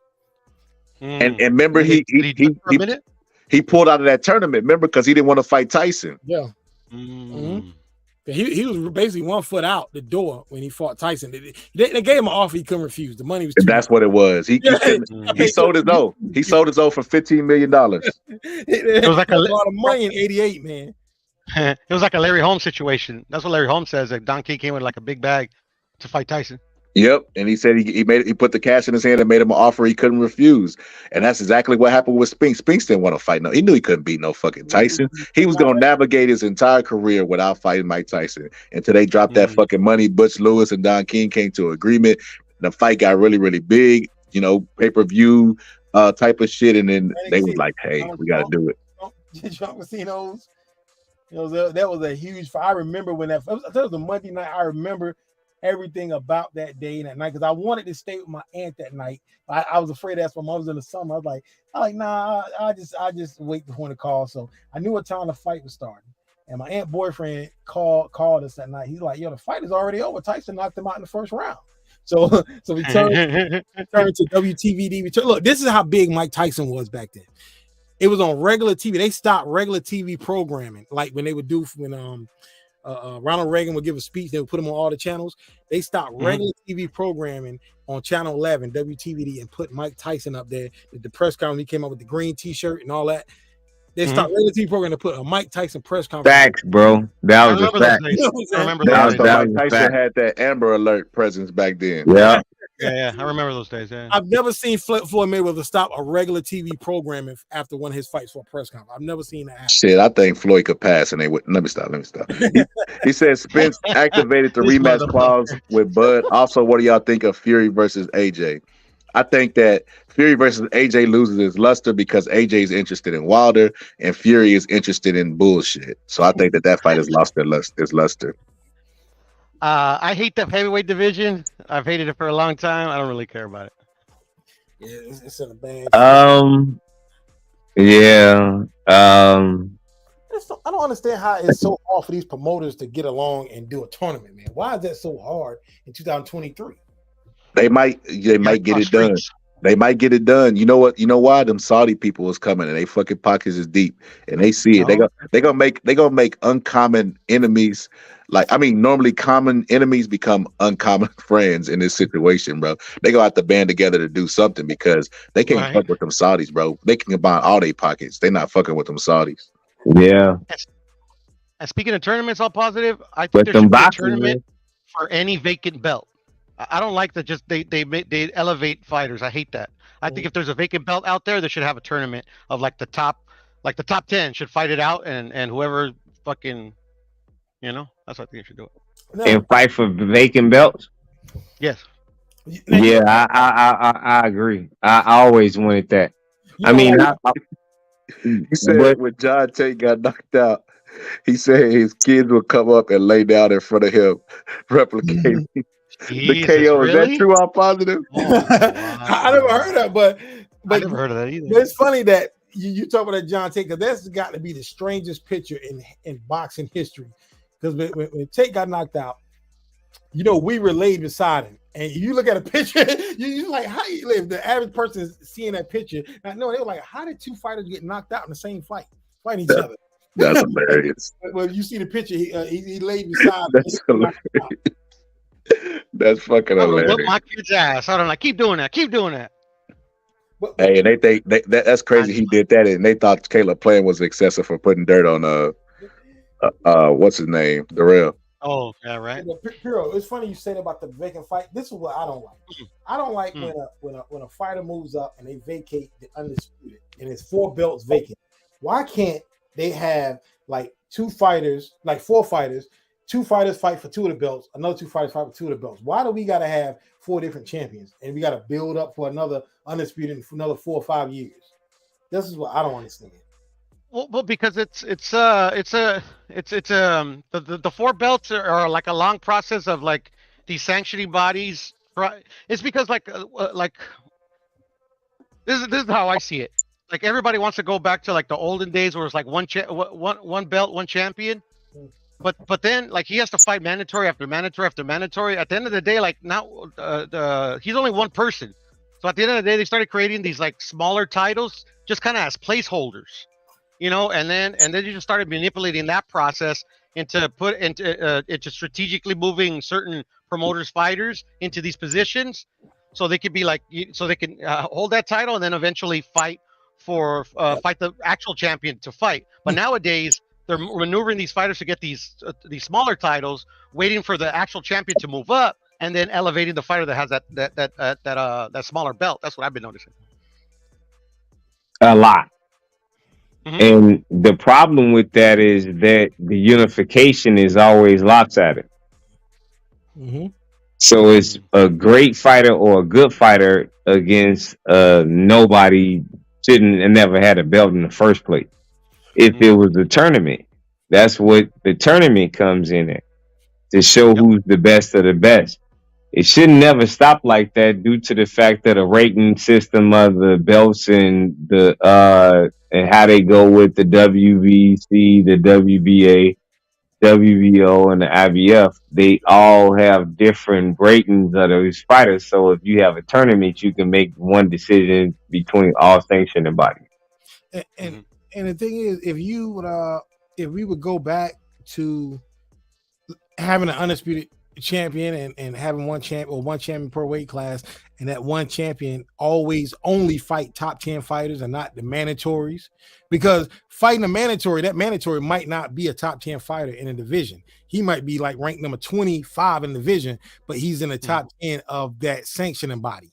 But the thing is, if we would go back to the champions only fighting top 10 fighters, there would be a lot more losses. Fighters, nobody would be defeated because you like the top guys will always be fighting each other and beating each other. Yeah. Yeah. Well, the thing is that I mean that this is the thing. I in my humble opinion, the sanctioning bodies that determine how their fighters are ranked and who becomes champion and stuff like that, they're nothing more than mere promoters. They're like extensions of Top Rank, of PBC, of Matchroom. You know, they just, I mean, especially the WBC. I mean, they do it right in front of our faces. They break their own rules. They create their own rules. They're just going by. They make shit up as they go along, but nobody checks them on it. Like there is no accountability for them, so they're going to keep doing it. And at the end of the day, I made this point like a long time ago when I first started on the community here, is that the ones with we don't have the power anymore. Yeah, we do pay for certain fighters, but I think the people that are saying are trying to figure out ways to fix the current situation, we're outnumbered by the dudes that really don't care. You know, they're just here to talk shit. At the end of the day, the only people that have true power to hold sanctioning bodies accountable are the fighters. If the fighters don't band up one day together, this is just going to keep going on and on and on. At the end of the day, it has to be the fighters. Yep. Because they dealing with the punishment. We still, by us having options like the streaming devices and all of that shit, we just took all the power from the fighters too. So if the promoters take the power from the fighter, the fans take the power from the fighter, the ref, the judge. I mean, the shit is just to a point where they have to make a stand for themselves, or they're gonna keep getting fucked. Man, fuck that, bro. I don't agree with that. The reason why I don't agree with that, because I feel like they never go into negotiations thinking about what's best for the fans. They never do. They'll make it seem like it. They'll be like, "Oh man, we putting this fight together for the fans." No, y'all putting this fight together because it's gonna be a lot of money for both of y'all. Y'all not thinking about the fans at all. So with that being said, if fighters could do what they got to do what's best for their family, why can't me as a fan do what I got to do? If I don't feel like paying $100 for no fucking fight, bro, or paying $400 to $500 to go to a fight, I should have that right as well. No, you do though, Scholar. Nope. That's all. That's the only right we have left as fans. Right. But I'm saying, like, you know what they were saying about me, Piero. Oh man, you're not a real fan. That's why I told you, Scholar. Like it's bullshit. Like that anybody would even say that. Because at the end of the day, it's like this fight. Like the question, the most question that I've seen asked is like, will you pay for this fight?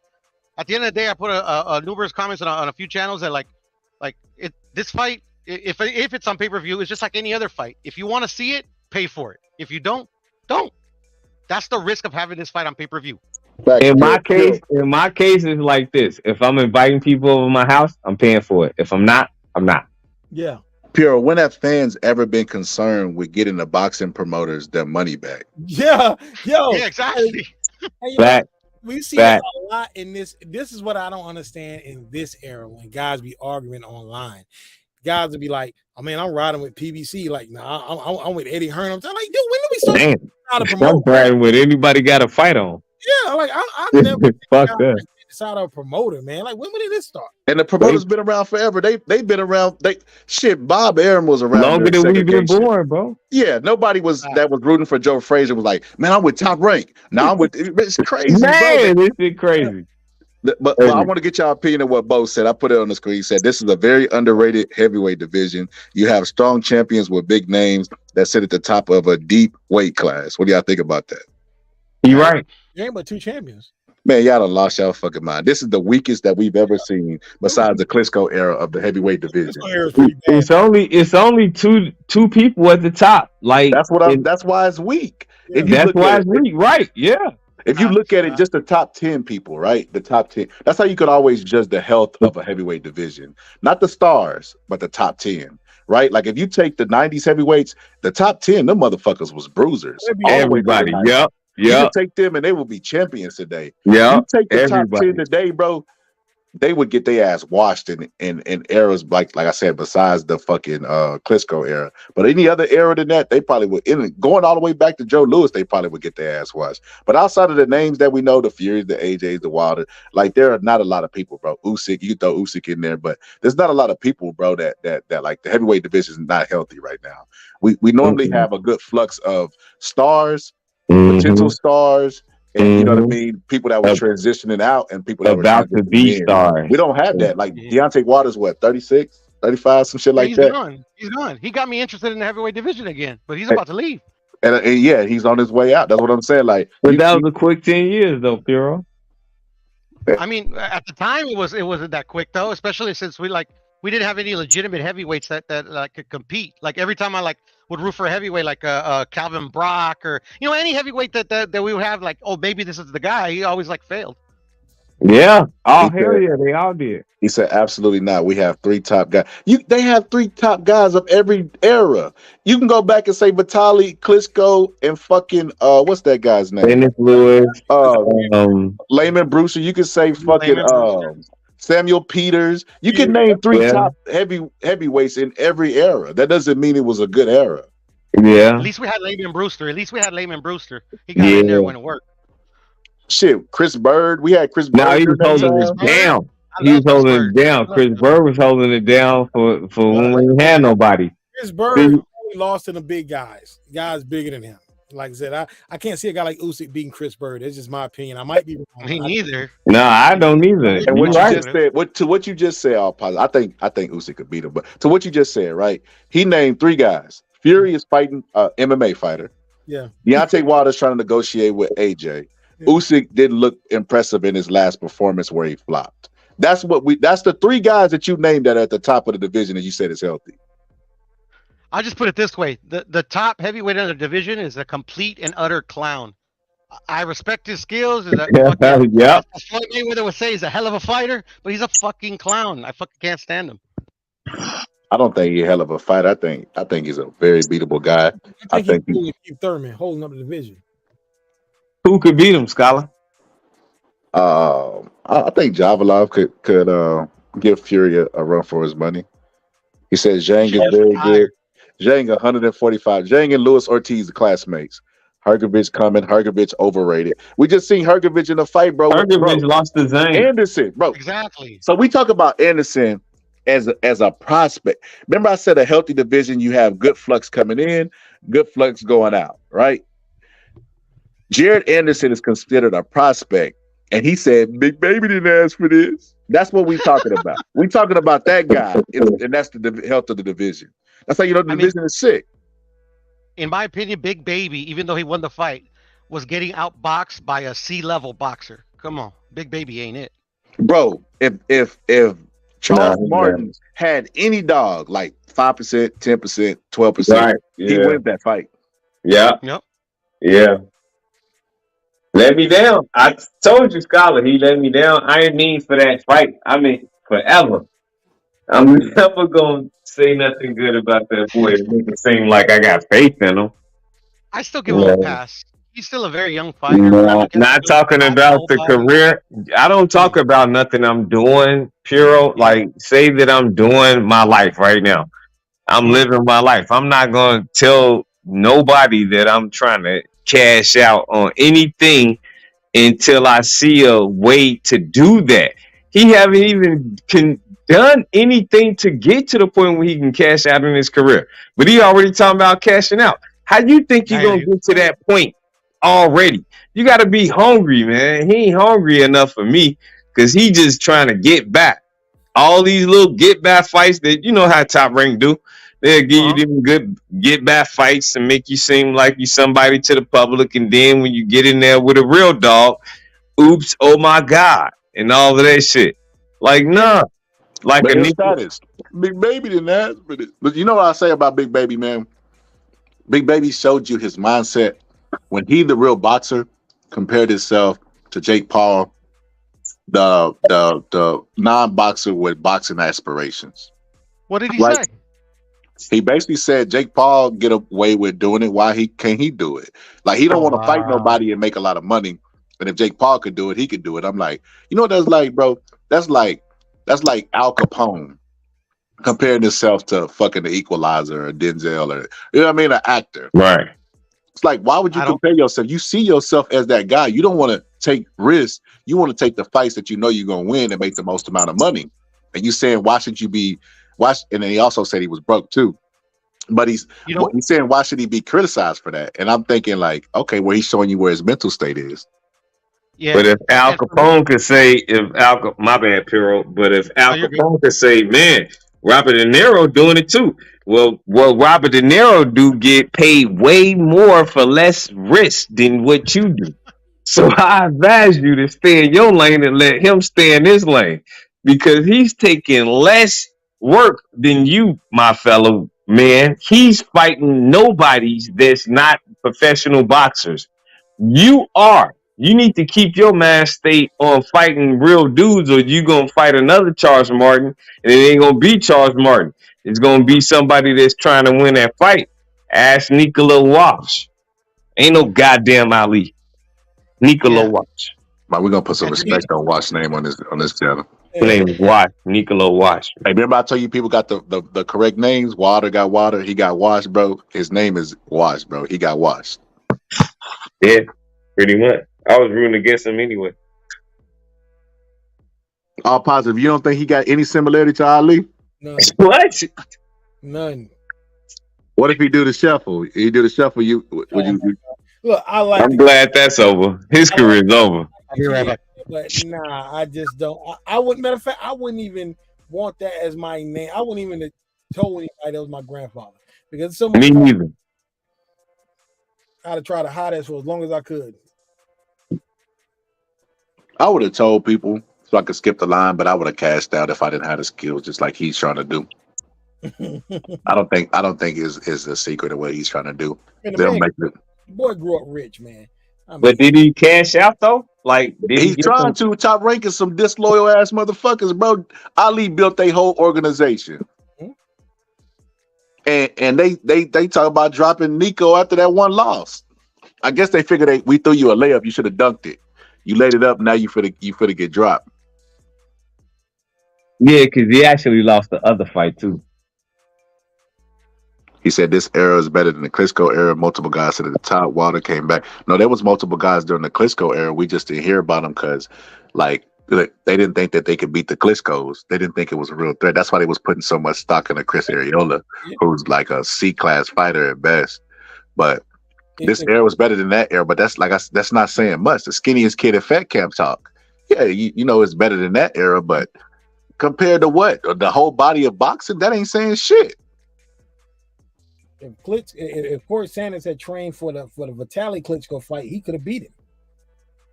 Agreed. He was out of shape. Hurt Vitaly, and if I actually dropped him, but they didn't count it. But he was just so out of shape. Yeah, that's what I heard about. They finna drop young Ali. I'm gonna start calling him Young Ali. Who's gonna go? Wow, bro, don't do that. Bro, that name's befitting, bro. Y'all gotta give that man his credit, bro. He good like his granddad. Don't do that, bro. Hey, you remember how that dude was sexual with chocolate? That boy good. That's me with Nikola Watch. Coming to America. Yeah, Hey, that's man. me.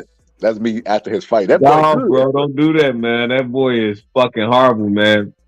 They shouldn't even put no Ali near his name. You know, I gave him props for jumping back in the ring after that draw, that no contest a few months ago. He jumped right back in the ring. I give him props for that. To take an L. Yeah, he took the L, but you know, I mean, I think he's better than what he was when he started a couple years ago, but that's still not saying much. Hey, I want to let y'all know right now, bro. If Errol Spence win, it's gonna be because of me, bro. What I'm gonna do, bro, is I'm gonna formulate a whole game plan for Errol Spence and send it to him, bro, and see if I don't know if he'll watch it, but you know how it is when they leading up to fights. They stay up late nights. They be watching YouTube videos with their names in them, bro. I'm gonna send him a detailed game plan, bro. I don't know if he'll follow it, bro, but it's gonna be enough to win. You think they do? You think they do that? They be looking at. Oh, I know they do. I know Oh, they hell do. yeah, they do. Bro, they'll be answering stuff without even saying it. Like I've sent videos to people and they never said my name, but they've answered what I said in the video. Like I remember specifically when Wilder was fighting Tyson Fury 3. All positive. I did a fucking Adams breakdown, bro. I broke that shit down like fuck. It was an hour long. That's the longest breakdown I ever did. So you know, if it's an hour long, I put like 5 hours into that video. It takes a lot of work. So, bro, I had putting the clips together. I pieced that shit. That bro, y'all would have been proud of me. Y'all would have thought I was Spike Lee in that bitch, bro. And I pieced it together, and when the video, I basically showed, I was like, this is the problem with Deontay Wilder. I showed him lifting the weights, and I said he has too many yes men around him. I was like, he's not comfortable being comfortable, right? And Malik Scott in that video where he's throwing up the water, if you listen to him, he say, "The fuck out of here, yo. We comfortable being uncomfortable."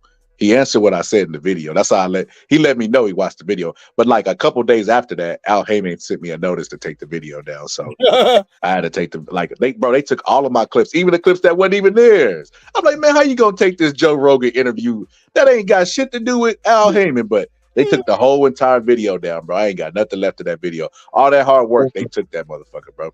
But yeah, Scholar. They definitely watch these videos. Scholar. Deontay Wilder is Al Heyman. What you talking about? You come on some conspiracy shit. No. He had to get free from that shit. Remember, when he broke free, he started speaking freely.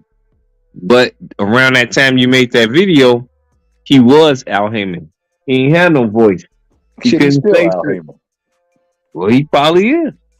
He said Richard Torres on the come up. We got Tommy Morrison. Yeah, that's a good comparison. I like Richard Torres too. I liked him in the Olympics, but he's another knockout waiting to happen. Oh yeah, he chinny chin chin. I mean, he's just it's an inevitable will strike. But I like the kid though. What y'all think about Frank Sanchez against Jared Anderson?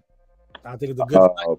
I think this Jared Anderson will win. I think it's a good time. He catching Frank fat ass out of shape like how Sugar Ray did Roberto Durant. I remember them tweeting a while back. This might have been a year or two ago. Me and Bo was talking about it, and he basically Frank Sanchez called him out, bro. Told him, "What's up? You talking that shit?"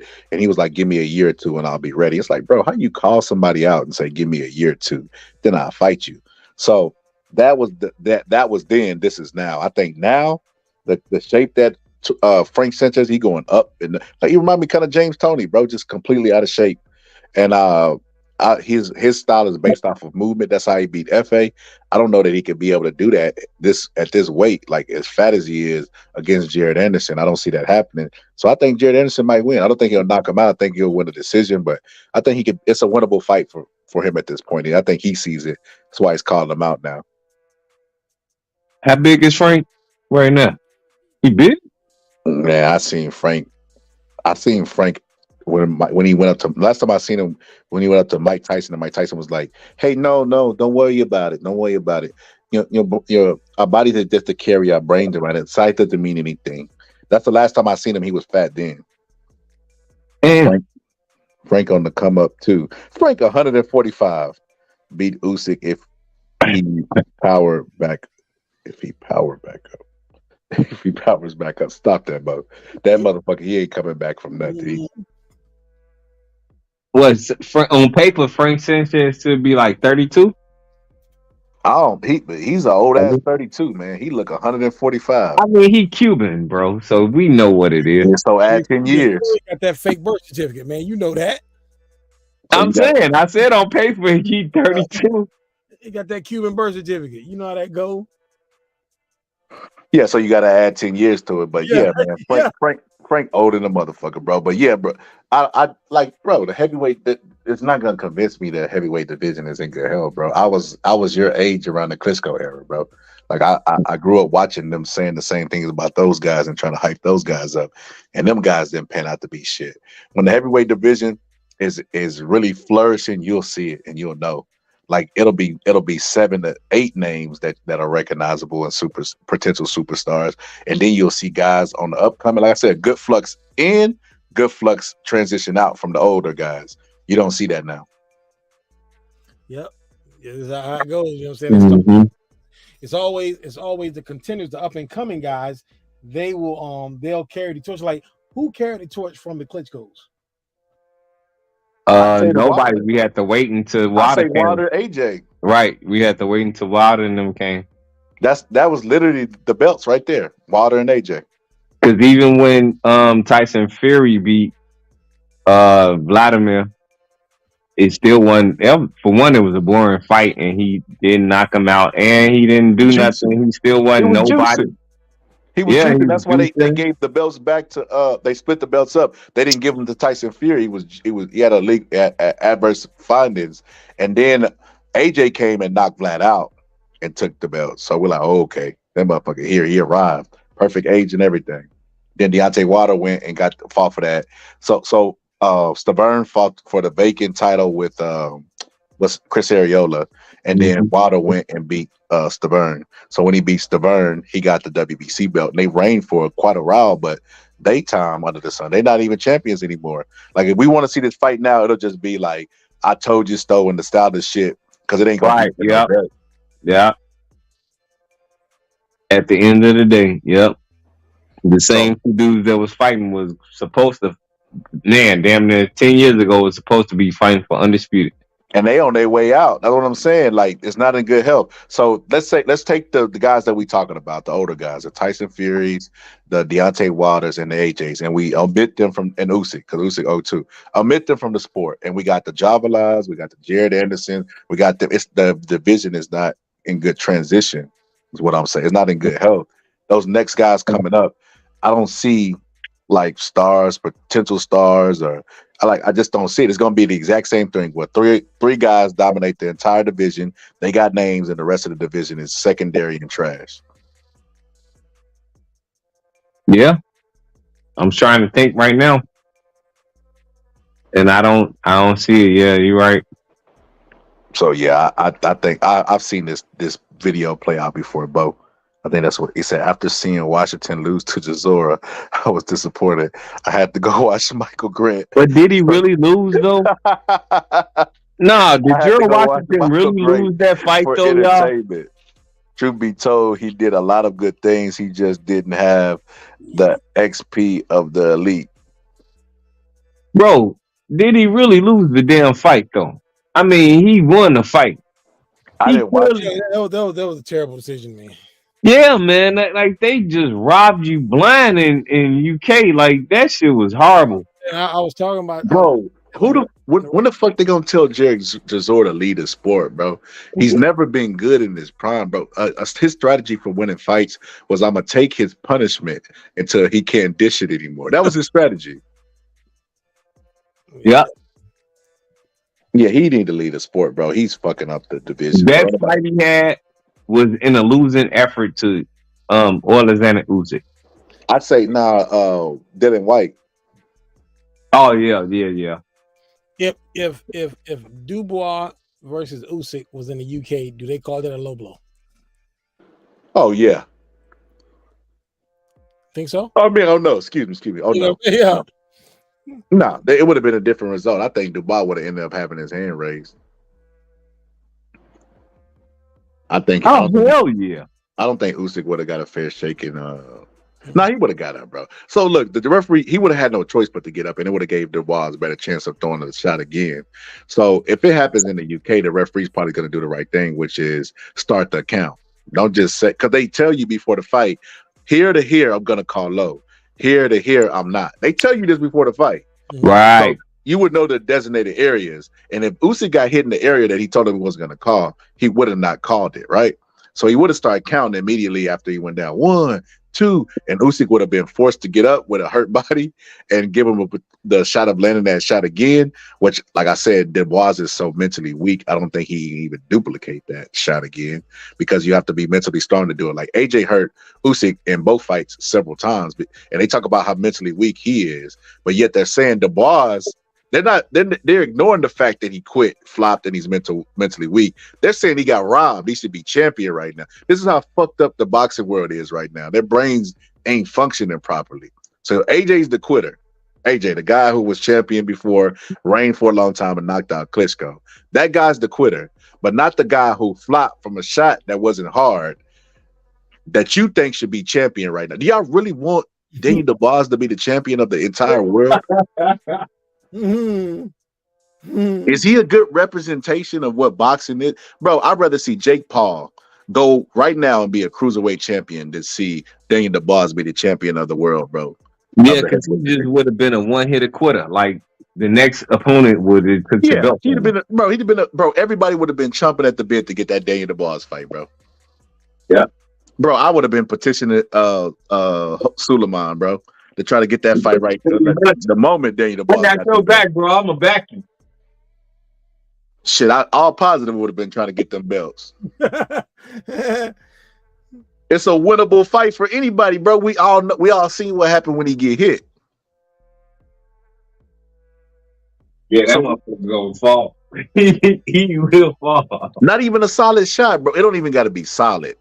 He can't block punches. You throw anything outside of one punch, so that's one punch plus, and it's gonna land. You can hit him with a jab uppercut. That's how weak his defense is. Bud could beat him. I ain't gonna lie to you. I'm not gonna lie to you. The Bud people be crazy. I would say they were actually sane on that fight. I think Bud could beat the shit out of Daniel DeBoss. I think Daniel DeBoss is the really definition. They call AJ, everything they say about AJ applies to DeBoss. DeBoss is a glass cannon, bro. As long as he's beating your ass, he look like $1 million. He's $1 million. The moment you throw a pebble back at him, bro, he Goliath, bro. He Goliath. Everybody's Daniel, he's Goliath. Yeah, I am not impressed with Daniel DeBoss at all. As a matter of fact, before the fight, I said he would quit the fight. I remember watching the live. Yeah. You was on that AL status? Yeah, I remember. Bro, Pure was ahead of me, bro. Pure was ahead of me, and I still was calling the action, bro. I said he about to quit, Pure, because Pure was getting excited because of the knockdown. Pure, man, people born around on that square, bro. This man gonna quit. Eventually, he quit. That's what he do. He love quitting, bro. It's the character of people like with what's his name, Dylan White. I was trying to explain this to somebody else. Dylan White is a cheat, bro. He's definitely a cheater. I'm positive you had a saying. I forgot it. What it was? Was it? It was what's his name? Lord Jamar said, "If I got caught at the weed spot once, I've been there 1,000 times." But this man got caught at the weed spot more than once. Fact. Yeah, Dylan White done been caught on multiple, but he's just a cheater. He's a juicer. He's juicing, bro. Look at his physique, bro. It's not a secret that Dylan White is juicing, bro. Yeah, it's obvious. He a big motherfucker. His physique, his stamp, all that shit, bro. He's definitely juicing, bro. But I remember when he fought what's that dude, Rivera, the guy with the tattoos. I don't remember it. I don't know his nationality. He might be Cuban. I can't remember. I remember the fight though. God damn, I'm having a brain fart. But that fight was the battle of the juices, bro. When he fought that guy was clearly on something, and so was Dylan White, bro. Well, he knew to come in prepared. And I don't like that attitude of use or lose. He said this era had 3 great fights, 2 with the potential of 5. Great is subjective, bro. Like the Wilder fight with Fury was a good fight, but would you say it was great in comparison with Ali, Frazier 3? That's what I'm saying. When you talk about great, when you put that title on it, you're talking about a full body of work. Now you're comparing it to everything that's happened up until that point. And that's where you get ahead of yourself, bro. Was it a good fight? Definitely. Well, maybe they didn't look at the fights that we watched. Like, depending on what year, decade you was born, like if you was born in the 70s, if you was born in the 80s, then the 90s. He didn't see that fight. He was telling me about it. All positive. What you think is better, the Tate fight or the Wilder Fury 3? Which fight? John Tate versus man. Well, put like this. It was multiple. It was 4 knockdowns in Wilder Fury 3. It was but I would say Tate fight was more skill level involving the Tate Weaver fight. Man, Tate Weaver to me is a better fight. It's a better fight. Yeah, it's more skill level. That's why I say it's a higher skill level. The knockdowns was exciting in Tyson Fury versus Wilder. I'm not gonna take that away from him. But like you said, it was more skills and the fight was more competitive. Mhm. Outside of the knockdowns, what did Wilder like? Wilder basically got his ass whooped in the third fight. Yeah. Right. And just Fury got a little bit too much confidence and stood in front of him. He almost got himself knocked out. He said Tyson Fury 1 through 3, AJ Klitschko. Man, you reaching, bro. You got bias. You got bias. You got error bias, bro. Right. That's what I was just saying. Like, depending on what, like, if you born in the 80s, then you probably going to think about the 90s fighters as that type of the best in that era. If you're born in the 70s, you're going to think the 80s. But if you do like technology that we got and you could just go back and watch every single fucking fight, then you would really know what the best fights is. Now, that's not the biggest upset in the era because I think Ruiz versus Joshua was a bigger upset than that. Right. Yeah, that's the biggest upset by far. Yeah, He said or T.O. Loma. He said Fury versus Wilder 2 was the biggest upset of this era. So you think that's bigger than what happened with Spence? So I'm saying, bro, you got bias error, bro. You got youngitis too, bro. You got youngitis too, bro. He said John Tate dominated Weaver for 14 rounds and got knocked down, bro. That's because you don't know that, bro. Or Kambosos Theo. I was gonna drop a breakdown on this of how like what All Positive was saying. And the nuanced things that they was doing in that fight, the inside things, the skill that was possessed in that fight. It wasn't no fucking dominating ass fight, bro. He said I had to dig deep to even find those names. But what you're saying is not necessarily it's the problem. That you had to dig deep, that you don't have channels that you could log on and they talking about these fights. That's the problem. That's why a lot of people suffer from bias error, because they don't have people talking about these fights outside of like 5, 6, 7 channels. And that's me being extremely generous. But that's why they're not keeping the history intact. So when people see something, that's going to be the greatest something of all time. Right. He said, I'm talking heavyweight scholar. I seen the fights, bro, numerous times. Okay.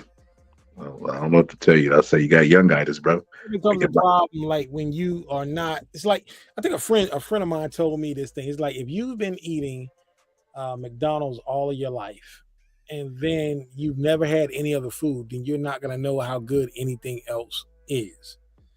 It's like this is this is the only thing like.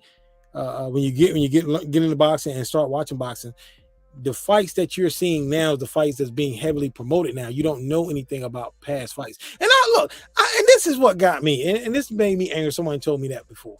I was like, they was mentioning like this fight is great, this fight is the greatest, this fight is great, this is great. I'm like, well, what about this fight and this? And I started naming all great fighters. It's like, well, then they told me, well, I ain't even never heard of him. I'm like, well, that's your problem.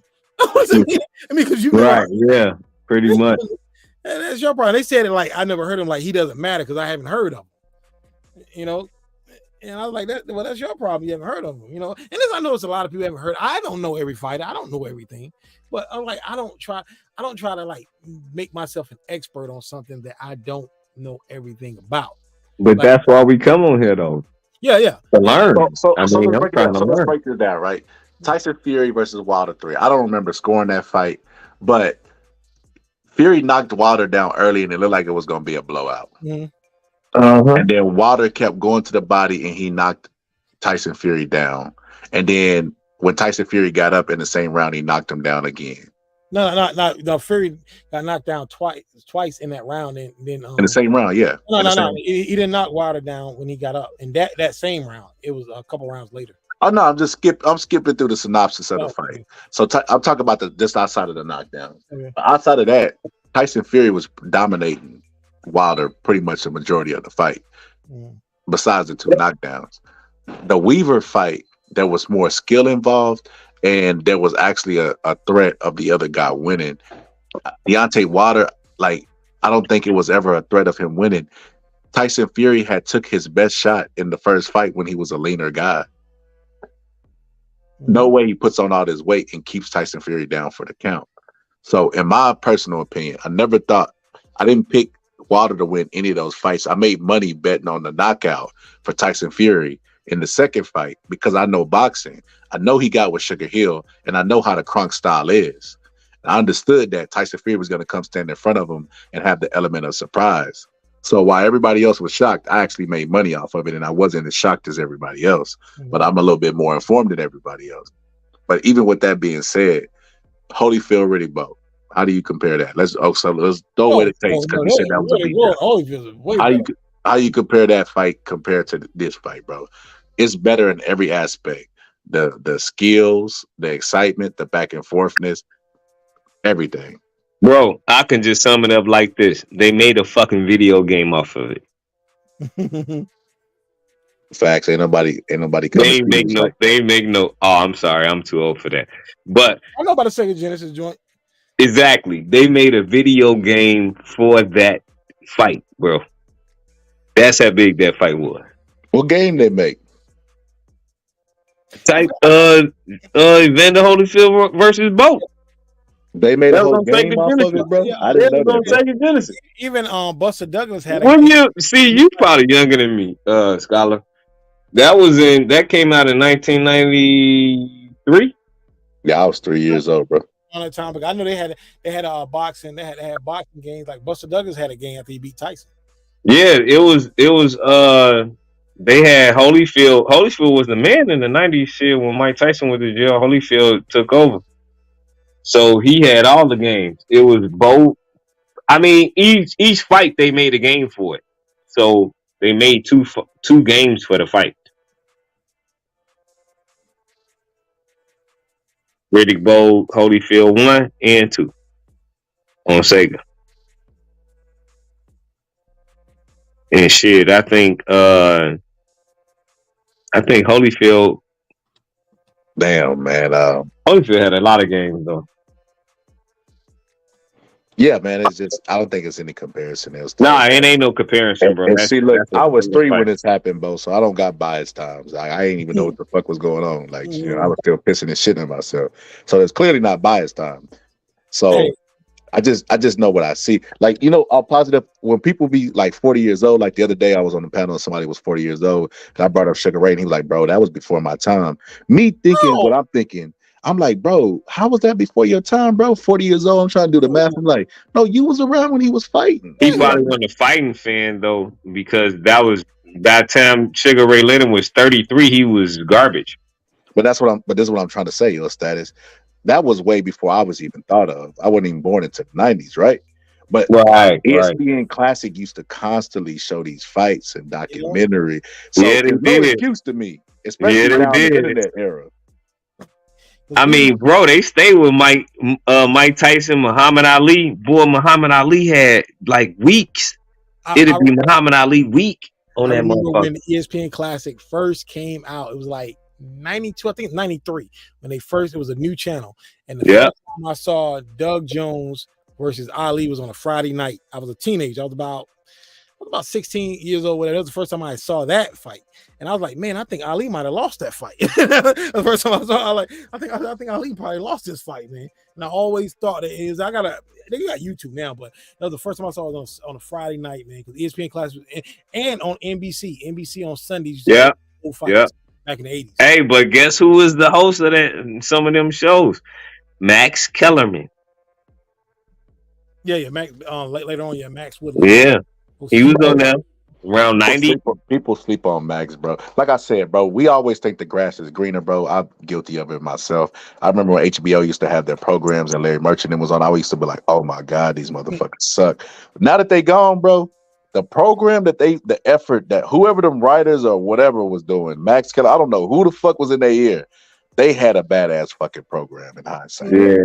They put fucking effort into their theatrics and everything. Now, bro, they don't even be having ring girls and shit, bro. Top Rank is the only one I think that still does it. Everybody else, I think, they moved away from having ring. What the fuck? You don't even got the ring girl. That shit was just tradition enough to have. It was so tradition that when UFC modeled themselves after boxing, they got ring girls. You know what I mean? They got. Hey, Top Rank still got ring girls though. Yeah, I think Top Rank, one of the last ones that do it. I think everybody else is transitioning to get away from it because Top Rank still got old ass Bob Arum. I mean, tradition is everything to a guy of his age. They don't like change that much. But I'm just saying, like, the production. If you go back, anybody who want to learn anything about boxing and haven't been watching boxing, nothing but 2-3 years, go on a binge watching spree of watching HBO, the entire program. And I guarantee your boxing IQ will raise drastically because they showed the entire history from that before them to the current and you know what I mean, in between that era. Yeah, You to know the what I mean? present. So Yeah. they gave you a good synopsis of the fight before. They even said what the training was going through, didn't it? Oh, well, Nazim Richardson just caught Margarito's loaded glove. Like, you know what I mean? They gave the breakdown of everything, the history and all this other stuff. Like what happened with Sugar Shane Mosley's dad. Is it turmoil in the corner? The manager said this. They gave all the stuff the YouTubers are giving now. The messiness, the drama, combined with the history of boxing. They just put a lot of effort into their program. And now that it's over, I kind of see the effort. I kind of miss them guys. Like y'all come back, HBO. Y'all can put the blame on me. Yeah, there's only one Larry Merchant, boy. That motherfucker was something else. The thing about the HBO program is like you want it. When an HBO fight, you didn't want to now. When the pay-per-view comes on now, I don't even care what happens because the undercards sometimes are so bad. But you wanted to look at a whole HBO show and look at the show, everything. You didn't want to miss anything. And the commentators to carry you through that shit. Like you had George Foreman, you had Roy Jones Jr. and shit. Man, you had Sugar Ray Leonard back in the day. Man, that shit was dope, man. Hey, whenever that fan man came in, boys, don't do it, boys. George Foreman, right? Boys, don't do it, boys. But and I've talked about this I was on Fred Hawthorne, his channel, and I discussed this with him. I know Fred is pretty close to Bob Arum, whatever he talks to him, but I asked Fred, like, when did Saturday become the day that everybody has to have a major fight? At what point in history did that become the day? I guess happenstance. I guess football has Sundays already, and then they be having Monday night football, and they thought about, okay, we got to get it on the weekend. They probably didn't want to do Friday. They might have tried it on Friday. They did. Remember, we had Tuesday night fights on ABC. Right. The big fights used to be on through the week. It was on a Tuesday or Wednesday because on ABC. Hagler Hearns was on a Monday night. Tyson versus Spinks was a Monday night. Yeah. So it wasn't always Saturday. And I think it becomes a problem because now you have every promoter is in a pissing contest for a Saturday fight. So that's why you be having 2 and 3 cards big cards on a Saturday night on at the same time. I don't like that. But see, it used to be a programming and a network behind all of that stuff too. It was ABC, CBS. You had Fox, then you had the cable networks that all backed all of those things happening. USA, TNT, everybody participated in it at one point. Even FS1 did it with PBC in the recent times. Yeah. But it's how they promote the promoters. See, it goes back to the motherfuckers that are trying to make the money. If they think that they could be more lucrative by putting it on pay-per-view, then that's all they're going to do. Is if it's a name and another name, put it on pay-per-view. They're not thinking about trying to solidify springtime in the middle of nowhere before baseball starts when it's barely nothing going on. Basketball is still there, but it haven't reached to the playoffs yet. And March Madness haven't came. It's a lot of in the middle of the summer, like when they did Terrence Crawford, Earl Spence. You could do it like that. That you could have one of those fights like a Inoue Stephen Fulton on a Tuesday morning and still generate a lot of publicity, but you don't have to do it on the Tuesday morning. You could do it on Tuesday at 7:00 p.m. and it's still going to do just as well as the NFL on a Monday night or Thursday night. You know what I say happenstance too? Like we know we don't get the spread, not the spreadsheet, but we don't get the back end and all this, the information. They probably tried with trial and error and seen that they made the most money on a Saturday, and they just tradition kind of like stuck because it would make sense, when people are off on the weekends. Like even my analytics, right? My YouTube analytics, the most viewed videos I get are on a Saturday, and I'm like, because people are probably busy throughout the week. They probably catch up on the weekend whenever they off, or they might be at work, have to work on the weekends and watch my shit while they working. Whatever the case may be, Saturdays and Sundays are my peak days. And I don't think it's coincidence, and I think that's what happened with boxing. I think they probably had trial and error, whatever, and they just looked at the numbers and the analytics are like, look, bro, why the fuck we keep fighting throughout the week and spreading this shit around when we could just get it all on one whop, all the fight cards on one day, and make it like a tradition. I know Dana White was trying to do that, how the NFL literally owns Sundays. Like, you go to church and the pastor talk about letting you out for Sunday football. Like, he wanted something like that. Yeah. I just wish that they would look out for the East Coast, us over here on the East Coast, because back in the day, we would have a fight. When a fight was over, we had time to go out and do what we got to do. Nowadays, the main event don't start till midnight. Man, I'm like, yo, I'm tired of that, man. Yeah. I'm like, well, it starts at 9 o'clock on the West Coast, but it starts midnight for us. And Saturday is one of the most boringest days of the week, too. Because if you're not going out, then you at home looking at TV. You got college football. I live in a college town, so you got college football. So on Saturday, yeah, but that's in the morning time. The big games is usually in the afternoon, but later on that night, it don't really be popping like that. Man, we gotta do something, man. We just gotta evolve with the times, like every other sport. Like fight parties, we gotta bring that shit back. We just gotta make boxing household again. Shit, if the fighters don't want to do it, I think the fans should start doing that shit. I ain't banning all them damn fights, man. No, I got the black box, bro. I ain't buying a motherfucking thing. I got the little black box, bro.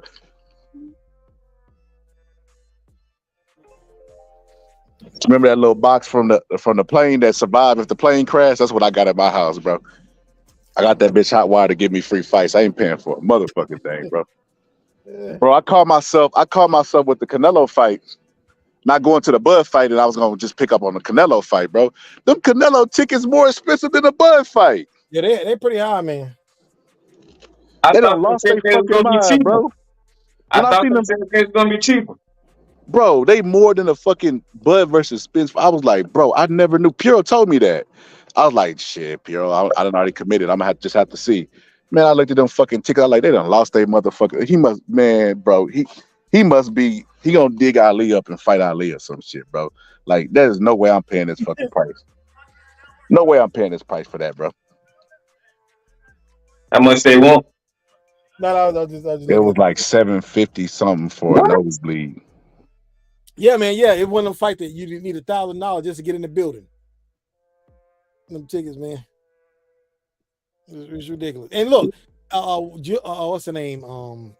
Valentina Shevchenko.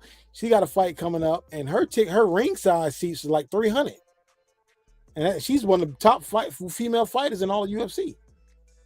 Man, I wouldn't even pay that for Carissa Shields. No, I wouldn't pay that to sit on Carissa Shields' laps in between the rounds. No, she lost her first. You can sit on my lap though. She lost her first fight, and she's coming back trying to get her belt back. But somebody needs to make her like a girl. Wait, hold up. You said she looked like a man a while ago. Hold up now. I'm just saying, bro. She's still a girl.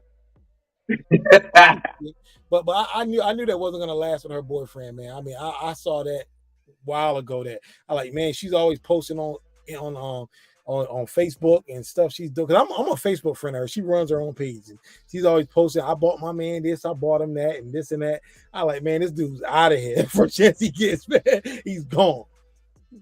He got tired of that, man. So they're not together? I didn't know they broke up. Yeah, they broke up for a little while ago. Yeah.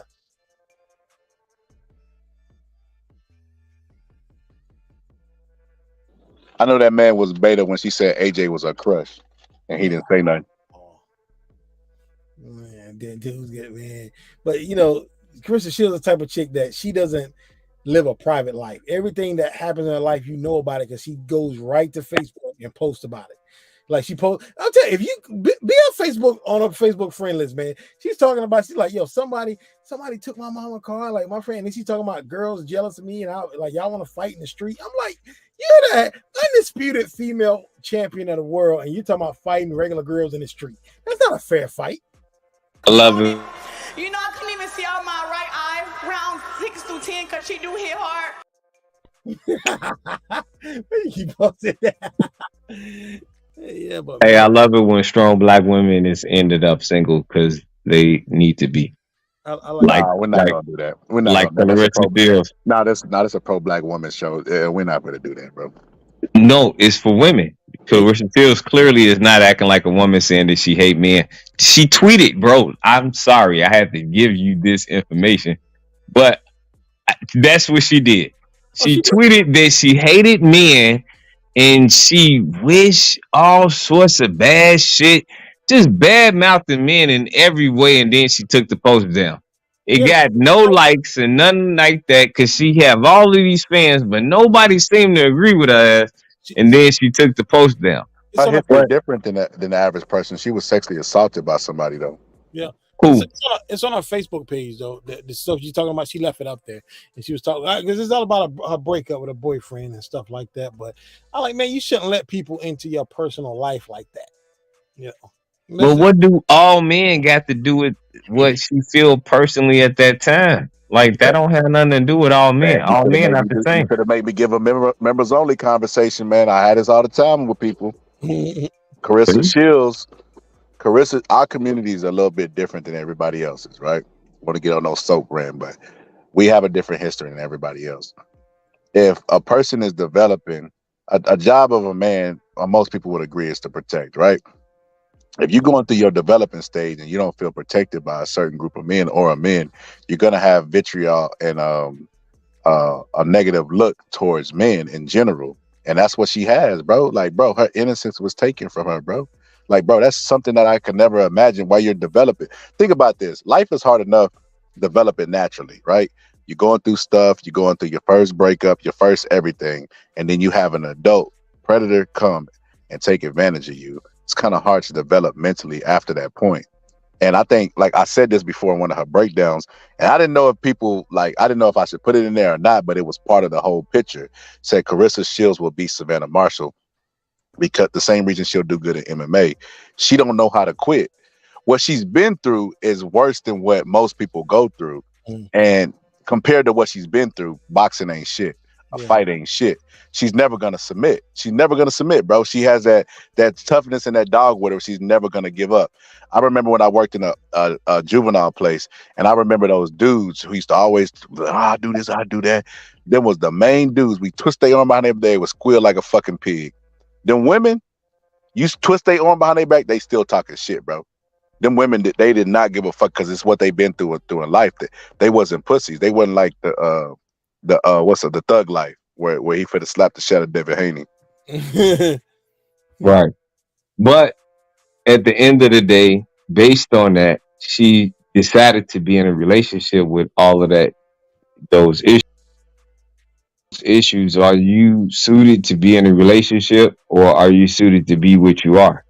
Because it seemed like she's more suited to be what she is than being in a relationship. So she probably need to not comment about that when 90% of her fans that support anything she's doing is men.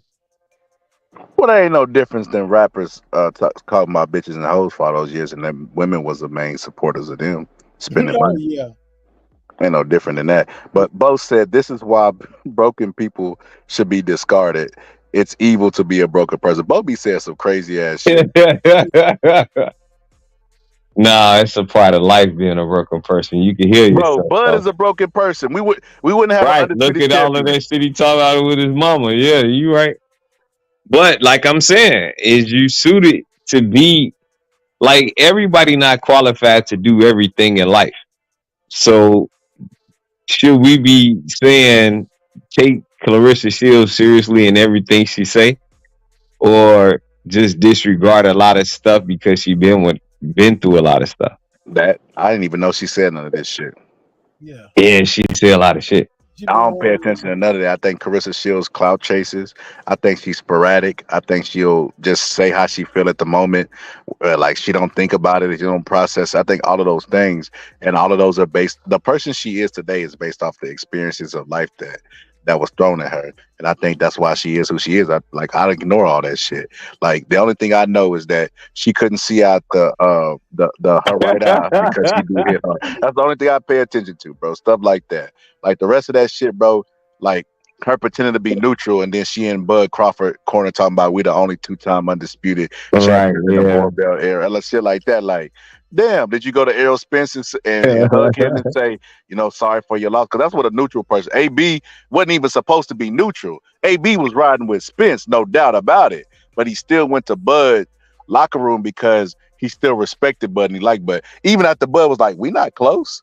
Bud said that we not close. Even after all that shit, he still went to his locker room and, congratulated him, because that's what a neutral person does. Carissa Shields is all about the clout, bro. Like her saying, I'm undisputed. She's right, bro. But, bro, she got what, 15 fights? Calm down, Carissa. 13. Yeah. I don't like calling out these males, man, talking about Jake Paul. And people in the comments be like, I think she might beat Jake Paul. Like, Jake Paul is 200 pounds. She's not beating Jake Paul, man, whether we like him or not. Man, Jake Paul knocked the shit out of Carissa. Yeah, he'll fuck her up. You know that. He'll wipe her out. A lot of people don't know that. I don't know why they don't know it. Well, they don't know boxing, though. I'm going to have to, it's a clip of Nazeem Richardson. I'm going to have to find that clip.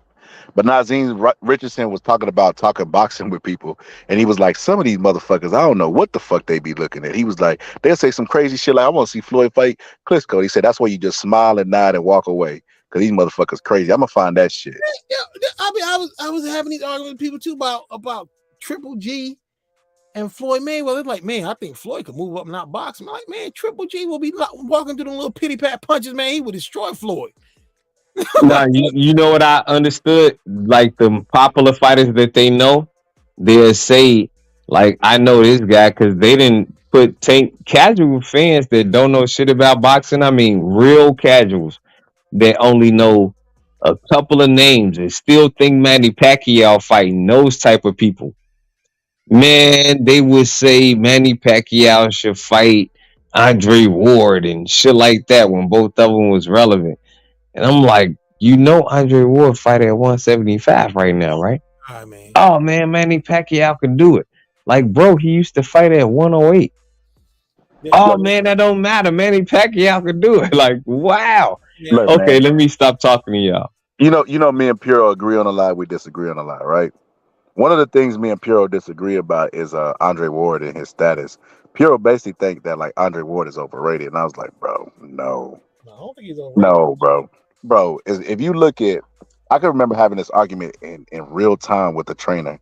He told me, first off, I didn't like this dude because he was a friend of the family, and everybody knew that I was the boxing dude in the family, and they knew, I wanted to get back in the gym, and they was trying to be a bridge between me and him. And I remember I went up to him, and he was talking about, he was like, yeah, I train if I get a guy to listen to me, blah blah blah, and this and that. And he was like, first thing we're gonna do is get you down to middleweight, bro. Mind you, I ain't been 160 ever in my motherfucking life that I can remember. Like, far as back as I started weighing in, and this is like 6th grade, I've always weighed over 170, bro. I've never weighed, and then I was more cut back then in fucking middle school. Like, by the time I got to high school, bro, it was a wrap, bro. I was full-fledged heavyweight. But I'm like looking at him like, what? You want to get me down to what? Yeah, middleweight. We won't get you down to middleweight. You're gonna be so cut up because you got all this weight to lose. I was just like, nah, I never worked with this guy. But he was like, who you think is the best pound for pound fighter? This might have been 2015, 2016. And I was like, Andre Ward. He was like, nah, Floyd Mayweather. I'm like, why is Floyd ranked number one? What are you basing it off of? You basing off accomplishments, skill, what? What do you reign? What? He was like, because at that time, I don't even think Floyd was a champion. I'm like, Andre Ward had just moved up and beat Kovalev. Yeah. And I was like, how could you not rate him number one? Kovalev was the baddest motherfucker at light heavyweight. Adonis Stevenson didn't even want to fight him, bro. He didn't want to fight at all. And Andre Ward moved up and fought him in his second or third fight. Yeah. And I was like, bro, that's impressive. Andre Ward entered a tournament, came out of that tournament victorious. And this is how you know people be crazy about how they rate fighters. This how you know they crazy about how they rate fighters all positive. The one argument they're always giving me is Joe Calzaghe and how great he is.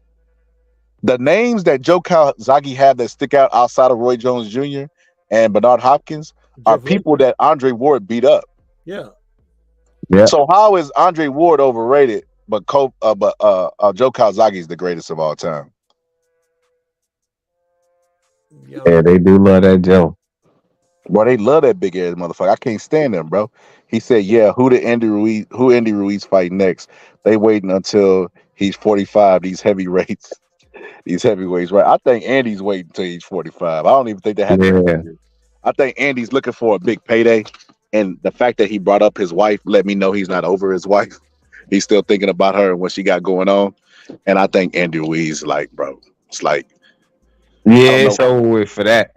He needs some time. Like when you dealing with shit like that, he needs some time. Sometime he need to get with his guys, start thinking about what you gonna do with your own personal life. You need to, honestly, for a dude like that, I hate to say it, he need a rebound chick to help him get back focused on boxing, man. As long as he occupied with a bitch, because he care about his wife or his ex-wife too much.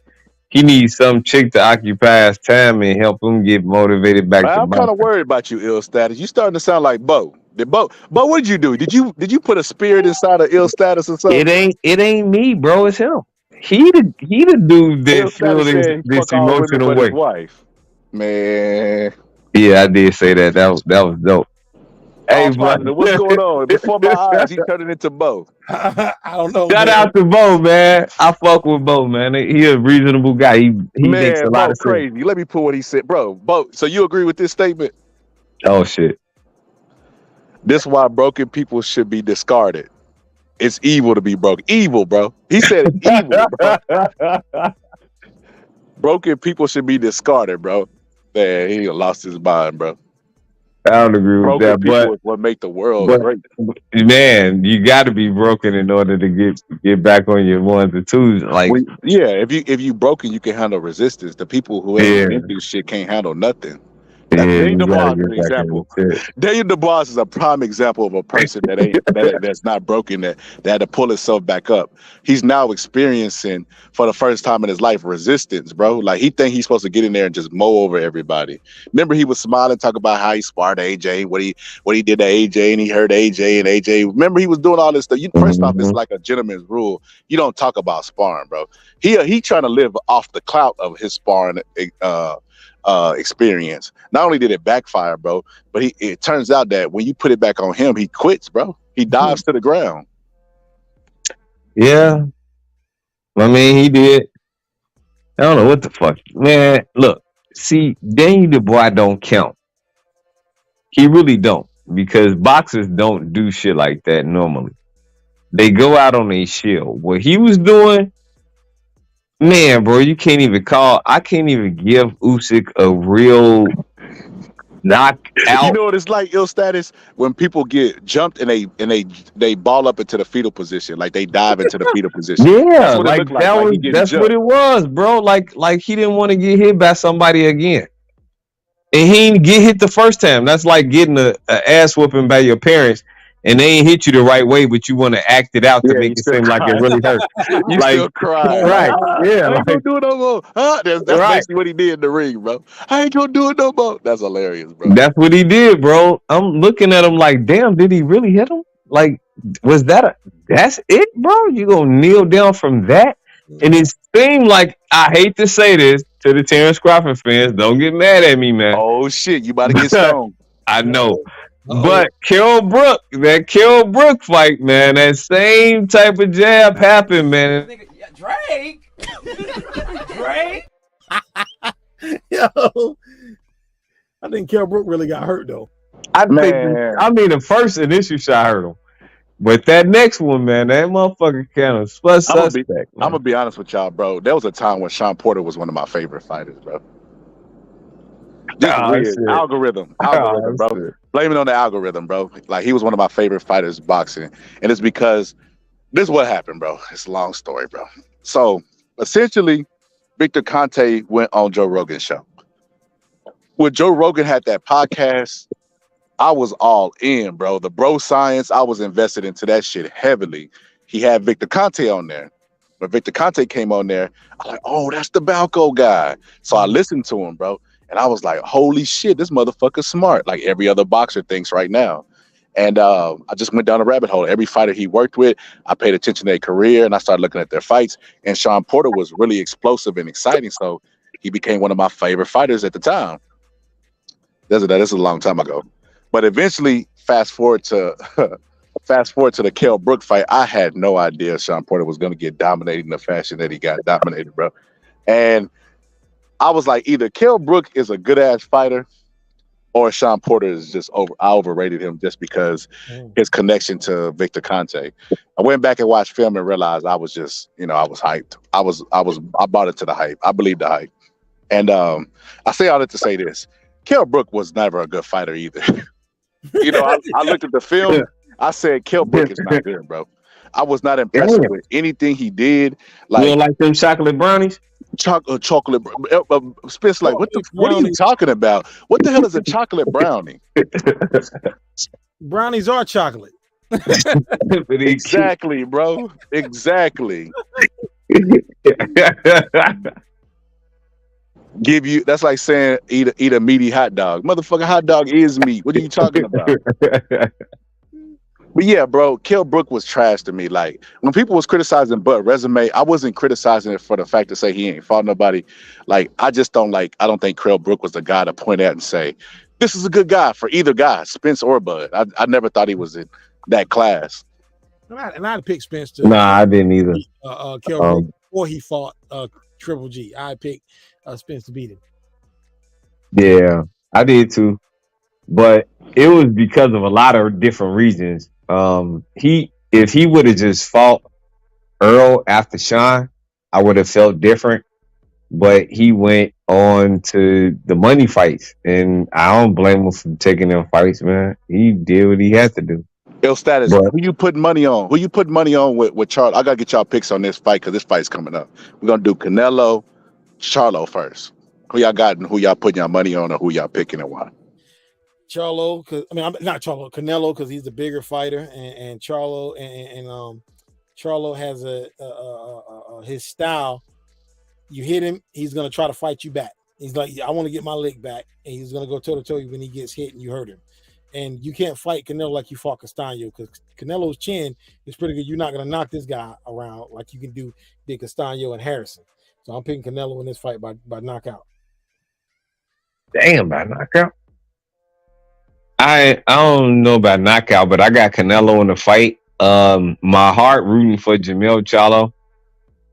But I can't do that shit on betting money. So I figured Canelo got better head movement, better experience. He's the stronger fighter initially. I don't care how big you are. He used to taking those punches, so I think he could take anything Jermell Charlo additional. And he gonna drown him in the later rounds. I'm not saying he gonna knock him out, but I'm just saying he gonna drown him, meaning he gonna overwhelm him with some shots. And Jermell gonna know how to move off the back foot though, so he gonna be able to stay alive. If he stay on them ropes like he was trying to do with Castaño, then he probably will get knocked out.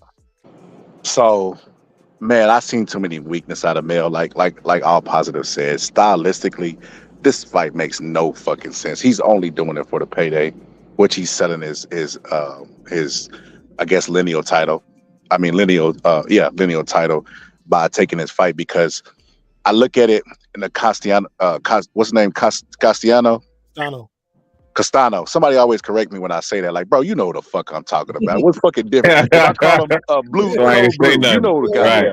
What I'm talking about. But in that fight, bro, I'm gonna make a breakdown on it, but he looked really uncomfortable with pressure. And I said, that's the way to beat him. He not comfortable with pressure. He looked really, really like jittery, bunch of anxiety. He just put his head down, started windmilling punches at times because he wanted to create that space where he was comfortable. And I said, okay, when he fight, Harrison was a bad motherfucker, but Harrison fought at a pace and gave him that distance to where he could make adjustments and he could fight at a comfortable pace.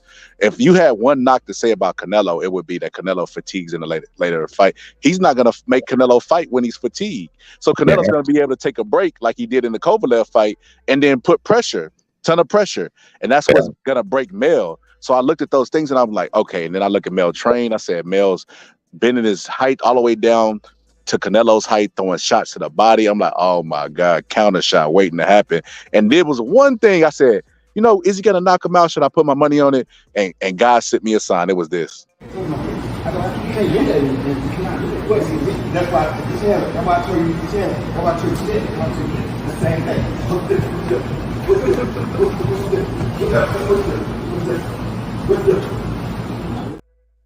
Roy Jones. Roy looked like he was gonna whoop his ass. Roy Jones. I said, this man working with Roy Jones. Yeah, it's the writings on the wall. Roy Jones has never been a good trainer. Roy Jones and a lot of great fighters aren't good trainers because what came easy to them, they don't understand that it doesn't come easy to everybody else. And they can't teach it. They can't teach something that they did naturally. How you gonna teach natural ability? You don't know what you're doing. The people like the people like Paulie, the people that wasn't athletically gifted, like a Roy Jones, they could tell you because they have to get it from the mud up, learn it from the ground up through fundamentals and a whole bunch of repetition. Roy Jones could just go in there and throw 3 left hooks simultaneously. You can't teach nobody how to do that, Roy. Not everybody is Roy Jones. Now, Jr. I think Roy Jones and fighters like that need to be the second guy in command, Agreed. not the first dude. Agreed. Not the teacher, but the person that helps come up with the game plan. Like kind of like what Bud has in his corner. He got 3. Right. And he can teach you or show you something that he already seen before in the midst of the fight. Stuff like that is key intangibles to a great fighter. But other than that, I don't think that he deserved to be nowhere near. I don't know what Antonio Tava got to offer, but I'm gonna catch his son out and start paying attention to some of them fights. But he say that he got the goods, but I just don't believe that one of those guys that had a name like that and that big that they should be the main guy. I think that they should be the advisor. Antonio Tarver looking for a job, bro. They looking for a job and they looking for glory because boxers are glory hogs.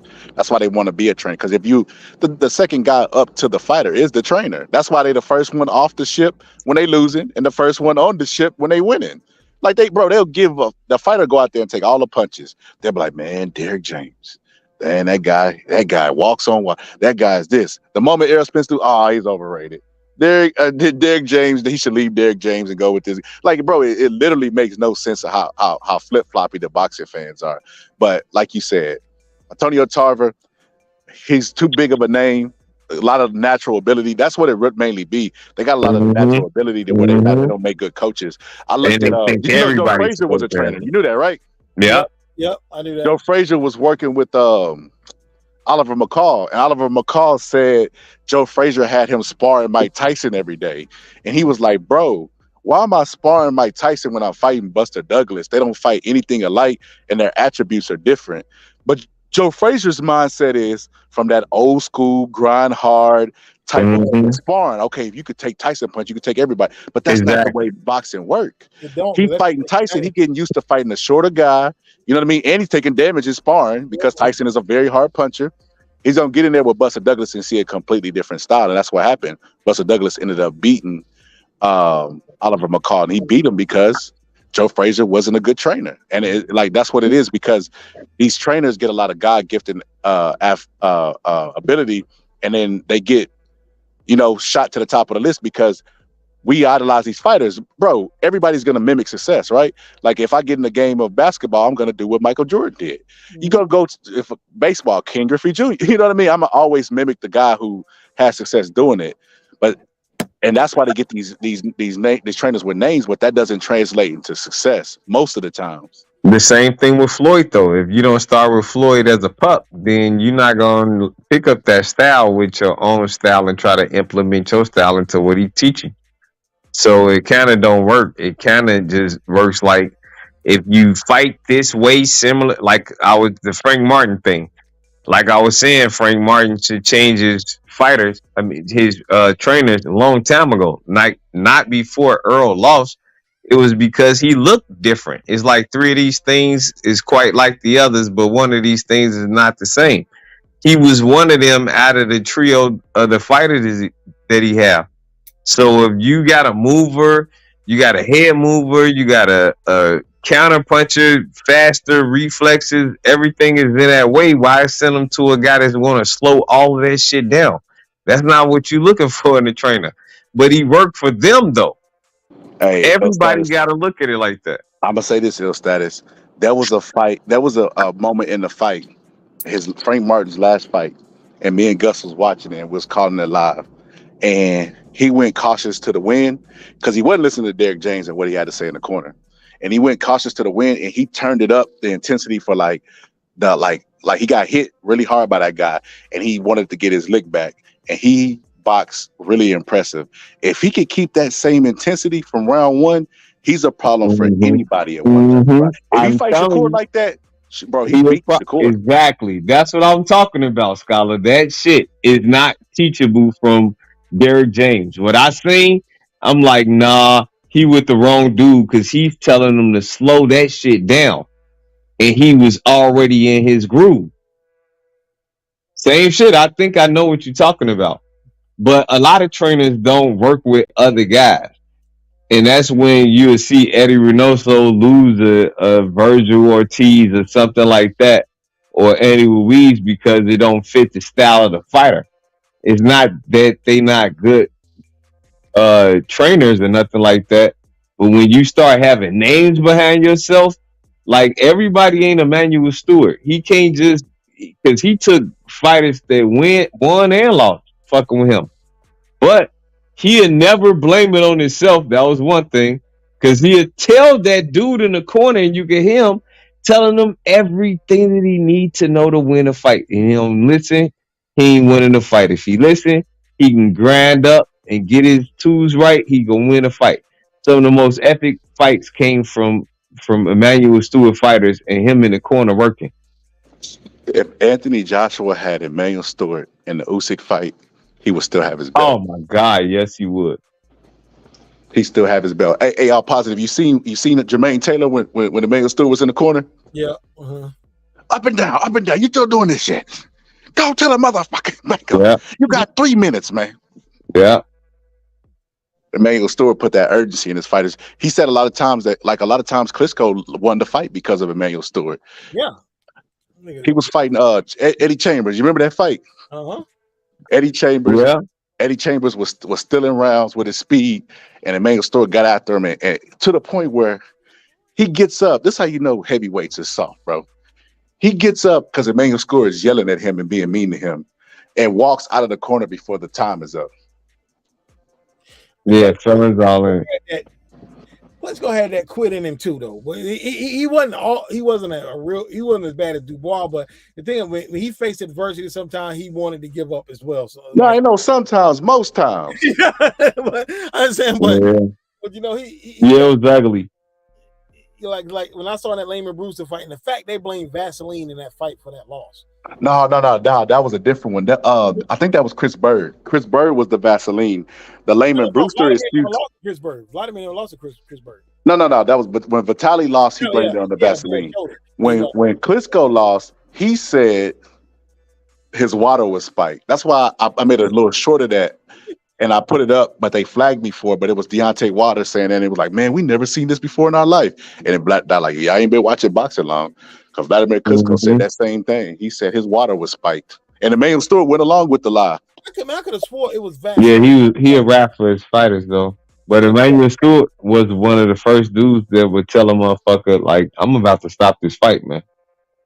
Nah, Emmanuel Stewart was smart enough to know that. That's why I be trying to tell these people, in order to be a fighter, they don't understand because they don't fight. You have to have supreme confidence in yourself to let punches go. Because if you don't, you're going to look like how AJ looks now, where it's very frustrating, where the openers will be there, but he won't take them because he's still gunshot because of the exchange with Ruiz. He was trying to knock Ruiz out when he got knocked out. So he's been gunshot ever since. But it takes a lot of confidence to even throw punches after you've already been beat or it failed. So these fighters have to tell themselves stuff to psych themselves out. And a lot of times they just make up an excuse. Oh, I wasn't my best. I got sick. I got bronchitis. I had bronchitis when I was 5 years old. Whatever the excuse may be. It's to not say this guy beat me in a fair fight on my best night so they can continue their career. And it makes perfect sense to me. It doesn't make sense to the average person because, like Michael Jordan said, because they ain't accomplished shit in their life. Right, and I ain't about to keep telling myself I got the shit beat out of me by this dude. Like, fuck that. I could win. I could beat him again. And they like, again, you got the shit beat out of you. Nah, I ain't lose like you thought I did. And that's what the fighter do. Like, shit, if you don't feel like you lost, like, look how fast it took EJ to heal.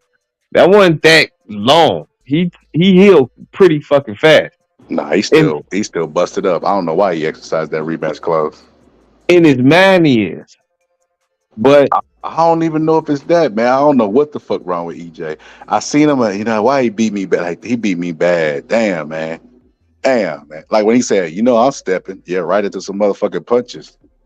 Well, I mean, that truth be told, he know he gonna probably get his ass whooped, but he's very confident about getting paid again. I don't want to see it, man. So look. Before I get up out of here, man, because I'm finna end it. I've been doing my finals and shit right now, so I got to make an 80 or above. I don't pass. So, but I was working on a project a while back with Virgil Ortiz, and I was basically saying that my theory on what's going on with Virgil Ortiz, bro. Nobody still ain't figured it out, bro. That's what made me the scholar, bro. What I think is going on, bro. I think I'm gonna do that my next live, bro. You figured it out? I think so. I mean, it's speculation, of course, but I think this is exact. I think his boxing career is over. I seen where he said he going back to school. Why he going back to school? He's showing you right there. You heard what Oscar said though today, right? What'd he say? They trying to make him have a fight in November or December, and he gonna fight at 154 or 160. They trying to decide. I don't see that happening. If it's what he might be right though, because he did say I got to talk to his dad and see what they got going on, bro. Because I don't think they releasing what's going on with Ortiz. If it's what I think it is, his career is over. Drop that heat, bro. I'm on it.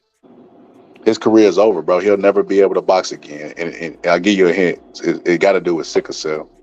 Wow. Yeah, it's about. I don't think he got sickle cell. I think he got sickle cell trait. Well, that would be crazy because that's not normal for non-black people. But they it's also common amongst Hispanic people too. Oh, okay. Yeah, but that have a lot to do with his weight though. How do they say that he needs to gain weight if that's the case? Because that takes away from your weight a lot.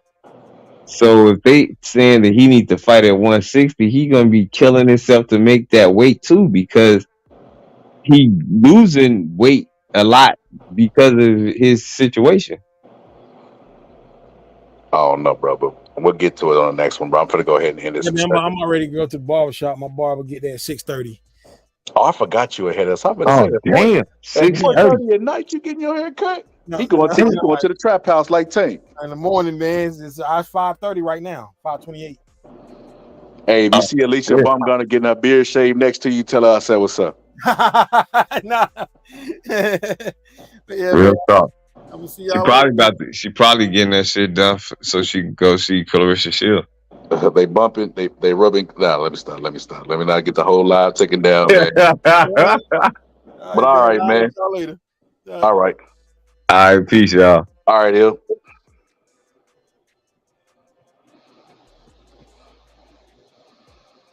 Mike, Francois Botha, 6-1 underdog. Are there any concerns on your part? I don't know anything about that. I don't know nothing about numbers. I just know what I can do. How about kill this mother? Well, it. It's a fight. So whatever happens, happens. Mike, why do you have to talk like that? Well, I'm talking to you the way I want to talk to you. Do you have a problem? Turn off your station. You know what? I think we'll end the discussion right now. Then we could. You got it. Have a nice fight, Mike. Off. 10 toes down, ends don't lie, I need mines right now. I took my time, put it all on the line. Swallow my pride and still can't be denied. I been about mine, 10 toes down, ends don't lie, I need mines right now. I took my time, put it all on the line. Swallow my pride and still can't be denied. Heard pussy niggas talking, saying Kingston just an old nigga. 10 toes down, that nigga Kingston still fold niggas. Never been no hoe nigga, just watch the money tree grow big. And I be goddamn if I depend on hoes like a nothing ass little broke nigga. Ain't no respect, yeah the game switch. Most of these niggas be shameless. Type of niggas be ducking fights, but then put your hands on your main bitch. That's some lame shit. Same niggas that I came with, that CBD Marvin, that FOFK say fucking nigga, that's the same flick. Wouldn't switch it up and wouldn't change shit. Fuck boys got the game bent. Talking down like you can't be touched, but a nigga like me make it famous. Gotta follow up and get back to business. Got that hard white, that's that catchy grip and go all night just to stack commission. If I fall, might just have to slap the clip and y'all sound live, but it's a fact of fiction. Full paper chase, that's my active mission. Stay hustle mode, never slacking with. Stay on code about that action, nigga. Get the clapping, nigga. Just the 80s, baby. That's the crazy thing. Niggas quick to hop up on the gravy train, trying to ride my wave. I'm too wavy, man, and I never let a bitch nigga play me, man. 10 toes down, ends don't lie. I need mine's right now. I took my time, put it all on the line. Swallow my pride and still can't be denied. I been about mine. 10 toes down, ends